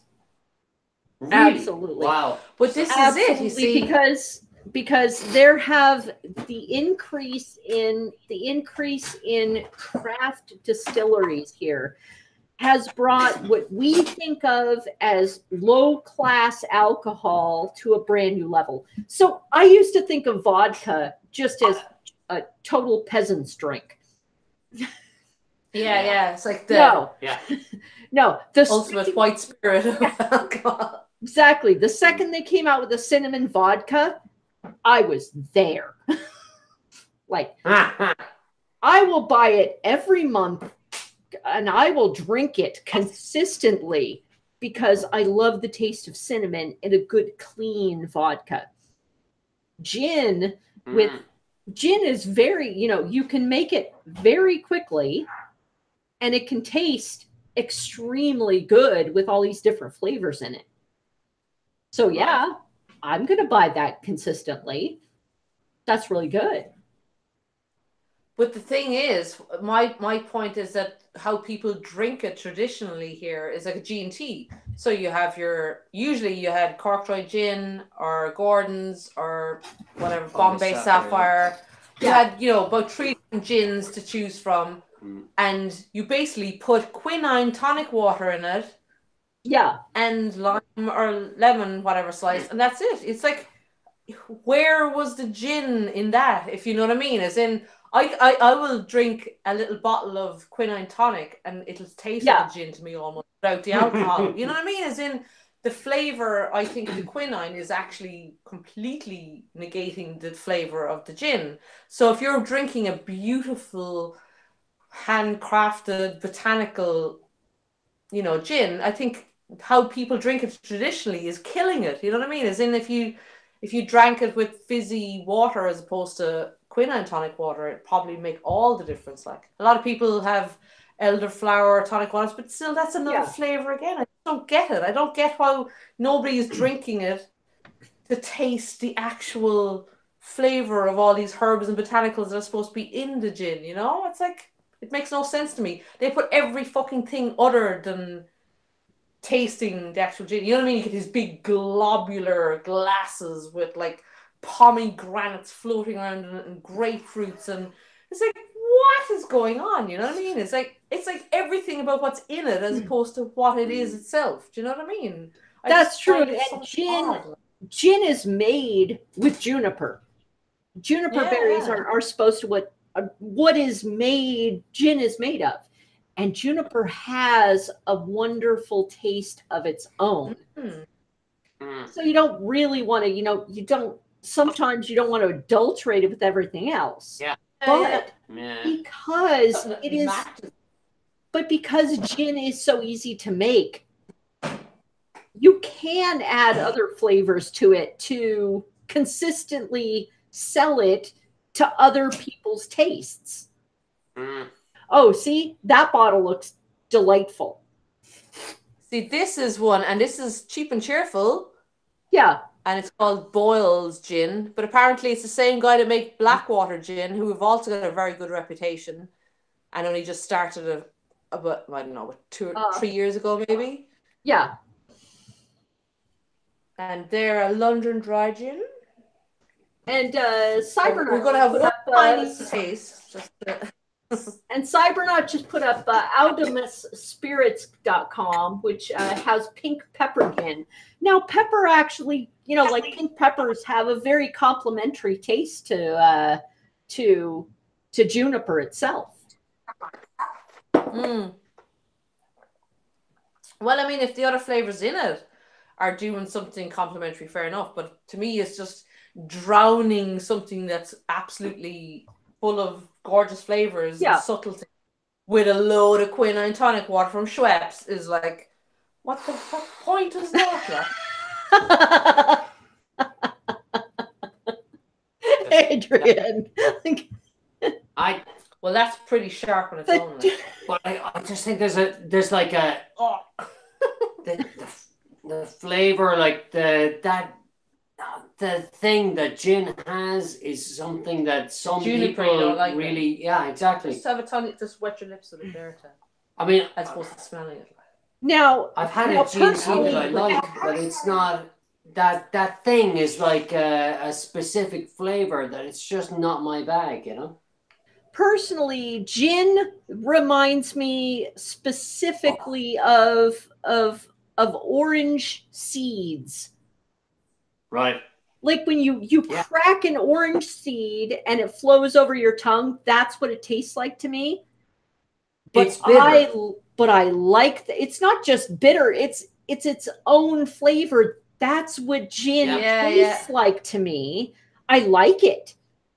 But I don't buy it very often because most of the gins here are too big batch.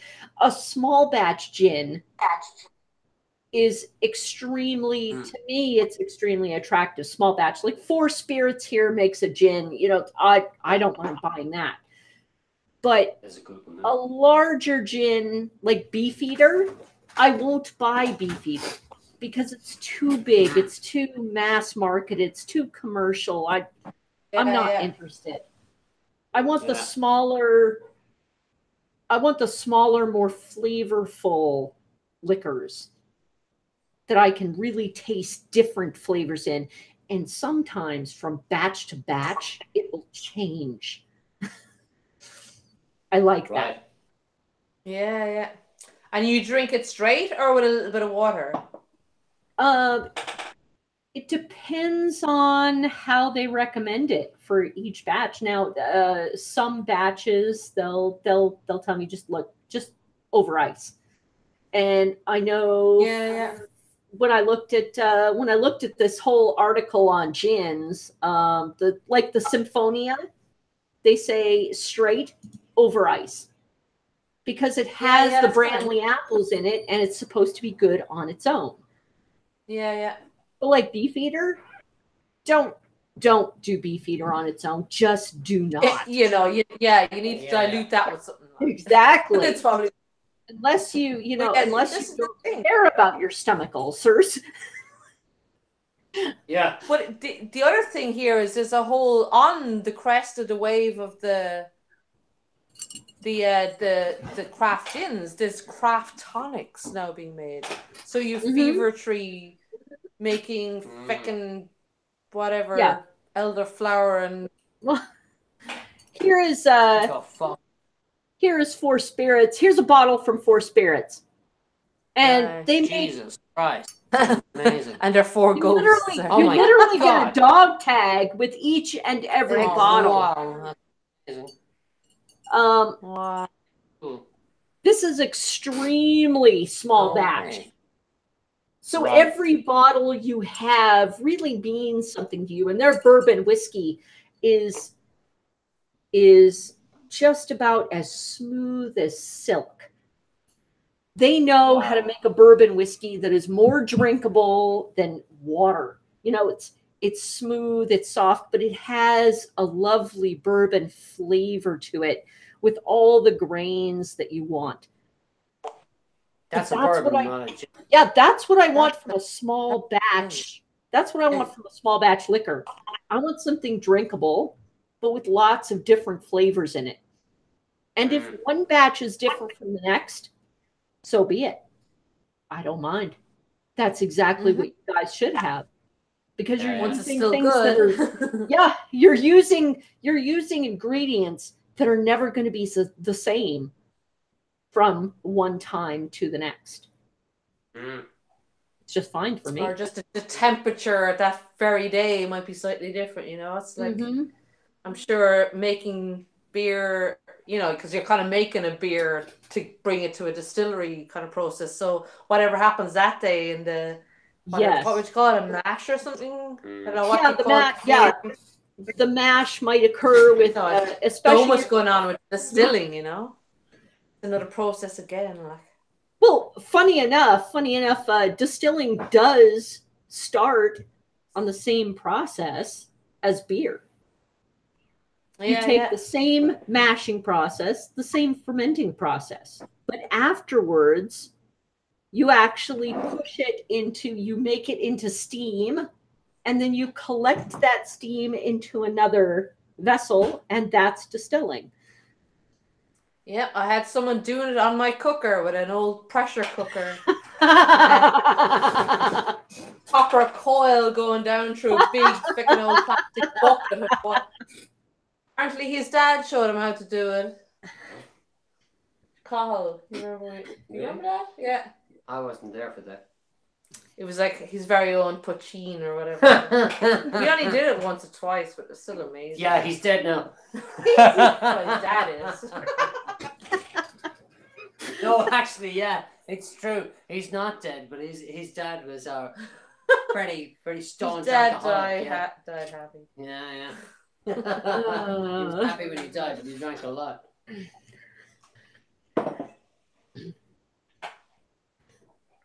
Yeah, we have tons of different gin, but we're only now starting to see smaller distilleries come into the mix.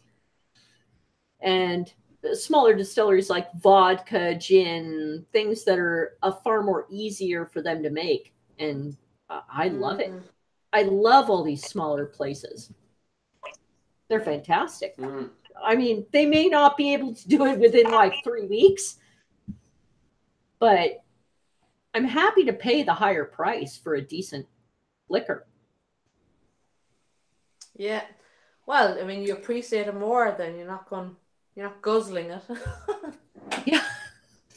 No, I can't. We have our session whiskey and our good whiskey, you know.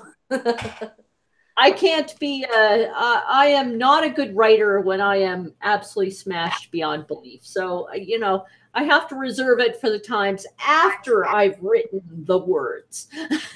And then it's no good writing when you're hungover either. So you can only have. Yeah, I can have a certain amount. A bit of beer, a bit of whiskey, a bit of gin, a bit of vodka, a bit of Bailey's. Start over again for the next 3,000 words.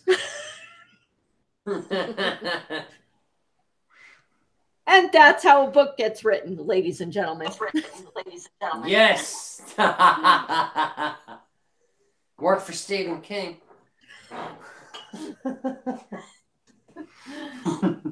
Oh, right words. What? Do you want to finish that shit? Oh, go on. Have a whiskey. I'm gonna have a whiskey. What are you doing for the rest of the day? What time is it? What time is it there now? It is here. It's 4:25. Oh, cool. Here it's 11:25. Oh. The night is young. So you're gonna go out for the day? You're gonna go relax? Oh, look at that! Oh, come on. That's temptation.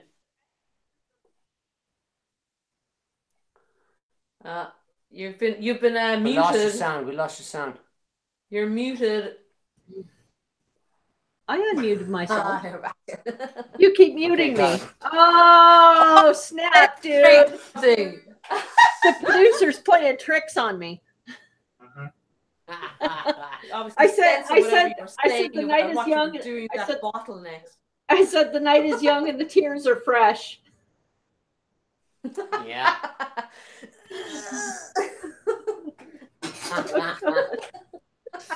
Oh God, what do you mean I have to write 6,000 more words today? Either eye, and then you start writing.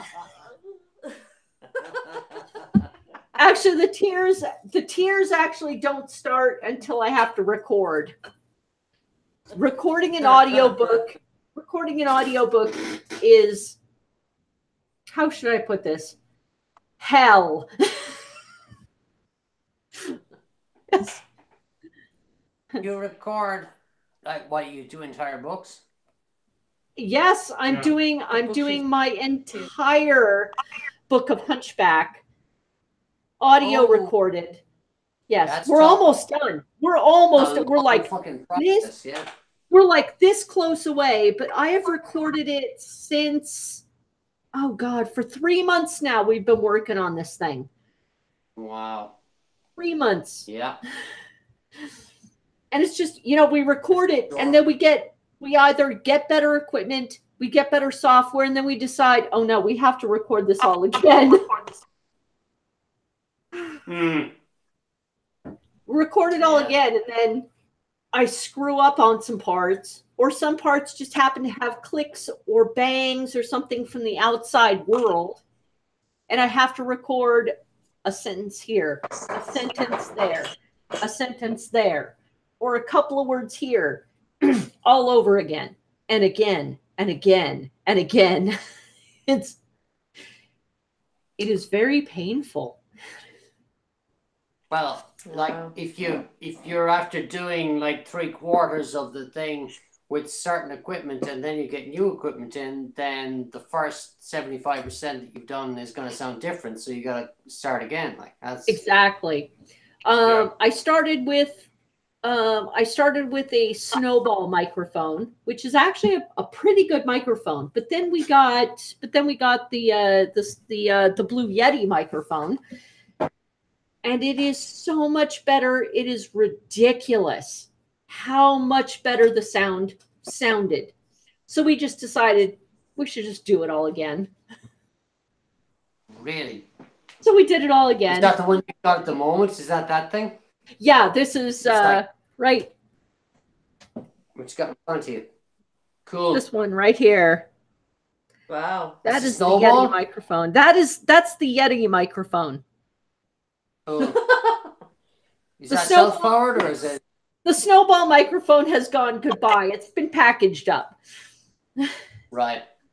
It's a backup for, if something happens to the Yeti microphone, I can bring the snowball out and use it. But the Yeti microphone, it's so much better.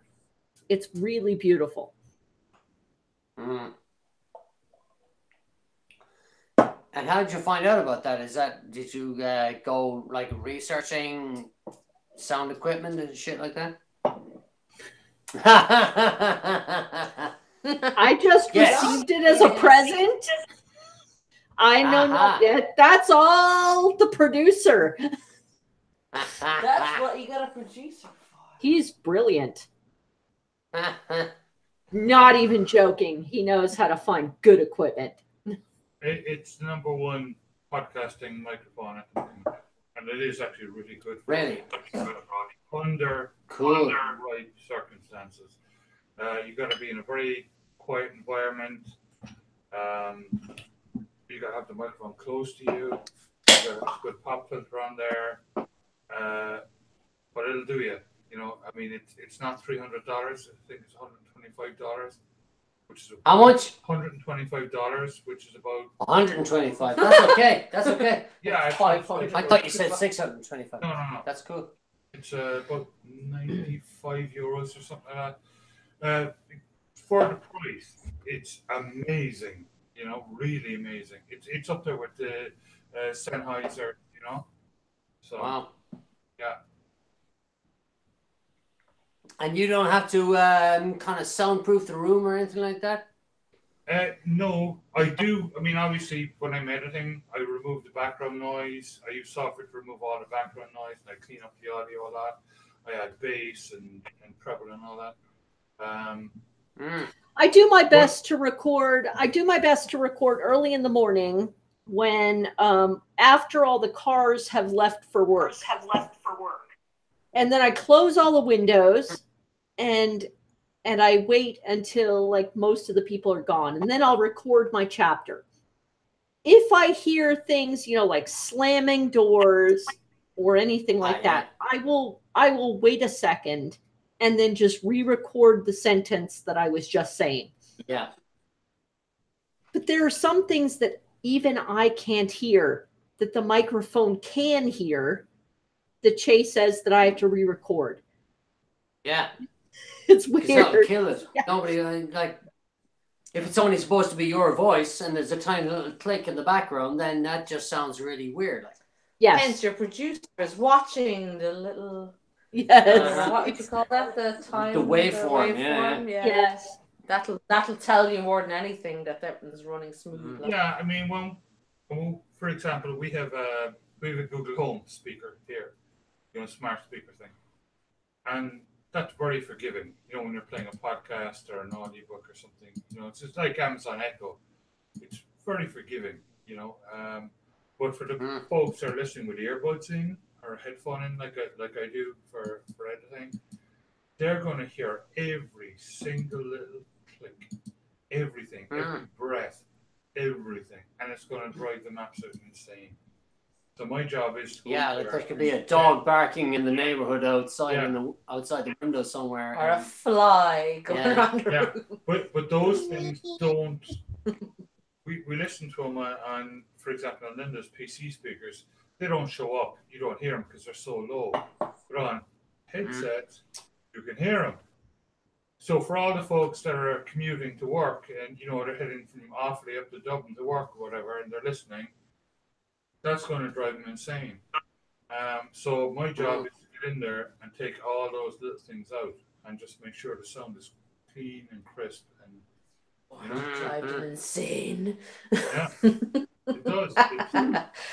Weird sounds coming through. Helicopters. But Shay is really good at actually hearing a lot of those things that I don't catch. And then one of the examples would be when we speak that we're speaking now, right? We're breathing, obviously. Yeah. And we take it, it's second nature. We don't even think about it, right? But when you're listening to it back and you hear, between every single word, that's going to drive an audience member insane. It's going to completely take away from the storyline. So all that has to be taken out.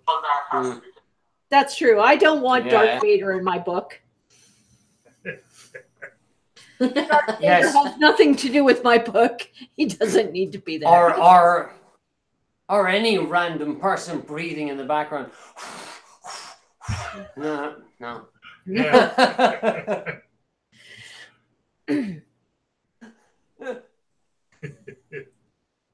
So. Yeah.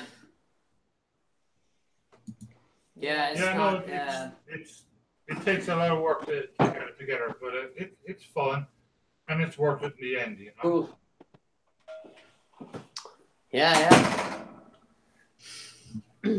Excellent. It's a steep learning curve, though, isn't it? Because when you're recording stuff, you only hear your own voice, but when you're listening to it back, then you hear all kinds of other shit. Like, it's crazy. It could be like the air conditioning going on in the background. You don't hear it when you're recording, and then you listen back and you go, Jesus Christ, what's that hum? It's very difficult when you don't have an actual sound studio or an isolation. Box. It's very, very difficult. What we're doing, all we can do is do the best we can, and hopefully the audience will like it. When we put it out. I mean, I can guarantee it. There is no background noise at all.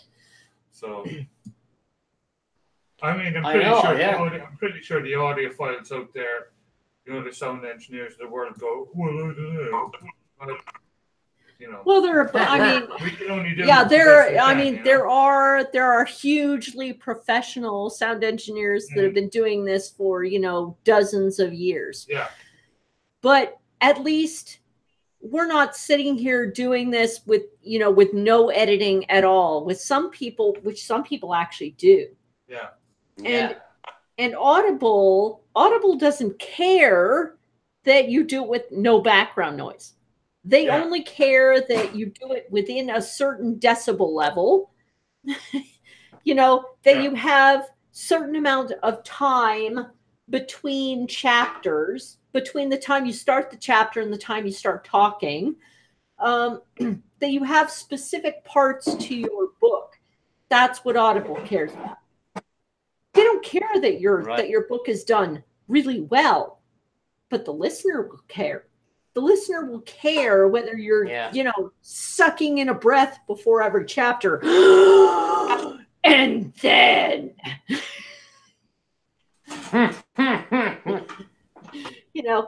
they're going to go, oh my God, this is just no. Yeah. And turn it off. You don't want that. Because you want people to listen to the whole thing and then go on to buy everything else. And that's where the producer winds up going through and catching all those tiny little mistakes, deleting them, making you record it over again so it sounds really good. That's what Che's job is. Poor Che. You to do it. Poor Che. Poor Che gets the 352. Do it again. Do it again. Jesus Christ. There was what are a you car thinking? in the background. Just do it It's not again. your fault. Just do it again. Do it again. I'm extremely frustrated to work with. But, we're going to put out a really solid product. So, it's going to sound great and people are going to enjoy it. And that's the main thing. Yeah. Every single book, it gets better and better and better, which is exactly what I care about. Kind of like a beer. You got to make the beer better and better and better. Better every time. Better every time. So, is there more beers to go through? Well, you're finished, aren't you? No, we've tons. Well, What? Oh, Really? geez, we just started lashing into the other ones. Going, oh, that's over now. no. Start recording. Which- We'll do next month's show. Chug, chug, chug. Well, we've been just drinking away the old Larkins there. Is that one? No, To Is that this Lawrence? side? No one's listening to me. Fine, but yeah.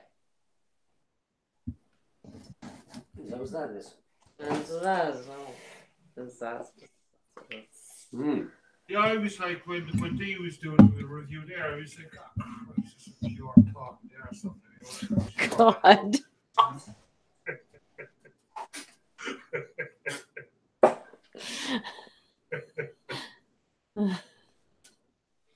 I know I'm supposed to be murdered.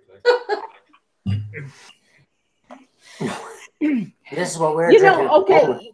You know what that label reminds me of? It reminds me of 10 Barrels Pub Ale. And that was 10 Barrels' response to the whole Coors thing was they put out a pub ale of only like a blank white label that said pub ale in black letters, and that's it. It was, Yeah. It is actually pretty straightforward, yeah. I like it. I like the idea. Really? Well, you don't like the pale ale? What, Dee? like What kind of? It's What fair. kind too of? floral. It's like a slightly cleaning product kind of level of floral flavor for me. Really?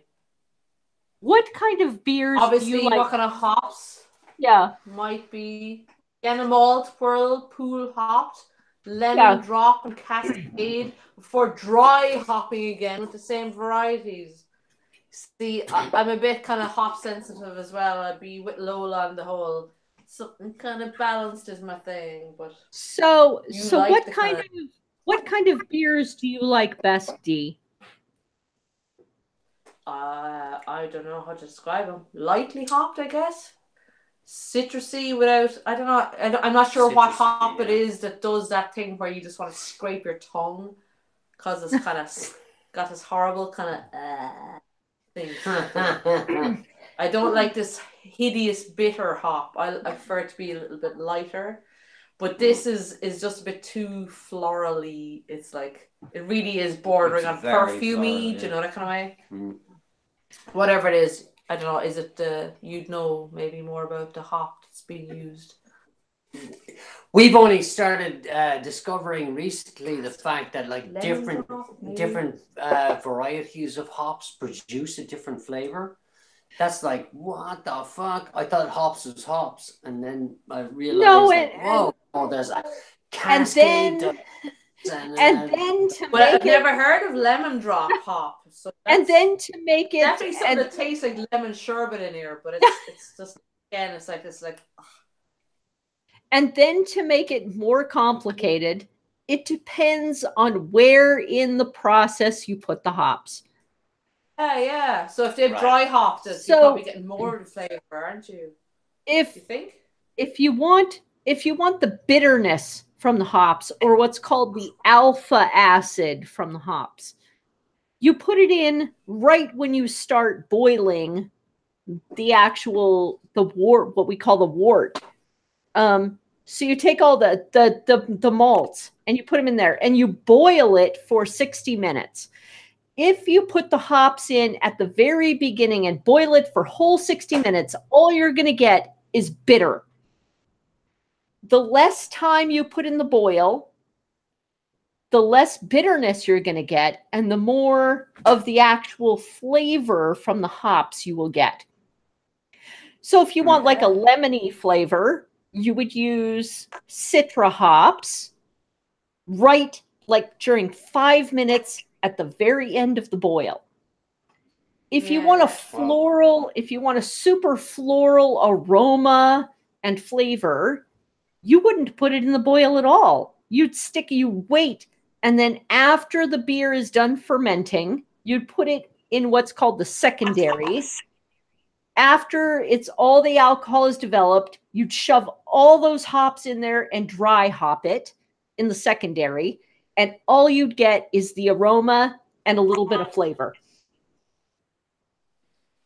And that's where you get, you know, a lot of those floral aromas from. Citra, but these guys are claiming they've done Citra is both. a very orangey lemon type of flavor. Sriracha with its botanical dill type of flavor, you know, you put in at the very end of the boil. But it takes an incredibly skilled brewmaster to decide, when am I going to put these hops in so they're going to give me the exact flavor I want. And I'm not that good. Trial and success. And then can you remember what you did? It was so good. You know, it's like when you kind of make up a recipe for any kind of food and you got to go, wow, put a bit of that, bit of this and throw in that. And you go, oh, that was brilliant. Did we write down what we just did? Yes, you know, exactly. Kind of you're not really trying. Sometimes the best things come out of it, you know, that kind of way. Yes. So I suppose with any kind of thing, it's cooking on the stove is, you know, with food is the same alchemy as cooking with the brewing of beer, you know. And then, of course, you have to, but, you know, a lot more. And more then, than people think. And then you have to take into account the how good were the ingredients in the first place. The hops might have had a really good season. They had plenty of rain. They had plenty of bacteria in the soil to give them everything they needed to be the best they could be. And another year, they might have really sucked. So you get just a little bit of those alpha acids and nothing else, maybe some beta acids, and then you have to pile on. You have to just pile on the hops to get anything from it. It's really up to an experienced brewer to taste those hops beforehand. That's the thing. It's like it's going into the realm of wines where, you know what I mean? You have wines that were like, depending on what rainfall was and the sun and this, that, and the other for the grapes that year, this is the vintage you got from this year and this is the characteristics of it, you know, that kind of way. It was a good year or a bad year. You know, so similarly what you're saying is that like there could be so many variants in a craft beer. Not that one is, obviously one could be good, one could be bad, but just one could be a bit more this and one could be a bit less that or whatever, you know what I mean? It's like, it's so interesting that you know, that there are so many variants in it, you know, to make, you know, so many characteristics out of it, you know? And it's very much like a chef, extremely like a chef. Who takes who takes a bit of those ingredients beforehand and goes, oh, well, the malts weren't quite as good as last year, so we'll add 20% more and we'll get a good balance of hop to malt ratio. Yeah. I'm getting better. Smell your hops and know what they mean, what they're going to do to your brew. You know what I mean? That's probably in 50 years of brewing, you'll get to that stage, master. I'm good enough. I'm good enough that when I taste a beer with different hops, I can tell you approximately which type of hops were used. Mm-hmm. But if I pick up the hops fresh and smell them, I'm not good enough to tell you what kind of hops they are yet. Okay. It's going to take me a bunch of years more to tell you, to be able to do that. You know, rub them between my hands and go, yeah, these are Citra hops, and those are Sriracha, and those are, you know, those are Mosaic over there. And it's going to take me longer to do that. It took me 2 years. It took me 2 years of studying to appreciate India Pale Ales.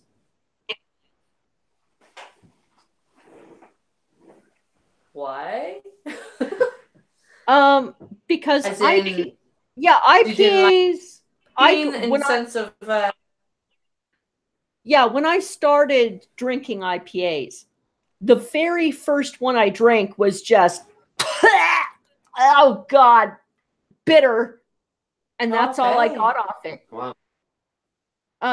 After 2 years, I was able to say, oh, well, that IPA has citrus flavors, but this one has grassy flavors. This one is a fresh hop, but that's been aged. Now I can tell those flavors because I took the time to actually test them all. Yeah. But it takes time to develop that palate. It can be and painful. You need a bit of guidance as well, as in the bottle of beer you're drinking needs to tell you what the fuck is in it, instead of going, oh, you know, we put hops and some barley into a thing, and you know, whereas you know that's another good telltale sign of a good craft beer is when they actually tell you what hops they use and how they did it. Which, fair enough, even though I don't like the can, the Larkin Brewing Company do go into extreme detail about what they did. Light and refreshing pale ale, big aroma, low bitterness, using a malt base of wheat and Vienna malt, whirlpool hop the lemon drop and cascade before dry hopping again. You know, if you hear all that, you kind of go, they were actually up to something. Yeah. They had a plan. And we're just your little guinea pigs, but... Yeah, and that immediately, they're telling you what they were doing. You know what I mean? It's really exactly. And the whole wheat and Vienna hops thing tells me, you know, oh, we added some sparkly malts, but then we add some Vienna malts, which adds, you know, a little bit of heft, enough heft that it's a satisfying drink. You know what to expect. It's very nice. Yeah, there's a tendency, I think, with the craft beer industry in this country to describe themselves to people who really don't know what the fuck they're listening to, where they'll kind of say, this beer comes from a castle on top of a mountain, and they think that's like, okay, in that case it must be good, you know. They don't talk about the fucking flavor at all, or where it comes from. They just say, well, 1,000 years ago this happened, and that's why the beer must be good. You know, it's like they're talking to people who don't know how beer is made. You create a story at the side of a bottle that has nothing to do with the fucking beer that's in the bottle. Do you know what I mean? So all you're doing is kind of creating some imaginary kind of bullshit, like, you know what I mean? It has nothing to do with what the beer is like. Which means that for people who do know, they've got no fucking information. Yeah. And you know, I don't mind people that just want a simple beer. It's fine with me. That, you know, whatever you want is what you want. But for God's sake, just tell me what you want. You know, if you want, I want something like Coors that isn't Coors, that isn't going to kill the environment. Right. So I've got Flat Tail here for you. You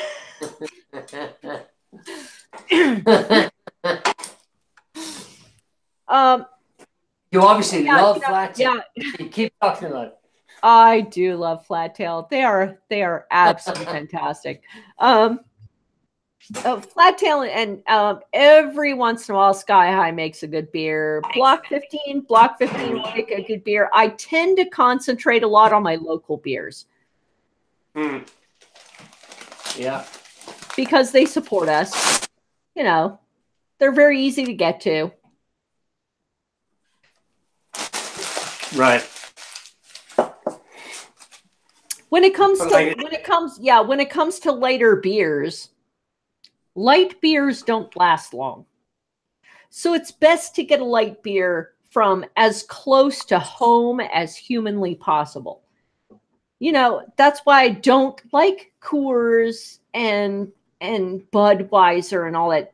It comes from Colorado. That is 2 states away. I don't need to go 2 states away to get a light beer. We feel when you drink that shit.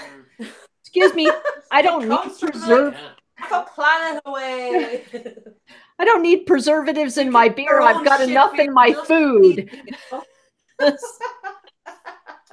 Yeah, we don't know what's going on. There's probably a company here who buy the license to brew any beer they want and just call it Coors, no matter what it is, you know. That is true. Different beer. That has happened with a lot of American beers. That has happened with a lot of American beers. You know, we'll just purchase the license and we'll call it what it is, and we'll make it whatever we want to make it. Yeah. And it's horrible. It's absolutely disgusting.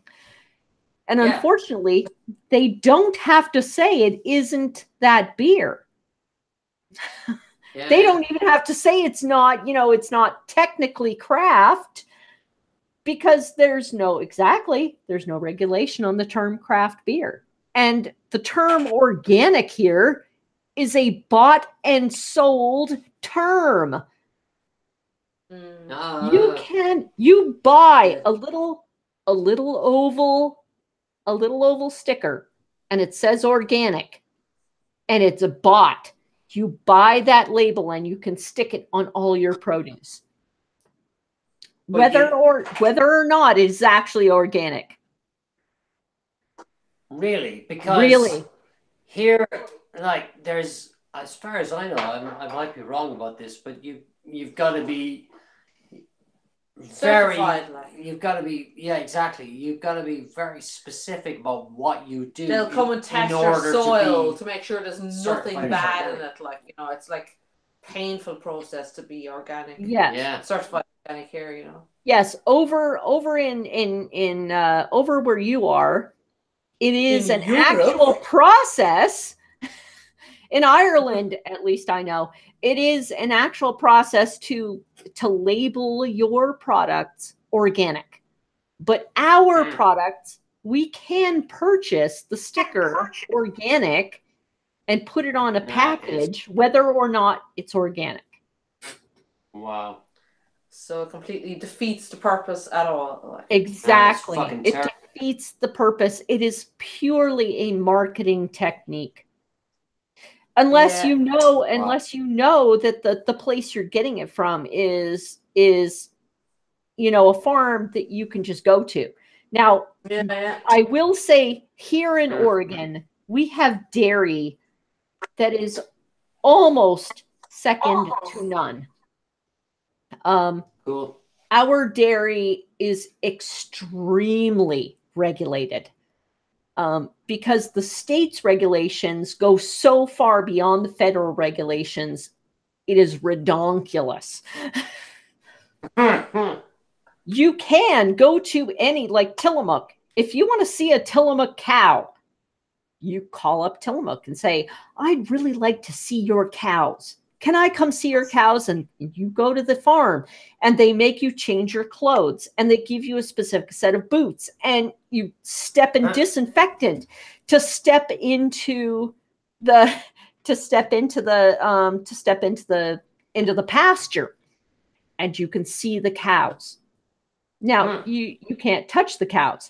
And if a cow is sick, it gets separated from the herd and it's given antibiotics until it's well.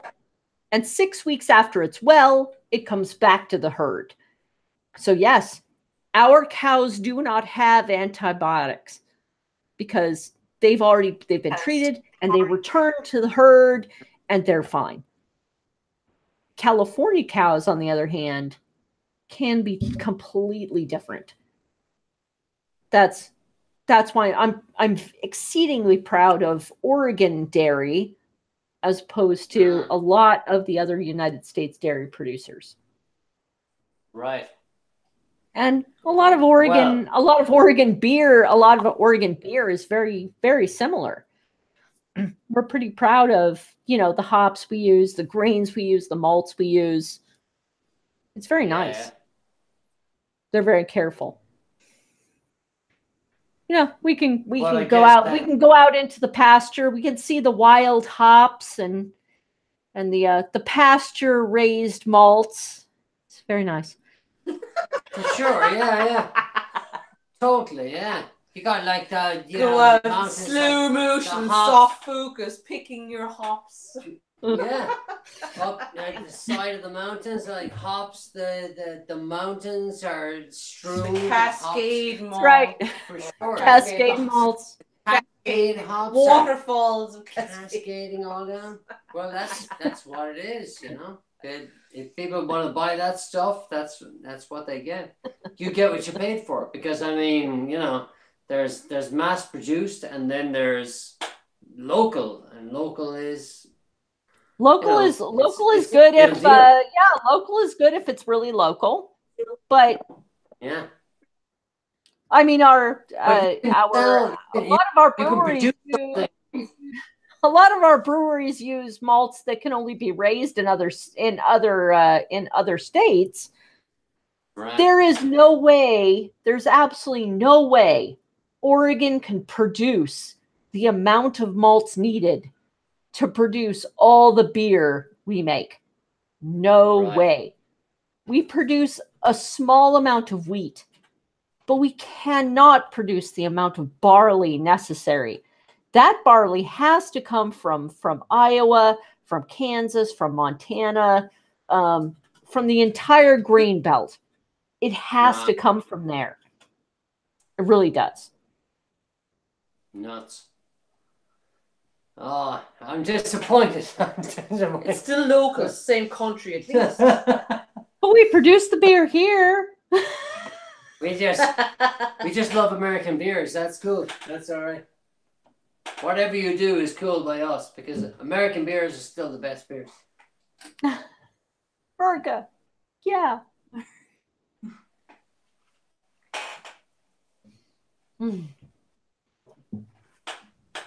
What one do you want to have now? Is there something else left you want to do, or today? I don't think so. I've gone through all the beer we have. Do you guys have anything else that you would like to? Oh yeah, we've one more, which was another red we never had. It's Porterhouse Red. Porterhouse Brewing Company Red. Yeah, they've been around since I think the very start of. Yeah.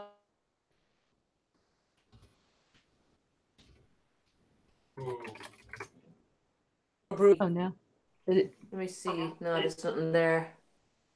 Malts, ale malt, crystal malt, wheat malt, chocolate malt, hops, Galena, Sounds terrible, Nugget, really, in fairness. East Kent Goldings. I haven't heard of them before.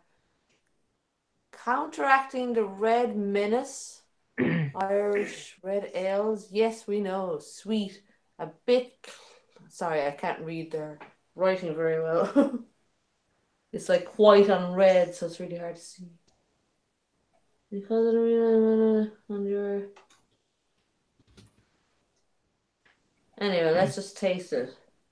Anyway, they basically seem to be saying, we're not going to be sweet. They're not sweet. And this is an odd opener. Usually you click open, but East Kent Golding hops usually lend a spicier a spicier type of flavor to a beer. Great. I'm optimistic if you're right about that.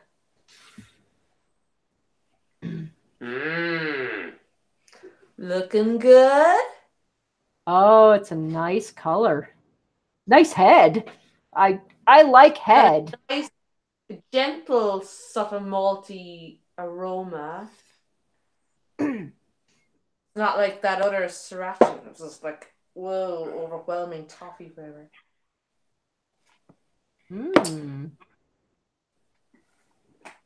Sláinte. Hey, cheers. That's actually really nice. It's very gentle and inoffensive. It's kind of toffee-ish. There's a bit of a toffee flavor off. It's really, really light. It's really wispy. It's like, where's it? Oh, it's gone. Yes. Which mightn't be could have do it a little bit more oomph, I think. Where are you getting it from? The malt's coming out as well. It's very drinkable. It's got a kind of toffee-ish kind of a flavor, but it doesn't have a very intense kind of a rich kind of a thing going on. So it's very drinkable. It's 4.2, so it makes it a little bit lighter than the last one. Yeah. Well, reds are not necessarily supposed to be really hefty, so. Yeah. Like it. Yeah. And I wouldn't have actually thought that Porterhouse was going to be one of my favorites, but I would be recommending this one now, actually, after trying it. Ka-ching, ka-ching. Wow, I am surprised at the amount of red on the labels that you guys have presented today. When they're red, they're really trying to tell you that it's red. Yeah. And that's the thing. There's so few of them, and they're so like that one was meh. That one to me was too sweet. So it was like out of all these and that one, the other amber one. Oh yeah, we've had a couple. So this one was trying to be, we're like super like amazing, like high end, unfiltered vegan, blech, yucky. This one was the one that I thought was way too sweet, but still probably good process. That's the one we just had, and then the Boyne one was just generic one. So which one was the very first one you tried? That one was this. West Cork. West Cork Brewing Roaring Ruby.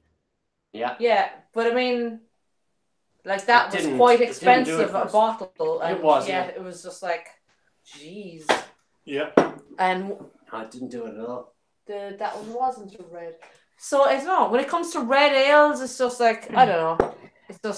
It just seems to be like, yay, it's slightly different color, and that's about it. Like, there's nothing you can guarantee about it being like, yeah, that's what a little bit more maltiness. This is probably the nearest thing to just being able to get a little bit more maltiness than an ordinary beer. You know, the rest of them are just like overshooting it, I think, or something, or under. I'm not sure which. Now I want more red beer. I'm gonna run out and grab another beer. I'll be right back. Cool. Where's Shay? Shay has to come on to. Oh, you're still alive. He beat me to the punch. It's okay. Adrian's going for a fag break as well, so. There we go. Oh, the stout. What is that? Jesus Christ. That's the stout. Yeah, I know, right? What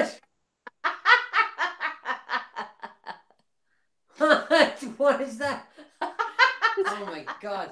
I love this thing. This is like a 1 gallon our 1 gallon, keg. You put a little CO2 cartridge. There's a little CO2 cartridge in there. But is that for homebrew? It's for anything. We can okay.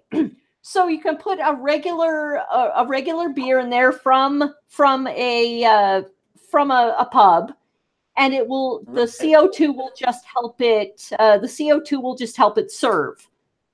Oh my You God. can also put your home brew in here, and it will carbonate it. You stick the CO2 in the little cartridge, and it will actually carbonate the beer over about 3 days to a week. It's wonderful. It is extremely useful. I really love these little kegs, and they are sturdy as hell. They really need to be everywhere. Like how? What's the volume? A gallon? Yeah, this is an entire gallon. This is an entire gallon keg. 4 liters. Yeah. Wow. Is it 2 liters? Yeah. 4 liters, I think. Yeah. But 4 liters, isn't it? Gallon to keg. About 8 pints. I think about 8. Approximately 8 pints. Yeah. Yep. Wow. Cool. Nice. Now you may ponder on this. Cool. We'll take a break.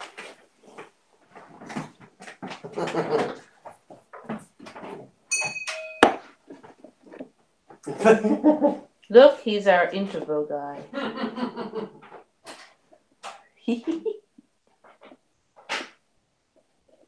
Ah!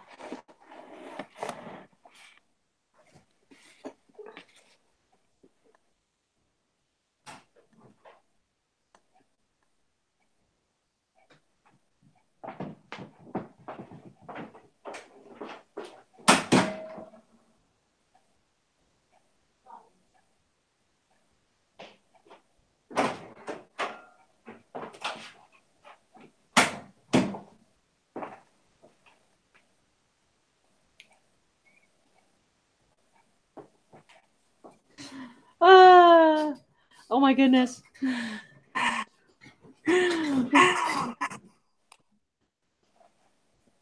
love the little eyeglasses.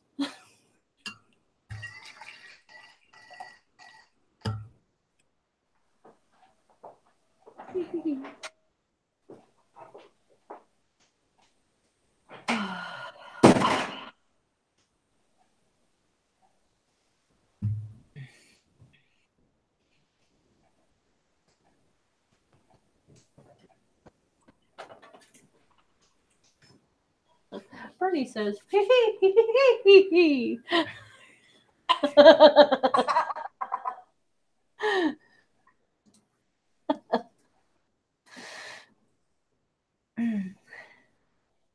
Oh, the beer's in there. I didn't try the flashlight light one yet. I'll try that in a while. Yeah, it's right here. You can put it back in the fridge if you want. Keep it cold.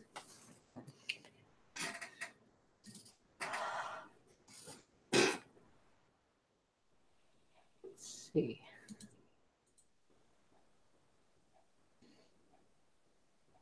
Where'd it go? Porterhouse.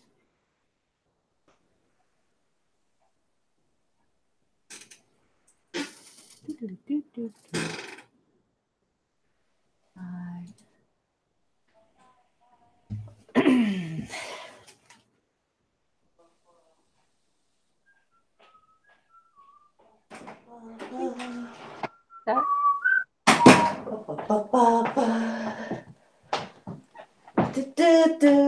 Hello!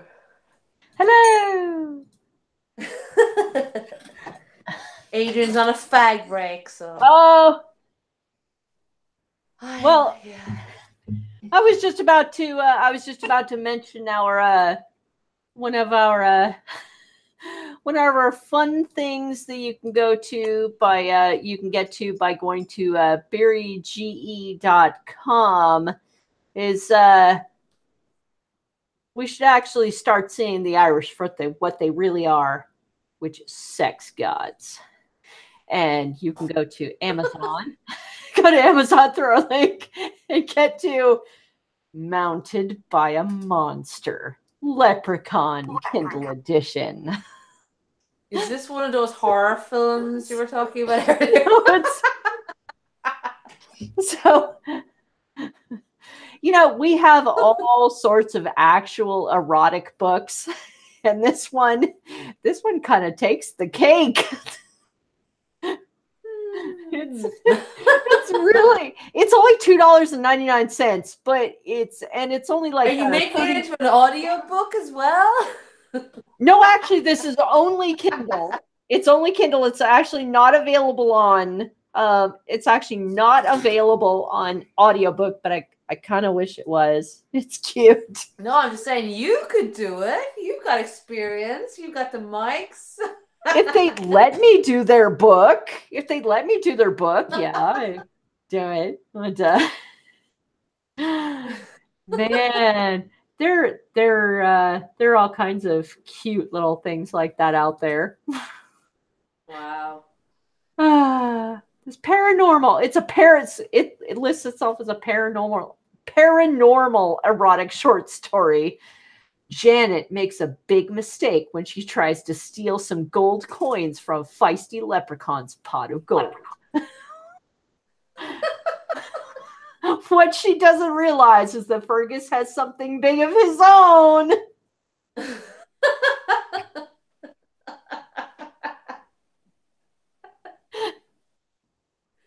Oh, jeez. Now he's coming to collect not just his gold, but also the interest. Good Lord. So this is like a Mills and Boone of a dwarf kind of. Irish Appreciation Day indeed.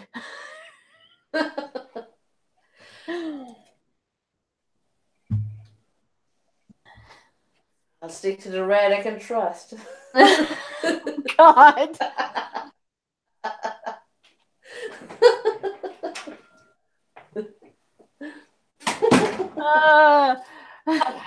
I wouldn't know anything about that. Oh, Adrian's back now. I'm back. Yes, we shall have to stop. We shall have to stop mentioning the erotic short stories now. She was talking about the horror leprechaun term there. Oh, yeah. Erotic Mills and Boone romance version of leprechauns. Apparently there's a lovely little 3,200 short story called Mounted by a Monster, Leprechaun. Mounted by a monster leprechaun. I believe it. Yeah. A friend of mine, she was from Germany, and she was saying that nothing to do with leprechauns, but apparently there was a whole kind of thing over there for just like slightly kind of love story erotica that just took place in Ireland, and then they'd show them in Germany. We never got to see them as Irish viewers. They weren't like. But she said there was a huge thing over there for it. Like her mum was. I don't know. Yes, she told me. But yeah, just kind of these crazy love stories. Adrian looks properly appalled. Terrible. What? This is awful. I have never heard of such a thing in my entire life.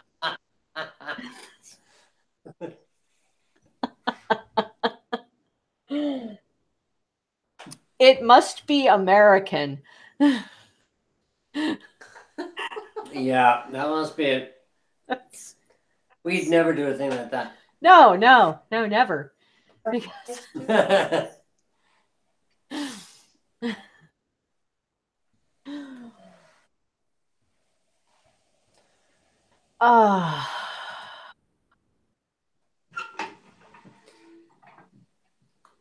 see. Oops. Where did I put the black currant gin? Cybernaut wants to find a black currant gin. We can get that here in Corvallis, I think. Well, vodka. Well, vodka, but vodka isn't the same thing as gin. Black currant. Black currant is far more. Well, I don't know. The environments are fairly the same between Ireland and Corvallis, Oregon. Yeah, they're very similar. Very similar. Except for the summers. Our summers are way hotter. Yeah. Summers, the devil kind of comes down here with his lash and, picks out victims. Yeah. It gets up over 100 here in the summer. 38 Yeah. to 42 Celsius. What's that in Irish temperatures? In Irish 38 to 42. 38 to 42. What? Yeah. Good Lord. No, I think it hit about, what did it hit last year here? About 30 something? 32. Yeah, we were almost dying, like. Yeah. And that was only 30 odd, like. No, You're 30 dying degrees at here. 30. Oh my Insane. goodness. Absolutely insane. Yeah. Like last summer was the first time in years I've ever had a fucking heat wave ongoing 30 degrees for longer than a day or two, And we were like, it was the end of the world. The grass scorched and the birds were dying and It was a proper heat wave, yeah. yeah. Reminder to self, never bring an Irishman to Corvallis, Oregon in the middle of summer. Yes, we'll come to Paddy's Day. That's the best day to come to Corvallis. We get to try corned beef and play with the leprechauns. You've collected. Look, real Irish people. Oh, the alcohol got them. Oh, we could be the leprechauns for the day. Adopt them and everything.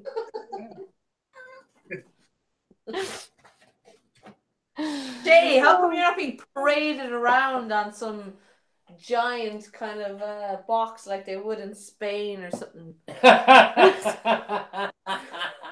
It's an Irish person. The Irish guy. And he has a beard and everything. Wow. Yeah. Are you not the token Irish guy? The token Irish. The Viking fucking facial hair and everything. If it was some fucking CEO of some company up the road, it might be quite as exciting. But, you look pretty good as an Irish dude.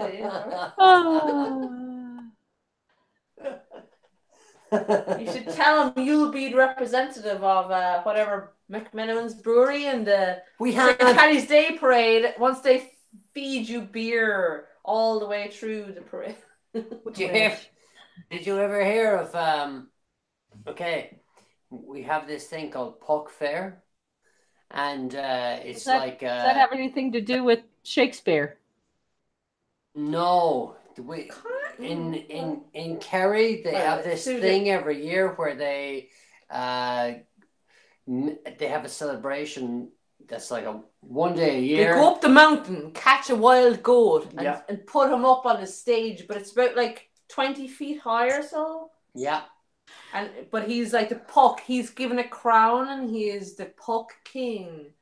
I think it might have been going back to, but it's similar to what you're saying. It's like the Puck thing. I think in Shakespeare came from the whole pagan. Yeah, as in it's very pagan tradition. But the goat thing in Shakespeare. Tourists come to see it. So, but yeah, it's mad. Like so, yeah. Shay, you should be the Puck of. He would be the Puck, of Corvallis. Yeah. Put a hat on him with the horns. If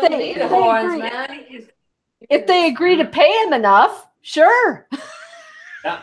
But they'll pay him in beer. That's enough, surely. An entire lifetime. Pay me the beer. I'll put him up there. Yeah. You've got the handcuffs. And the leash. It is. It's kind of sinister, though. In a way, there's a little bit of kind of a bondage vibe about it, because they get the goat and they stick him in a cage and they parade him around the town for a couple of days. No, they stick him up in his thing and leave him there, like. Yeah. But he's a wild goat. He's not just a fucking goat that was living down the road in the fields. They actually go up the mountain And and capture. scoot To around get a and goat. capture a fucking wild goat with big wibbly wobbly horns, like. Not just like some tame old fecker, like. Yeah. And then and he's Catch a up real like goat. really high, and then he's to sit there for the whole fucking week, like. Obviously they go feed him, but do you know what I mean? It's like, Oh, that'd be horrible, He gets though. Can you privilege and imagine? Oh, that poor goat being ripped off his mountain and being shoved Yeah, up that's on a right. platform. Yeah. Exactly. Yeah. well, I think they put him back on the mountain again, and most other cultures would probably eat him. But But he doesn't realize at the time how important Nobody he here is. likes goat to eat, Yeah. so he's lucky that way. But for a whole week, he's looking down on these crazy fuckers. Yeah. What the hell are you doing? I just want to go eat some grass. Yeah, fuck you too. That's like everybody in Corvallis. I just want to go have some grass. It's legal now. You don't have you to not got put me on a beer? pedestal. Grass in it? Have you not got a lot of beers with like grass going on? CBD and THC? Not in Corvallis. Not in Corvallis. We have one in Eugene, and currently one in Eugene and two in Portland. None in Corvallis right now. Although we do have 7, 8, 9 different weed companies selling here in Corvallis. We don't have it is extremely difficult to get a CBD beer licensed in Oregon. Extremely difficult. But what about like people who just want to sell dope on its own? Is that like a thing? No, you must have a permanent store. It must go through the store and you must be licensed. If you're caught on the street just selling on your own, you're going to jail. But I saw an article on the internet recently that said that Oregon has a surplus of dope, that there's like so much being grown that there's not enough supply, that there's like too much. There is too much supply and not enough demand. But that's because we are not currently allowed to ship out to Colorado or California or any of the other states that can legally sell it. So yes, But we do have a enough surplus. as well, you know. We do have a surplus, but the struggles in the licensing department will be resolved eventually. Mm. But you can't just go on the street and sell whatever you have in hand. Yeah, you have to be in a licensed facility inside the building only, because they have to be able to tell who comes in the building. You have to record everybody that comes into your shop to make sure that everybody that comes into your shop is of age. Now it doesn't matter if they're immigrants. Doesn't matter if they're, what color, gender, whatever. As long as they are 21 years old, you can sell to them. So ageist. So ageist. You better be 21 years old.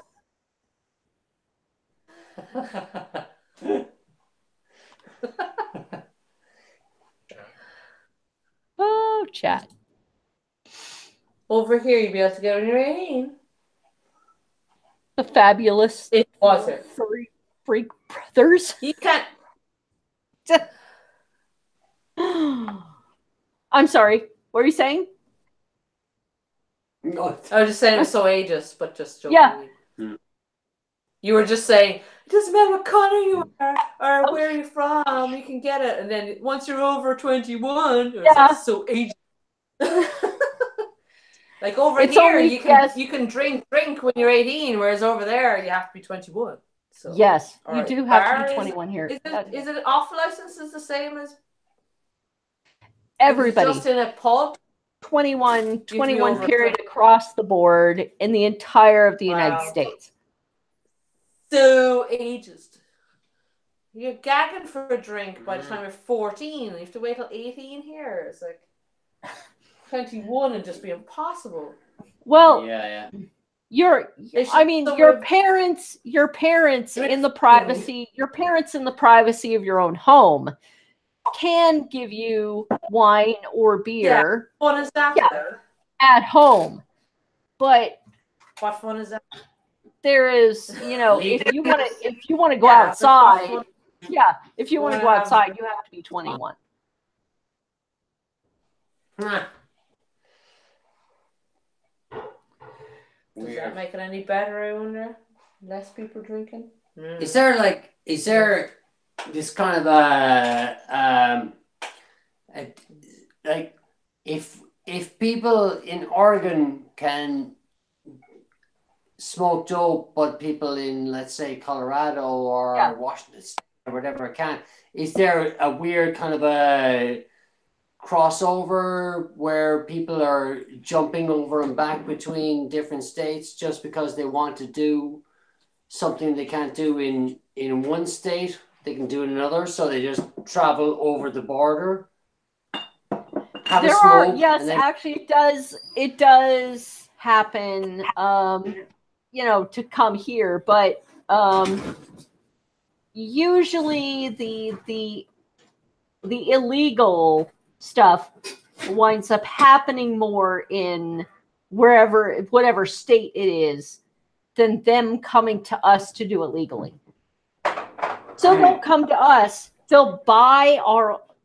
will buy our stuff legally, and then they'll travel back to their state and sell it illegally. Right. They don't bother they don't go home. Yeah, they don't bother, telling people to come here legally. They just come here, buy it, and sell it for twice the price wherever they are. Yeah. Does that mean that the West Coast is like, hey, a free zone for dope that everybody's just bringing it into the rest of the country? Not necessarily. It might be no more than normal. Here, we've cut down on a lot of the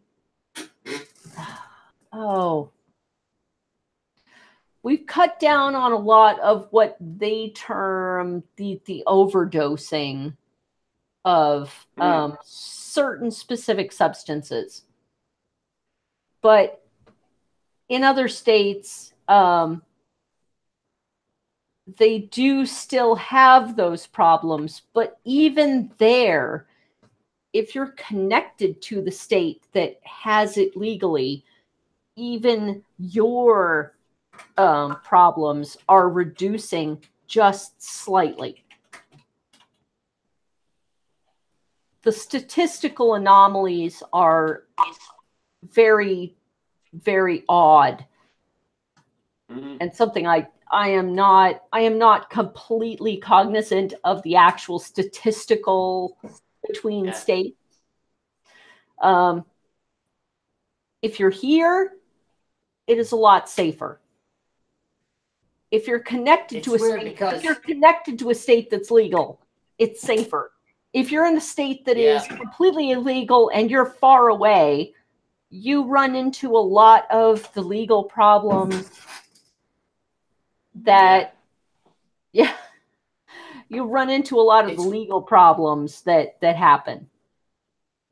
It's weird for us because in this country, it's a bit like if the entire country was Oregon State, if you're going to travel to another state, it's like you're traveling across the sea.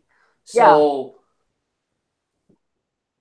the laws between here and there are, okay, it's pretty... Well, now, hold on a minute now, because we do have Northern Ireland, which is a different fucking realm, really. Do you know what I mean? Which is exactly the fucking thing that's the contentious issue in Brexit. Like, so trying to go, oh yeah, should it be like going across the sea? No. That's where the fucking problem comes. Is where you have a border where you don't know what to fucking do anymore because you've got something that's so easy to traverse. And people are living this way and just driving over and this way and that way all the time. Now all of a sudden we have to create this barricade again of like, this is the thing. You can't go there. So wait a minute, we have to England now.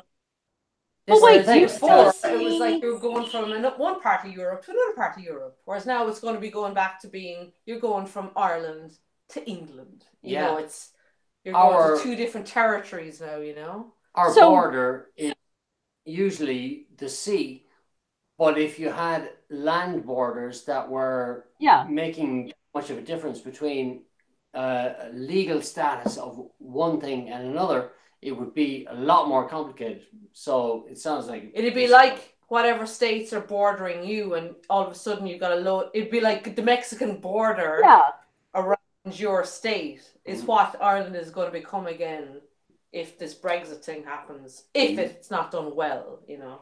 But here's the thing: do you already see people starting to anticipate that? Have you seen any effects? Have you seen effects of it already? I don't know. We're not near enough to the border to know, but I'm sure if you were living there, you might see something. But you hear people talking about it all the time. Yeah. Do you know what I mean? There's people that have farms that like one field is on one side of the border and the other field is on the other side of the border. So to bring his cows from one field to milk them is gonna, you know what I mean? You're crossing a border to do that. You know what I mean? So just ridiculous, simple things that were taken for granted. And all of this peace process that's been going on, trying to, you know, nullify this idea of a border. It's been going on for the past 10 or 20 years, I suppose. It's funny, actually, because this is just all going to upscuttle that, like, potentially. So that's the fear that you're going to get back to a place where there's going to be illegal smuggling going on over the border because there's going to be tariffs on things. And then somebody that's making money out of that is going to be, you know, you're going to have a mafia basically operating that, like, you know. So that's the kind of fear that it'll go back to the illegal, scary bullshit that was there in the 80s or whatever, you know. So who do you think it might be good? Who do you think would be more lenient on things like alcohol and weed crossing the border? Do you think it'd be the English side or the Irish side? I don't know. I think they've. Well, I don't know. I don't think you know, it'd be all down to the taxes. You know what I mean? The thing that, you know, back in the day, it would have been people would have gone over the border to buy things in Northern Ireland and bring them back to the Republic. Whether it's the same now, and that would have been just like you'd go over and do your Christmas grocery shopping and your booze and all that, and you'd bring it over the border. It was, you get things for half the amount, you know. Whether that's the same now, I don't know, and whether the sterling against, you know, the euro will be different to what it was when it was just, you know, the British pound against the Irish pound. You know what I mean? That might make a huge difference. Yeah. But anyway, you're gonna have a whole new fucking can of worms to deal with, basically, you know. The thing that is the kind of most important thing about the discussions between Britain and the rest of Europe at the moment is the fact that if Britain leaves Europe, is Northern Ireland part of Britain or is it part of Ireland? That's the thing that's wrecking everybody's fucking head. Because it is part of Britain. There is no question about that. It's just how you deal with the border. Is How, like, if Britain with Northern Ireland becomes its own entity, then there needs to be a so-called hard border on the border between Ireland and Northern Ireland, and that's going to just completely fuck everything up, because it's going to be like it was 30 years ago when there was always a huge, like a proper European style border, and nobody wants that. So that's why everybody is that's having why so the much thing trouble. is being delayed constantly. Do you know? Yeah. I mean, I'm sure there's other factors about the dealings and what deal they get, this, that, and the other with trade deals or whatever. But for Ireland, one of the main things is like, what the fuck is going to be happening up here in the border? You know what I mean? And no one seems to be able to come up with a decent solution, because Jesus, how can you? Because it's like you're just going back to one country, another country, instead of it being kind of one country, another country, with part of, you know what I mean? It's a little bit like if Oregon just decided to be an independent republic, then it would be completely and utterly divided from the rest of the states. You'd have a very different border going on, that kind of way. Well, we did anticipate for a little while, Ireland was like a state of we did anticipate for a little while. Like a state of Europe, same way as the rest of us were. Yeah. Now it'll just be this big chunk that's like surrounded by sea and then surrounded by a country that isn't one of it at the other side as well. It definitely does. Do you ever anticipate an entire just one Ireland? That's a funny question, actually, because I have no connection to Irish politics particularly, so I would have thought that would be a possibility. But the way that things are going now, you hear about it in the news all the time. It's like the Northern Ireland politicians are so dead set against that for some reason that it looks like it could never happen. Never happen. They're just for their own reasons, for political reasons, they're just slamming down against that. It's ridiculous. They have no intention of it. So I don't think so. It seems so odd, because I mean a hard border through the middle of Ireland seems so ridiculous. But I mean, even ours, we've had Texas. Every couple of years, Texas threatens to break away. Every couple of years. And even Corvallis, even Oregon has, joined together with a couple of other states to say, if it gets bad enough, we can develop the Cascadia set of states where we'll break away from the United States. But Ireland just seems so. It seems like it's supposed to be one whole place. To break it up seems so ugly. To have a hard border there. I mean, I've heard, island. I heard a lot of the horror stories about, the hard border before. I don't want anybody to go through that. Really. Yeah. I think everybody's thinking the same, except for probably a load of crazy numpties that want to try out their bombs and see how they work now. Yeah. Well, I mean, you guys don't have the same gun things that we do. We're struggling hard with our gun laws. We need to get rid of a lot of the gun crap that we have.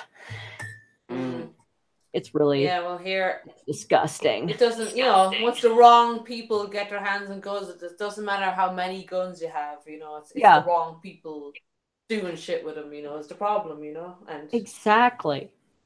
It doesn't take that many guns to cause or bombs or whatever it is, cause a load of trouble, How about a world government Would you guys be in favor of a world government? I'd be in favor of a world government, yeah.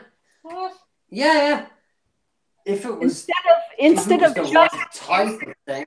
instead of the Well, UN or very a broad. bunch of separate things, having just one government for the whole world that everybody If there has was a some say in. fairy godmother could rule without any fucking power grabbing egomaniac ideas, maybe. Yeah. But I really don't think any human is capable of having those qualities. That's the problem. Yeah. You'd end up with like some Hang on, fucking I gotta jump in here. 1984 scenario, like, you know, at best. Um, I think they call it dictatorship. Or am I not educated about what a world government is? I don't know. Is there some voice of wisdom coming from the things there that won't appear and speak? Go ahead. Telling us what I know. Why doesn't he? I just gotta jump in here the world government thing. Yeah, it depends on how it's set up. I mean, it's very, very simplistic to say the words world government. Like there's this overarching power throughout the entire planet. That's not the way it would work. If it was done in a way of local councils, you elect your local council, like in Cork, you elect your local council, they govern Cork, and then they work with the above government, and they work with the above government, and the above, and it goes on and on throughout the planet, maybe. But it's not going to be this like one person ruling over everybody.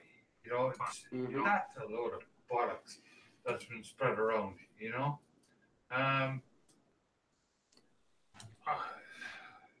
It's just something I feel very strongly about. We need to work towards a world that works more closely together, not as in government. I can crap about government. I'm talking about people working more closely together, you know? Yeah. Local But like, I don't working more closely together. Not some bastard fucking politician who's going to tell us all how we're supposed to live. You know what I mean? Yeah.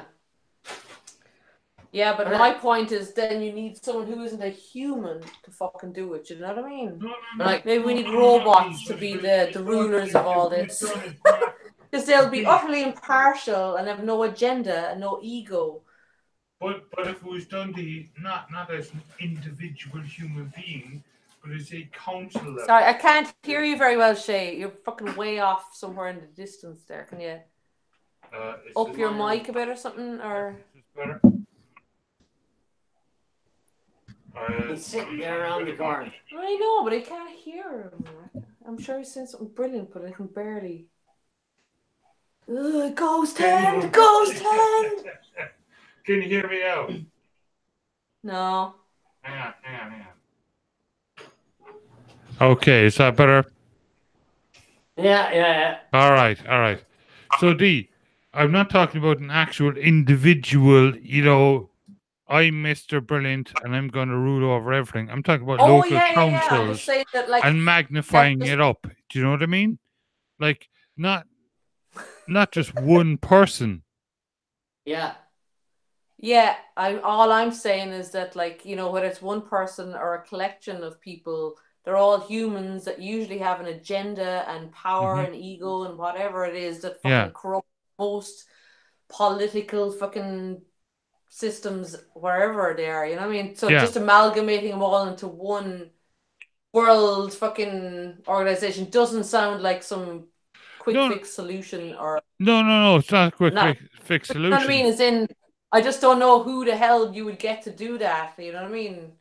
That wouldn't have all of those same kind of slightly negative attributes that most humans have. It would be negative, but also positive, you know? Because you would be forcing them to work together. Brilliant. I'm just saying, as in, who the hell would you get to do it? As in, that's what I'm saying. Maybe we need a robot to do it because they'd be the only ones that would be like data being like, okay, let's do this. who needs this? And Well, AI is a come in possibility. impartial, So and nothing to gain from it, and no power fucking trip going on with people. I mean, I just. But I don't think that like a world government means a government run by one person. I know, I'm yeah, not exactly. saying Yeah, one person, I'm just saying that's what I'm saying. if you do, humans collectively just Really, have this. like, That's like saying, okay, a government of yeah, I'm not being if that you- fucking like naive about it. I'm just saying a party you could say has a leader, but you still have its collection of people. None of them are any better at kind of deciding or being uncorrupted and objective. Do you know what I mean? So I'm just saying, if you do that on a grand scale for the world, then it's not going to be that much better. You know what I mean? It's always people that are fighting power and influence and whatever are the ones that do shit, like, you know? You definitely can't keep from having bias.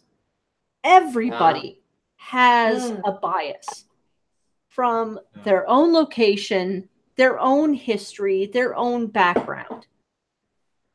But if you take what you consider the most honest people from your country and send them out to, to represent you. But you would have to make sure that your country has enough of a toehold in what you consider to be the honest representation of your country in order to send it out, in order to send that specific person out to be part of a world government. That is very difficult, especially where places like North Korea are involved. North Korea would not send somebody who represents the people. They would only represent somebody who is the government. Even places like certain parts of Africa would not send out somebody who represents the entire continent. They would have to send somebody who represents a specific part of the continent if you were going to do a continental government. It is. But even somewhere like Italy, people will say the north of Italy and the south of Italy, two very, very diverse places, you know? Exactly. For tiny islands. So how do you get representatives of all of these things, you know? And that is very difficult. One way to do it would be to fucking cut money out of it.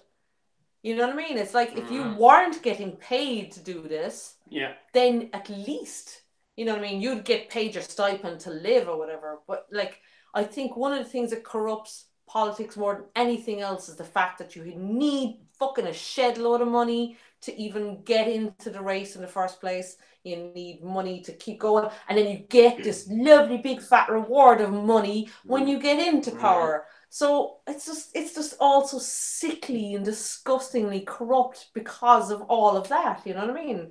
You will never get a pure, honest fucking person with a passion, or very rarely, you know, running for it, getting into it, or you know what I mean? As in, even if you get as far as getting into it, then they're probably going to be corrupted by the money they're getting paid for it, because you get paid so much when you're a politician anyway, in this country anyhow.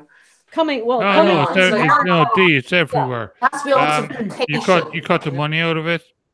Yeah, you solve half the problem right there. But we can do it. When I say one world government, I'm not talking about like an overarching thing that takes every single thing. I'm talking about communities working together as communities. Yeah. Do you know what I mean? Yeah. I'm not talking like I don't get to tell you, well, this is how you should brew your beer, and this is how you should grow your hops. No, you do that your own way. You know, but we can work together. Like if you're short something, and I might have that, okay, I can provide that to you.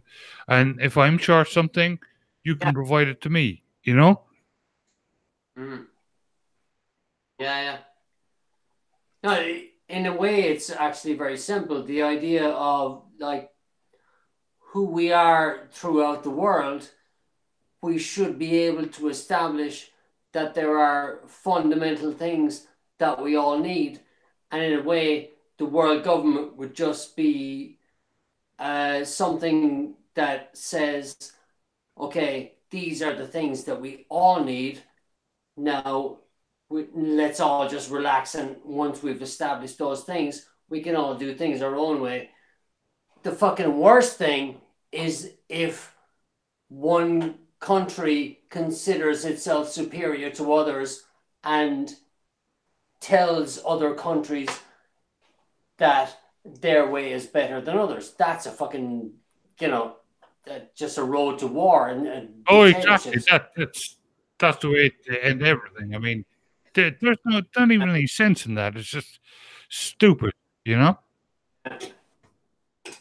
Because you get, like, there's things that we think we know that are our kind of, the way that we live is kind of superior to other people. I hate to say it, but the way that we talk about places like North Korea and like Saudi Arabia and places like that is like, okay, we don't like them to do things a certain way, but we can't push our way on them. How does a world government solve that kind of position, If you're gonna have a so-called world government, can you include everybody without stamping down on other people's beliefs, Well, we can't tell each other how to run their own governments. But we can tell each other how we're going to interact internationally. So a world government would give us the ability to create world passports. So you can traverse the entire of the earth without having to worry about, oh, well, I come from America, so I can't go to these countries. And I'm from Ireland, so I can't go to these countries. And I'm from Mexico, so I definitely can't go to these countries. A world government would be able to create this world passport so anybody could go anywhere at any time safely and legally and not have to worry about that. It would increase our ability to actually get more people out into other countries. But it's extremely difficult because the immigration debate right now between countries is so closed in. So closed in. People considering other people of other countries less than they are. Like in the United States, obviously, President Trump thinks people from Mexico all fucking they're all rapists and murderers, right? Right. So he doesn't want people from Mexico coming to the United States, which is fucking ridiculous because there are lots of people in Mexico that are fantastic, not just agricultural or other people. There are scientists and engineers and people that we really, really need here in the United States to come to our country. With a world passport. With a world passport, they wouldn't have to worry about that. They could just come. But I'm sure the fucking people who are professional scientists don't have to worry about that anyway. They do. Can get the fucking university they're going to teach in to give them I am a fucking professional. Let me in. It's down to economics. If you're poor, you can't fucking move anywhere. If you're rich, you can. But there's the thing is, every fucking thing is down to money at the end of the day. You know what I mean? That's why a world government may remove that. Remove money. Government could remove that economic. That economic barrier, so I only earn what? I earn $15,000 a year. Does that mean I shouldn't come to your country because I'm worth half nothing? No. Yeah. With the world passport, perhaps it wouldn't matter. and then I could give somebody else the benefit of whatever experience I may have, which it would be nice to remove that economic barrier that Dee talks about. Yeah. Because the barrier is only the borders that are drawn down by us between one place and another. Yes. So if you just, you could conceivably just kind of flatten those walls and say, okay, they're only walls of the mind. Now you can walk from A to B, no problem. To walk from America to Mexico and South America, or to walk from Europe into Russia or whatever, it would be possible because anyone can go from one place to another. So the only thing that's stopping them is border guards. That's the only thing that stops a person from going from one place to another. Well, yeah, you're right. Up until about 250 years ago, we didn't have passports or papers or anything. It was Russia that actually brought them in originally. The big debate isn't the actual movement of people. Though there are idiots that argue that. The big debate is welfare. If people just flock into your country, like as is happening in Germany, should they be entitled to welfare? Should have been entitled to pensions, state pensions, that kind of thing. That's the big debate. As far as I'm concerned, the actual movement of people, human beings walking around planet Earth, yeah, they can walk around wherever they want. You're born on planet Earth, you'll die on planet Earth. It's your planet, That's my take on it, Right. Yeah. Don't let those bloody Martians come here. Yeah. But you know what I mean? Like, the whole thing is just stupid, Nationalism is like the worst thing that has ever happened to humanity, Up until about 250 years ago, human beings roamed wherever the fuck they wanted to roam, Wherever they could make a living, wherever they could make a home, wherever, find a little comfortable patch for themselves and their families. Oh, I feel comfortable here. Right, I'm going to settle here. Yeah, I think there might have been about 1 billion of us then instead of 7 billion or something. Yeah. Then, you know what I mean? Yeah. There's a little bit of us taking over the world thing going on, which caused a bit of a problem. Like. Yeah. That's okay. I volunteer to go to Mars to make sure there is enough room for somebody else. I will go. I will be catapulted there. Even if there's nothing there, I'll go. I will go. I will create a colony. I don't mind. I will all the rest of the days of my life. I'll have the bar open and I'll be ready for everybody. I will have the bar open. That's right. I will create all the homebrew beer you could possibly want. Do we want to wind up the show and just go into the after show? Yeah, this is a good place. Should I do the end of show patter again, or? Yeah. Well, well, if you like our content, supporting Beery Good Entertainment's continued production is as easy as a click. Please visit beeryge.com and click on any of our affiliate links. From Amazon products to Humble Bundle games, we have plenty of ways for you to save. Please check us out on Twitter and Facebook as Beery @BeeryGE, and share your favorite beers with us on our Beery Good Entertainment group on MeWe. Be on the lookout for My Steampunk Adventure Hunchback on lindatepler.com. It will come out on Amazon as ebook and Audible on audiobook. And we are very happy to have had you here with us today. And in honor of my hero, Eamon Dunphy of The Stand, we're so glad to have shared this fine conversation with you today, because the finest conversations call for the finest beer.